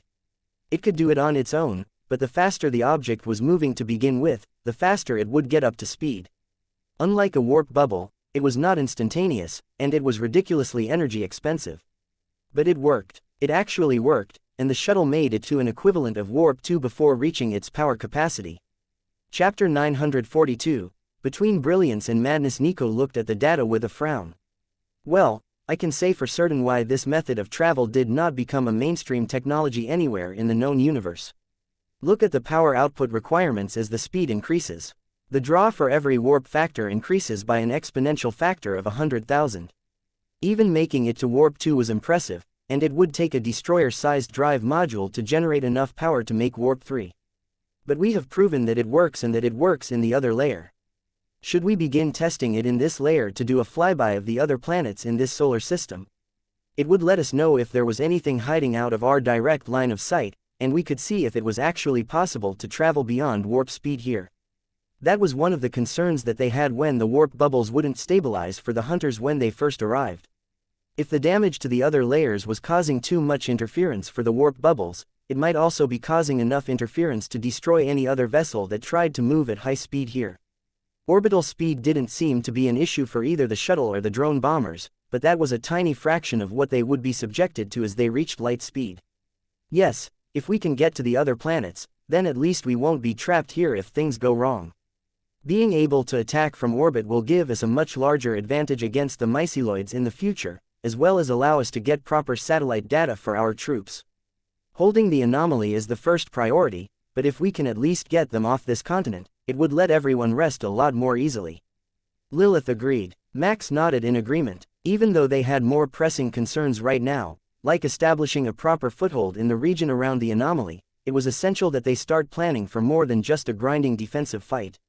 Plus, the development of the traction drive might actually have other uses that they hadn't considered yet, or there might be some breakthrough in the efficiency while the Innu studied it that would make it an actual, viable method of transport. Bringing the shuttle back to this layer, Nico announced, then frowned. Bringing the shuttle back in 5 minutes, after the onboard android fixes the blown-out capacitors that we overloaded trying to get the ship to warp 2 with the traction drive. It looks like the power system was overloaded and overheated in the attempt. Nico sent orders with a frown on her face, but Max could see in the diagnostic data that the problem had been an unexpected one. The capacitors had been holding, but as they cooled down after use, an issue with the composition of their design had caused them to crack, rendering them useless. They didn't have anything else in their database with that sort of size to capacity ratio either, so they couldn't be swapped for another design at the moment. It would require some redesign of the whole system before the problem would be solved. But, on the bright side, they now knew about the issue, and when they activated it again, they would know if it was a problem that could be replicated or if it was a one-off occurrence. I will slow the cooling rate when the load is removed. Perhaps a slower cooldown period will be enough to keep the system intact after the next trial. Nico announced just before the shuttle appeared in the regular sensors again. There were a few tense moments while the shuttle did a diagnostic check to see if the new capacitors were damaged with the effort of returning the shuttle to this layer, and then Nico was back to her usual narration, going through the diagnostic checks and preparations for the ship to engage its engines. It wasn't strictly necessary. Everyone in the room knew the pre-flight routine, but narrating it out loud made sure that there was a proper recording and that there were others who could catch a missed step as it happened if it happened. The shuttle powered up, and as it reached what the Alliance usually called cruising speed, the standard rate for movement within a solar system, the sensors began to creep up toward dangerous levels of interference and instability. There were massive energy fluctuations somewhere, or perhaps gravitational fluctuations, but there was no clear cause for them in either of the layers of space that they had managed to access. Slowing down to half of cruising speed. Fluctuation levels are no longer dangerous to the shuttle. It looks like we won't get a chance to test the traction drive here. It is simply unsafe to attempt to travel that fast in this region. However, we can send out a probe past the edge of the solar system and see if it is a localized phenomenon. There is a good chance that this interference might be very limited in scope and that leaving the immediate area will allow normal travel again. Nico suggested. Khan nodded. We will get a team on it. Our probes are more advanced than the ones you are using, so we should be able to get them out of the solar system at half cruising speed without them blowing apart. But now that we know that we can't just immediately leave, it begs the question of what the myceloids are doing here. Did they just get trapped, and their primary drive wouldn't get them out of the area fast enough? That could be possible if it were all warp field based. But if they picked this region, there could be multiple reasons, ranging from the presence of the anomaly to the simple fact that it wasn't inhabited. We will start our analysis of the other stars in the region as soon as we get a probe free of the interference. But we have made great progress today. If you don't object, we would like to have a copy of those engine designs for our records, just in case we come across something similar again. Max nodded. I will send it right over. It's not patented yet, so kindly don't show it to the Alliance. You know how they get. The huntresses all laughed at the acknowledgement that there would be a huge fuss over unpatented technology if it were spread around, even more so than the first few designs that Terminus Trading Company put out because these were directly space travel related. Chapter 943. New information for the next day. The hunters worked on modifying a series of probes that they would send out in an array pattern to test every part of the region around the planet that they were on. If they could find an easy exit to more stable space, then they could begin exploring further abroad than the single planet they had been defending, which would hopefully let them prevent the myceloids from receiving any further reinforcements. Once they were sure that there were no more of them coming, then more aggressive actions could be taken to cleanse the other continents while they brought the one with the anomaly under control and maintained the situation there at a manageable state. That seemed more realistic than trying to wipe the species out completely and would lead to much less blowback from the Alliance, who already had knowledge of their intelligent status. So, the work progressed until they had 1,000 probes ready to launch and send out in a spherical pattern around the planet and into the far reaches of space, where they would hopefully be able to find a change in whatever disturbance had caused this issue with warp bubble stability. But back on Absolution, the research into the layers continued, with some surprising results. Max read the message that he had received, then read it again to make sure that he understood what he was seeing before he relayed the information to the huntresses. Commanders, please find attached data that we have obtained on the nature of the layers of space. As we were studying the issues with warp field stability, we came across an interesting theory, and we think that we have enough data to prove our hypothesis valid. The layers of space are all part of the same whole, created at the same time, but not all of them are complete. The nature of the forces that caused the creation of the universe caused the essential laws to expand faster than they could integrate. So, while they are all part of the same universe, each layer is missing something. As you know, in our layer, time is linear, but as we experimented with the layers, we found that time in the other layer that we have stabilized access to is not. Part of the current that affects it in Koleska space is, in fact, time. It still seems linear there, as it only ran forward in the data we compiled from the various trips that your vessel took, but the rate is not set, and it fluctuated millions of times during your time caught in the currents. So, we took the liberty of analyzing the data from the hunters again, and we found that while most of the universal rules were functioning properly, the rules regarding space were not. In that region, and therefore presumably in one of the layers, space is a static effect and cannot be manipulated. We have compiled evidence that another layer is affecting the rules of reality there, and it is not the same one that is close to the surface in Koleska space, where portals and antimatter both create instability, but both warp space is expected. It meshes with the earliest data and theories we compiled, but we don't yet have a way to access that layer. What we do have is included. Thank you for your time. Researcher Moon Max sent the message and the data over to the huntresses and waited to see what they would make of it. The eager light in their eyes said that they were as excited about the news as Nico was, and they were already making plans to alter their probe's data collection. Regular attempts to manipulate Space were going to be added to the flight so that they could measure the effects of the interference in a coordinated grid pattern and create a map of the unstable area, from which they could estimate the extent of the changes and where they could expect another relatively normal portion of space to start. If this experiment worked, then they would do the same from the human deployment in Koleska space so that they could test the changes in the interference there and start building a larger regional map. Communications had been cut off between regions for so long, and the effects of the nebula-type material in Koleska space were causing sensor data to be so limited that nobody knew where the two were in relation to each other, but at the very least, they could start rebuilding a map for whatever upcoming conflict might happen.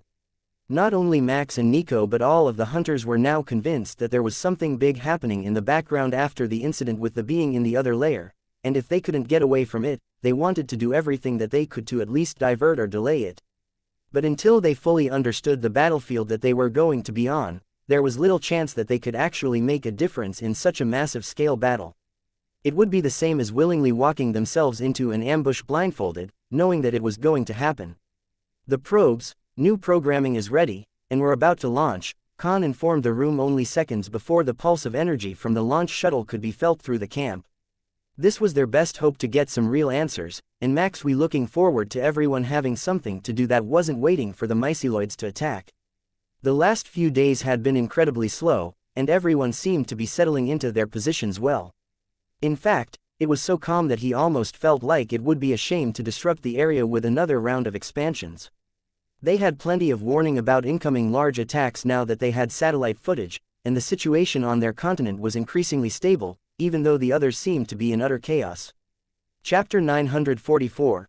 Xianxia. As the probes began to move away from the planet, it became clear that the effects of the damaged layers were fading quickly. If the readings were correct, then in less than 1 light year, they would be completely gone, and there would be no interference when the hunters tried to move to nearby star systems. But the strangest thing happened as they reached the edge of the solar system. One after another, the probes were destroyed by a burst of energy, ending their transmission abruptly and preventing anything from leaving. The hunters scrambled to adjust, and the call was made to have the second wave of probes raise shields to see if they could withstand the effect long enough to see what was going on. The probes weren't armed or really defended, but the shields were designed to deal with space debris and should provide some sort of protection. But the final effect was still the same. When they reached the outer limits of the solar system, they were destroyed. This time, Nico thought that she had some information though. I've got an origin point for at least 16 of the energy pulses. If I build them into a map of all the points of destruction, it looks like there is a sanctioned fleet cloaked at the edge of this region. With that in mind, we might be in a quarantine zone. Either for the myceloids or for the damaged space that disables warp drives. That fleet is far enough out that they would have issues getting a warp field stable, but in only a few minutes, they would be far enough out to do it without issues, assuming we're on similar levels of development, she explained. Max nodded. Since they immediately shoot down anything that tries to leave, I suspect that it is for the myceloids more than just as a safety cordon. That says to me that there is a chance the Horde isn't here by accident. They were most likely moved and confined here. That would also give us a hint as to who their ship was fighting. If they had tried to leave the system, they would have attracted the attention of the sanctioned fleet, and they might have come to destroy the vessel, resulting in a missed shot hitting the planet. That made a lot of sense to the hunters, and they had seen the same situation many times in the past when a species had been deemed a danger to their neighbors who were already Alliance members. The fleet would set up outside their home star system and prevent anything from leaving or going in. Often, they would even set up an interference field so that the sanctioned species couldn't get access to the Alliance datanet and start advancing their own culture with pilfered ideas and plans. The Innu did put out a lot of free-to-use or low-cost items, which could feasibly have been purchased and made by even a sanctioned world. So, what is our next move? Do we bring ships through an attempt to break the sanction, or do we see if we can communicate with them from here and try to talk sense to them now that we know they're out there? Max asked. I'm for suggestion A, Nico agreed. It would probably be wise to crack the pattern of their cloaking fields first so that we can find them without guesswork, Khan suggested. The other hunters in the room nodded. Yes, that is the best way. So, the first thing we should do is attempt to make contact. If they answer, it increases the chances that we will identify a fluctuation in the field, which will let us find more of their vessels and gives the small chance that they will understand that we are not the myceloids. Max knew that there was a chance they were actually blockading the anomaly and not the myceloids. But they wouldn't be able to prove that unless they made contact with the species first. It felt a lot like they were just running in place, trying idea after idea to change the situation around the anomaly, while on the surface of the planet, not much was actually changing. The myceloids were more focused on finding a good spot to settle in, and the wandering groups no longer came to bother the villages that the hunters held, while the second wave of expansion had been put on hold while the leadership tried to sort things out for what would come next. It was a level of frustration that the hunters had been dealing with for a while when they were trapped in just one camp and unable to even get a probe in orbit to gather more data, but it was new to Max and Nico, who were not mentally prepared for the shotgun approach to changing their situation. Just throwing hundreds of small ideas at a problem was not how they usually worked. Fortunately for them, the hunters had a lot of experience with cloaking technology, and they already knew where to get started with their efforts to detect the fleet. Out of prudence, they wouldn't try to leave the area in manned vessels yet, but if they were able to locate the sanctioned fleet, or even better, see through the cloaking to determine what species and level of weaponry they were facing, it would put them well on their way to establishing a proper foothold here. After days of poring through the data and catching the faintest of glimpses of enemy signals through their cloaking fields, Max decided that a two-pronged approach was the best way forward. Their team was small, but they could still multitask, and if they sent another round of probes in the other layer, they just might be able to gather the data that they needed, and with a lot of luck, they might even get past the fleet. If they could do that, they could send additional hunter fleets to the surrounding star systems and begin to secure them to prevent anything from coming near the anomaly. Chapter 945. Knowledge. The final decision was to create two versions of the next probe wave. One that was hidden using hunter technology and sent out just off of the last launch coordinates, and then a second group that would be modified to move through the other layer while in stealth. The hope was that one of the two would not be detected and that they could collect all sorts of data on the fleet that had the area surrounded and determine both their motivations and capabilities. The plan was a simple one. They would send the waves at the same time from the same launch shuttle so that sensors might mistake the version in the other layer as an echo of the ones in regular space. There was no guarantee the enemy could even detect the other layer or that their sensors couldn't tell the difference between two probes in equivalent spots, but it was worth a shot. The launch went off without a hitch, and the probes were away, headed toward the edge of the system and their inevitable annihilation. The strategy group fell silent as the probes headed out, and the hunters outside all watched their sensors to see what the reaction would be to the next wave of probes. There was a chance that whoever was out there would be angered or challenged by the second attempt, but they had to know who they were facing. This time, the probes weren't destroyed the instant they got to that point along the line. They simply kept flying outward toward their targets, unmolested. Khan looked at Nico with a confused smile. Don't tell me that they don't have the sensor technology to detect a stealth probe.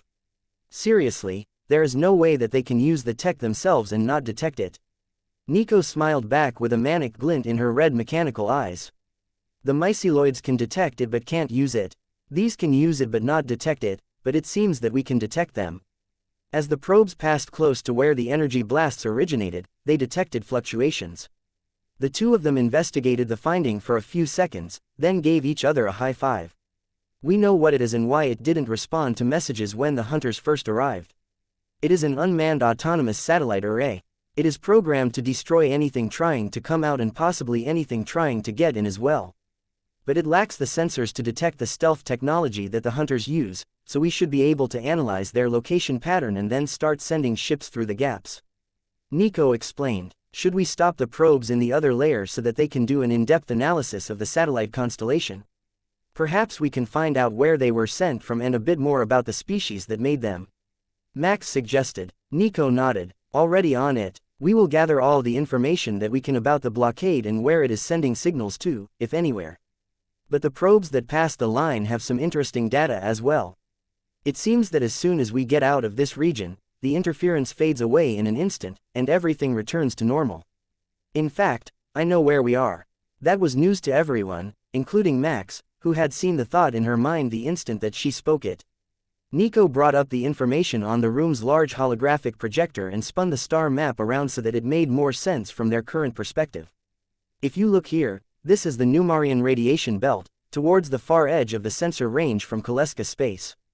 Looking at it from the other side, it looks like this, so we can place ourselves approximately here. There was no data from the Kaleska about the stars on the other side of the radiation belt, as their sensors couldn't penetrate it, and it was toward the edge of the territories which were known to them. It was quite distant from their current perspective as well, but the shape made it impossible to misidentify, like a million light-year-long tear through space. That is incredible. The question is, what will we have to do to pass from here to there? Are there more regions like this with broken laws of nature or hostile alien species? For all we know, the Arisen might have already passed through here and wiped out everything. Khan muttered. That would actually make it easier, wouldn't it? Nothing to get in our way and the region would be secured by default. We have intercepted signals from the satellites, so we know where they are sending them to, or at least what direction they are sending them in. Should we send a team to go explore? Nico offered. I think we will have to pick a team from among the reserves. The others will lose their minds if we try to go on an adventure while they're bored out of their minds waiting for something to happen here.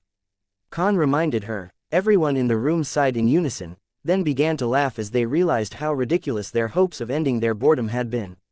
Fine, pick a team with reconnaissance skills and data analysis backgrounds. We will be sending them on a tour through the surrounding star systems. Strangely, there are no signals being emitted from them, so either they're blocking them, or they might be uninhabited. It looks like one of them is the target of the satellite constellation though, so a jamming method seems probable. Nico agreed. Oh, look through this as well. It's a collection of ways that humans have found to make an inhabited system go dark to outside sensors. Most of them were used by mercenaries to hide their camps, but it might be something that the hunters haven't seen in a while. Max added, then gathered the data that had just come to mind. Crude, low-tech, and completely effective at keeping signals from leaving their star system. I like it. We will be sure to forward this to the team. Chapter 946. Shuttle away. The team of reserves was assembled and ready even before they had managed to finish modifying the shuttle that was going to take them through space. Calling it a shuttle was a bit of a misnomer, as the ship was large enough to be a private yacht. Most of that was due to the need for it to have a dual-drive system, though. One would bring it to half-cruising speed, without using a warp field, and then engage the traction drive to bring them to warp 2 once they were free of the turbulence. But the traction drive was not meant to be used at the moment. Instead, it was a backup to get them out of any region that they encountered where the standard warp drive was inoperative. Once they were free of this star system, they should, in theory, be able to use the warp drive to get where they were going while remaining cloaked at a much higher rate of speed. If they had to rely on the traction drive, they would not be getting anywhere quickly. Warp 2 would take them 3 months to make it to the nearest star. But if the warp drive worked, they could also use the portals that it generated. The traction drive was incapable of that, as it was a completely different sort of setup. Should we equip it with a separate portal generator so that it can open them even if there is interference stopping it from using the warp drives? Nico asked. That shouldn't be necessary. It is capable of entering the other layer as well, so unless the effect is in both places, it should be able to move freely once it makes the transfer. This is just an all-purpose redundant system. Khan replied. While the shuttle raced through the atmosphere like the occupants were afraid of having their seats stolen, the strategy group started to make plans to come up with new and better ways to keep things peaceful. You know, it's really hard to make peace plans when the opponent suddenly decides it is more fun to fight each other than to fight you. Max pointed out after a whole afternoon of pointless brainstorming. True, but it killed time, and the shuttle should be past the blockade by now, Nico replied hopefully. They all turned their attention to what was going on in the shuttle, which was about to go to warp now that it was out of easy weapons range of the satellites. The data showed that the interference was low enough that anything up to warp 7 should be a simple matter for the warp drives to compensate for, and the team smoothly transitioned to faster than light travel headed for the target of the signals. Strategy team, we have sensor data. It appears that the sole habitable planet is no longer inhabited. There are extensive signs of an advanced civilization on the surface, mostly intact but decayed by time. What is missing is any sort of movement or signs of life. If anyone knows the legend of the ship called Death, the one that steals whole planets, that is what this world is like, perfectly intact and empty. Wait, maybe not. I have detected multiple power signatures on the planet. Give us an hour to search, and I will get back to you. The shuttle pilot informed them. Everyone waited impatiently and watched the sensor streams from the shuttle as it approached the planet. The energy signals became clearer as the shuttle reached low orbit and settled in to do its survey, revealing the handful of active power signatures. They appeared to be low-level electrical generators, the sort that powered small groups of homes, not military or industrial facilities. We have its strategy team. They are all solar generators with a few active power panels left. The efficiency level is somewhat degraded due to the weathering of the panel surfaces, but each location is producing at least a few dozen kilowatts of electricity. We are beginning to track where it is flowing to now. Max followed along as they traced the power flow to a few locations per active site, but there were no signs of life or movement at any of them. The planet still had plant life but didn't seem to have any animal life remaining, not even insects. Enter the atmosphere and head for location 4. It looks like one of the linked buildings is a government building that is in good repair. If this was intended to be an emergency backup system for natural disasters, then there is a chance that we might still get some data out of the computers, if any survived the years. Khan ordered. The shuttle dropped down to the surface, headed for the government building, but careful to check for the telltale signs of any sort of cloaked satellites that might still be active. They would burn more energy being in a planetary orbit and likely wouldn't last as long, but without a frame of reference on the technology, there was no way to tell if there was still a whole hidden defensive weapons array in orbit. Nothing responded as the shuttle made its descent, and Max only found a few signs of debris in orbit but no signs of satellites, either in sight or in a cloaking field. If it was the Darklings or the Arisen that wiped these people out, it was possible that they had just destroyed all the satellites and military installations and then the population without concern for what might be left behind by a dead species. That might be the worst-case scenario for the locals, but it was one that at least Max could understand and put data to. That was infinitely better than just noting that they had vanished. Huntress, we are here. This place is as creepy as a Tarask cemetery. The whole building has power, though none of the rest of the block seems to have had it in centuries. There is a protective stasis field on it, the sort used to preserve exterior finishes, and it's still mostly active. The automatic doors worked, and we entered without issue. We are proceeding through the building toward the active power signals now. The barrier on the building and the 2 computer terminals seem to be the only things that are still powered on. However, there is a chance that it is not a computer but some other electronic device. Max waited as they moved through the building to the first power signature, a single device in an enclosed laboratory. While most of the furniture in the public areas was crumbling, the lab had a polycarbonate airtight seal, and it looked like it had been vented of atmosphere, leaving everything inside perfectly preserved. Commander, we have our first signs of the former occupants of this planet. 4 legs and 2 arms in a centaur configuration, though the species appears to have been quite furry, without exposed skin on the upper torso, as is more common among species of that design. 1 corpse was found in the vacuum-sealed chamber, with what appears to be a self-inflicted head wound caused by an energy weapon of an unknown type. The weapon is still present. There is 1 computer in the room, a portable device that is currently in sleep mode. It's a shame that we don't have an Inu with us to save time, but we have the skills to retrieve the data without entering the room. Chapter 947. Last message. While it certainly wasn't as fast as having the Inu do it, the hunter team took less than half an hour to have the full contents of the electronic devices in the lab collected and downloaded. There wasn't much more that they could do with it, but they had also collected the footage from the camera in the room. It had stopped recording centuries ago when its storage had filled without any additional commands, but that was perfect for the team back at the anomaly.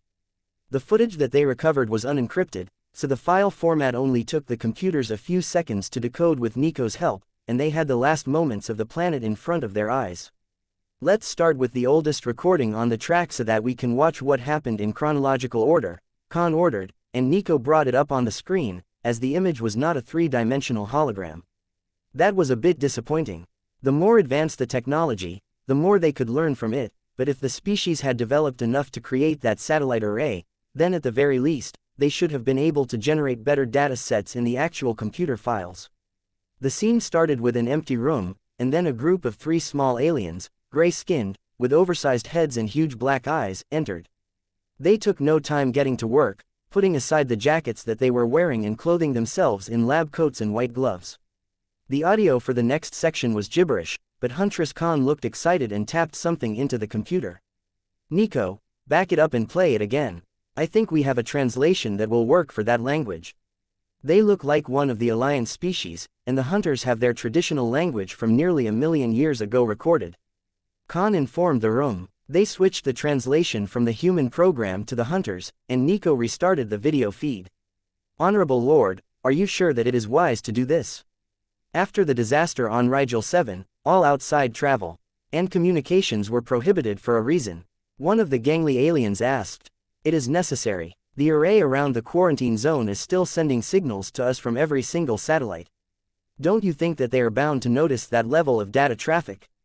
If we don't send out the signal to tell them to move to autonomous mode, we might as well be shining a spotlight on ourselves. The first to enter the room answered.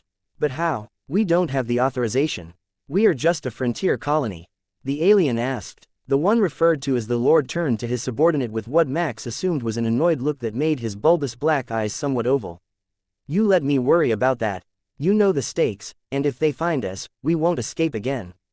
The group all nodded at each other and then left the room. So, they were using this as a meeting room since it is isolated and soundproofed, as well as not being connected to the rest of their data network. That is convenient for us.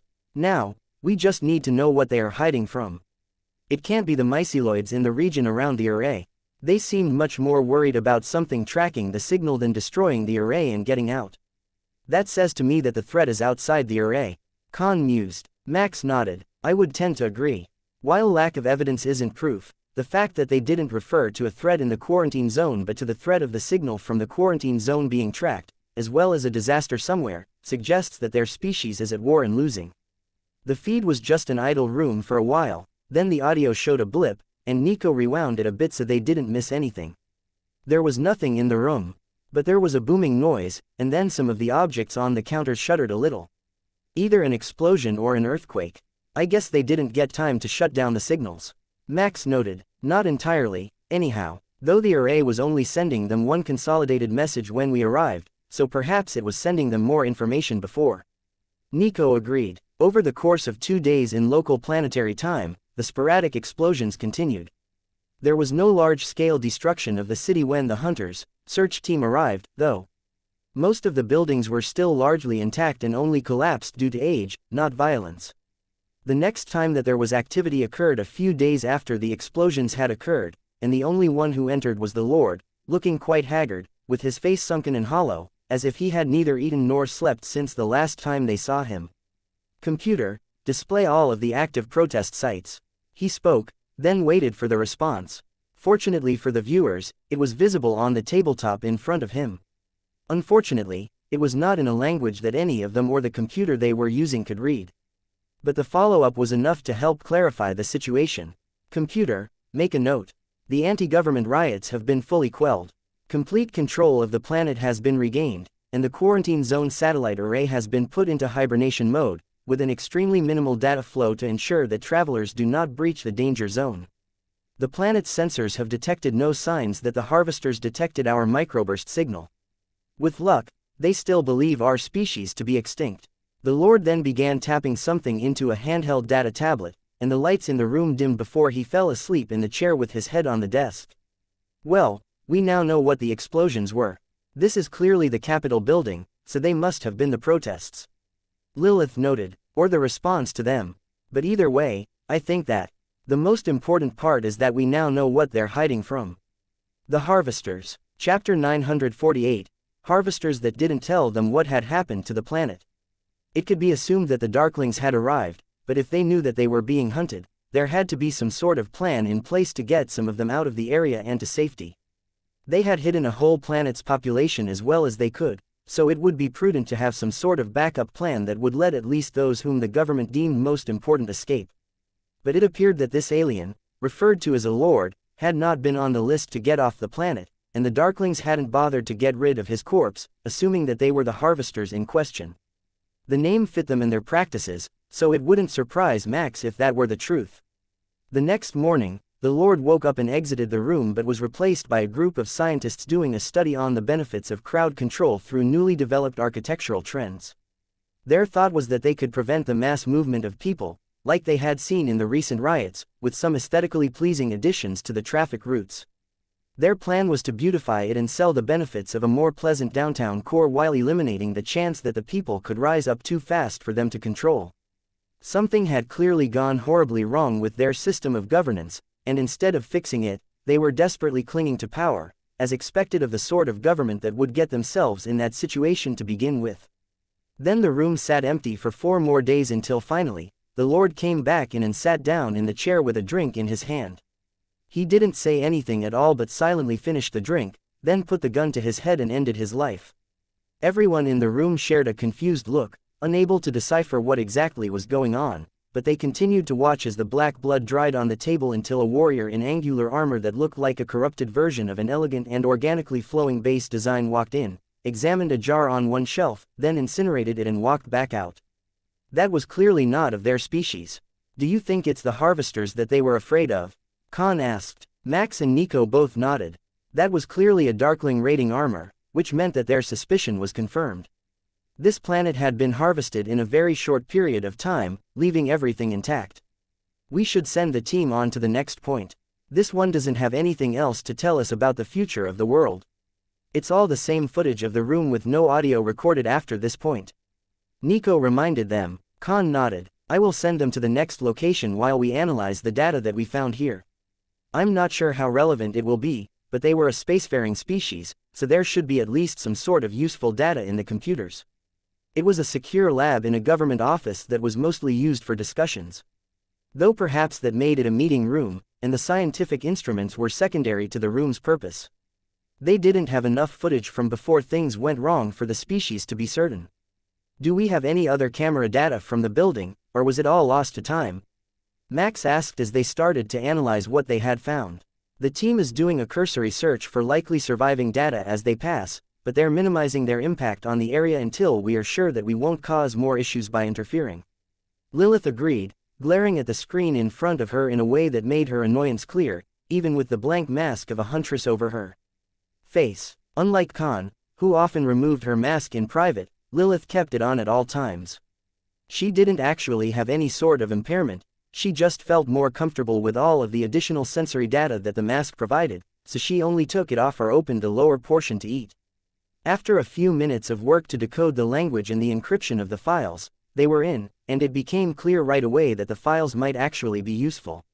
There were prepared notes for the meetings that had been held in the past, mostly from the Internal Affairs Department, which were going to allow the hunters to gather a very clear idea of how things were going on the planet before the final days.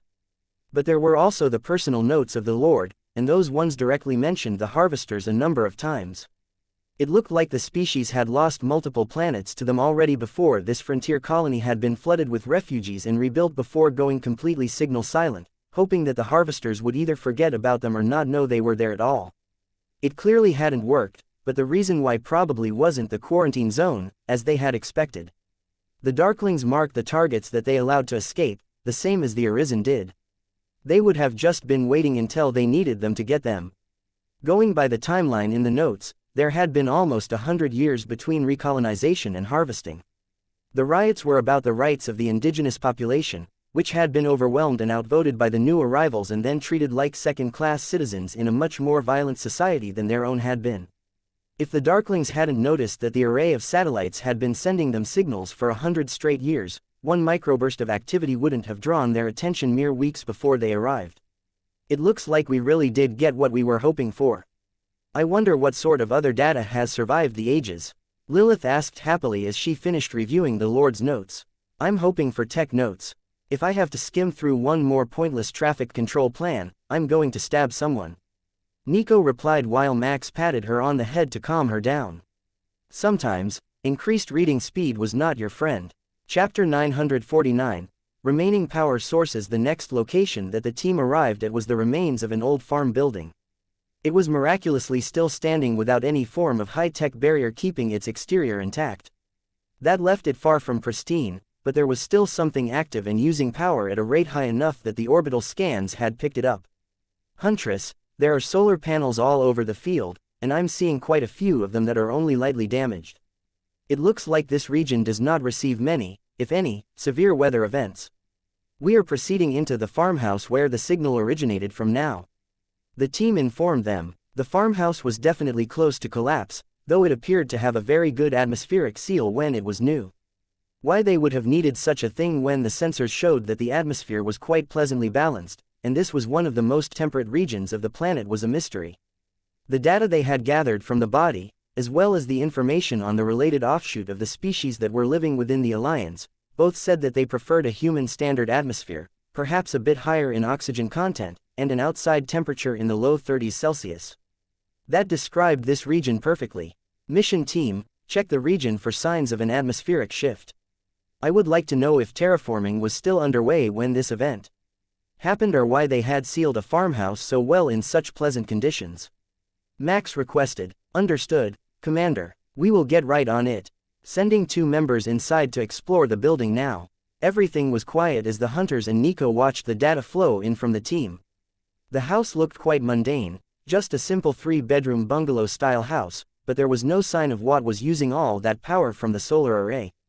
Something was, but there was nothing intact in here. Only the stone and polymer shell of the house and some rubble remained after all these years. Exactly how many wasn't clear, but Max had given it a rough estimate of between 300 and 600 years since the population had disappeared based on the decay rate of the buildings. Commander, we believe that we have found the source of the power usage. There is a hidden tunnel in the back bedroom that is filled with rocks and loose soil. It leads to an extended tunnel spiraling deep underground. Whether it was filled from this side or the other is unclear, but I believe that it will lead us to our power usage. The team informed them, clear it and investigate, but keep an energy barrier over the opening. We don't know if it is a trap or possibly contains a toxic atmosphere. But the plug should have created an airtight seal if there are still electronic devices operating in there.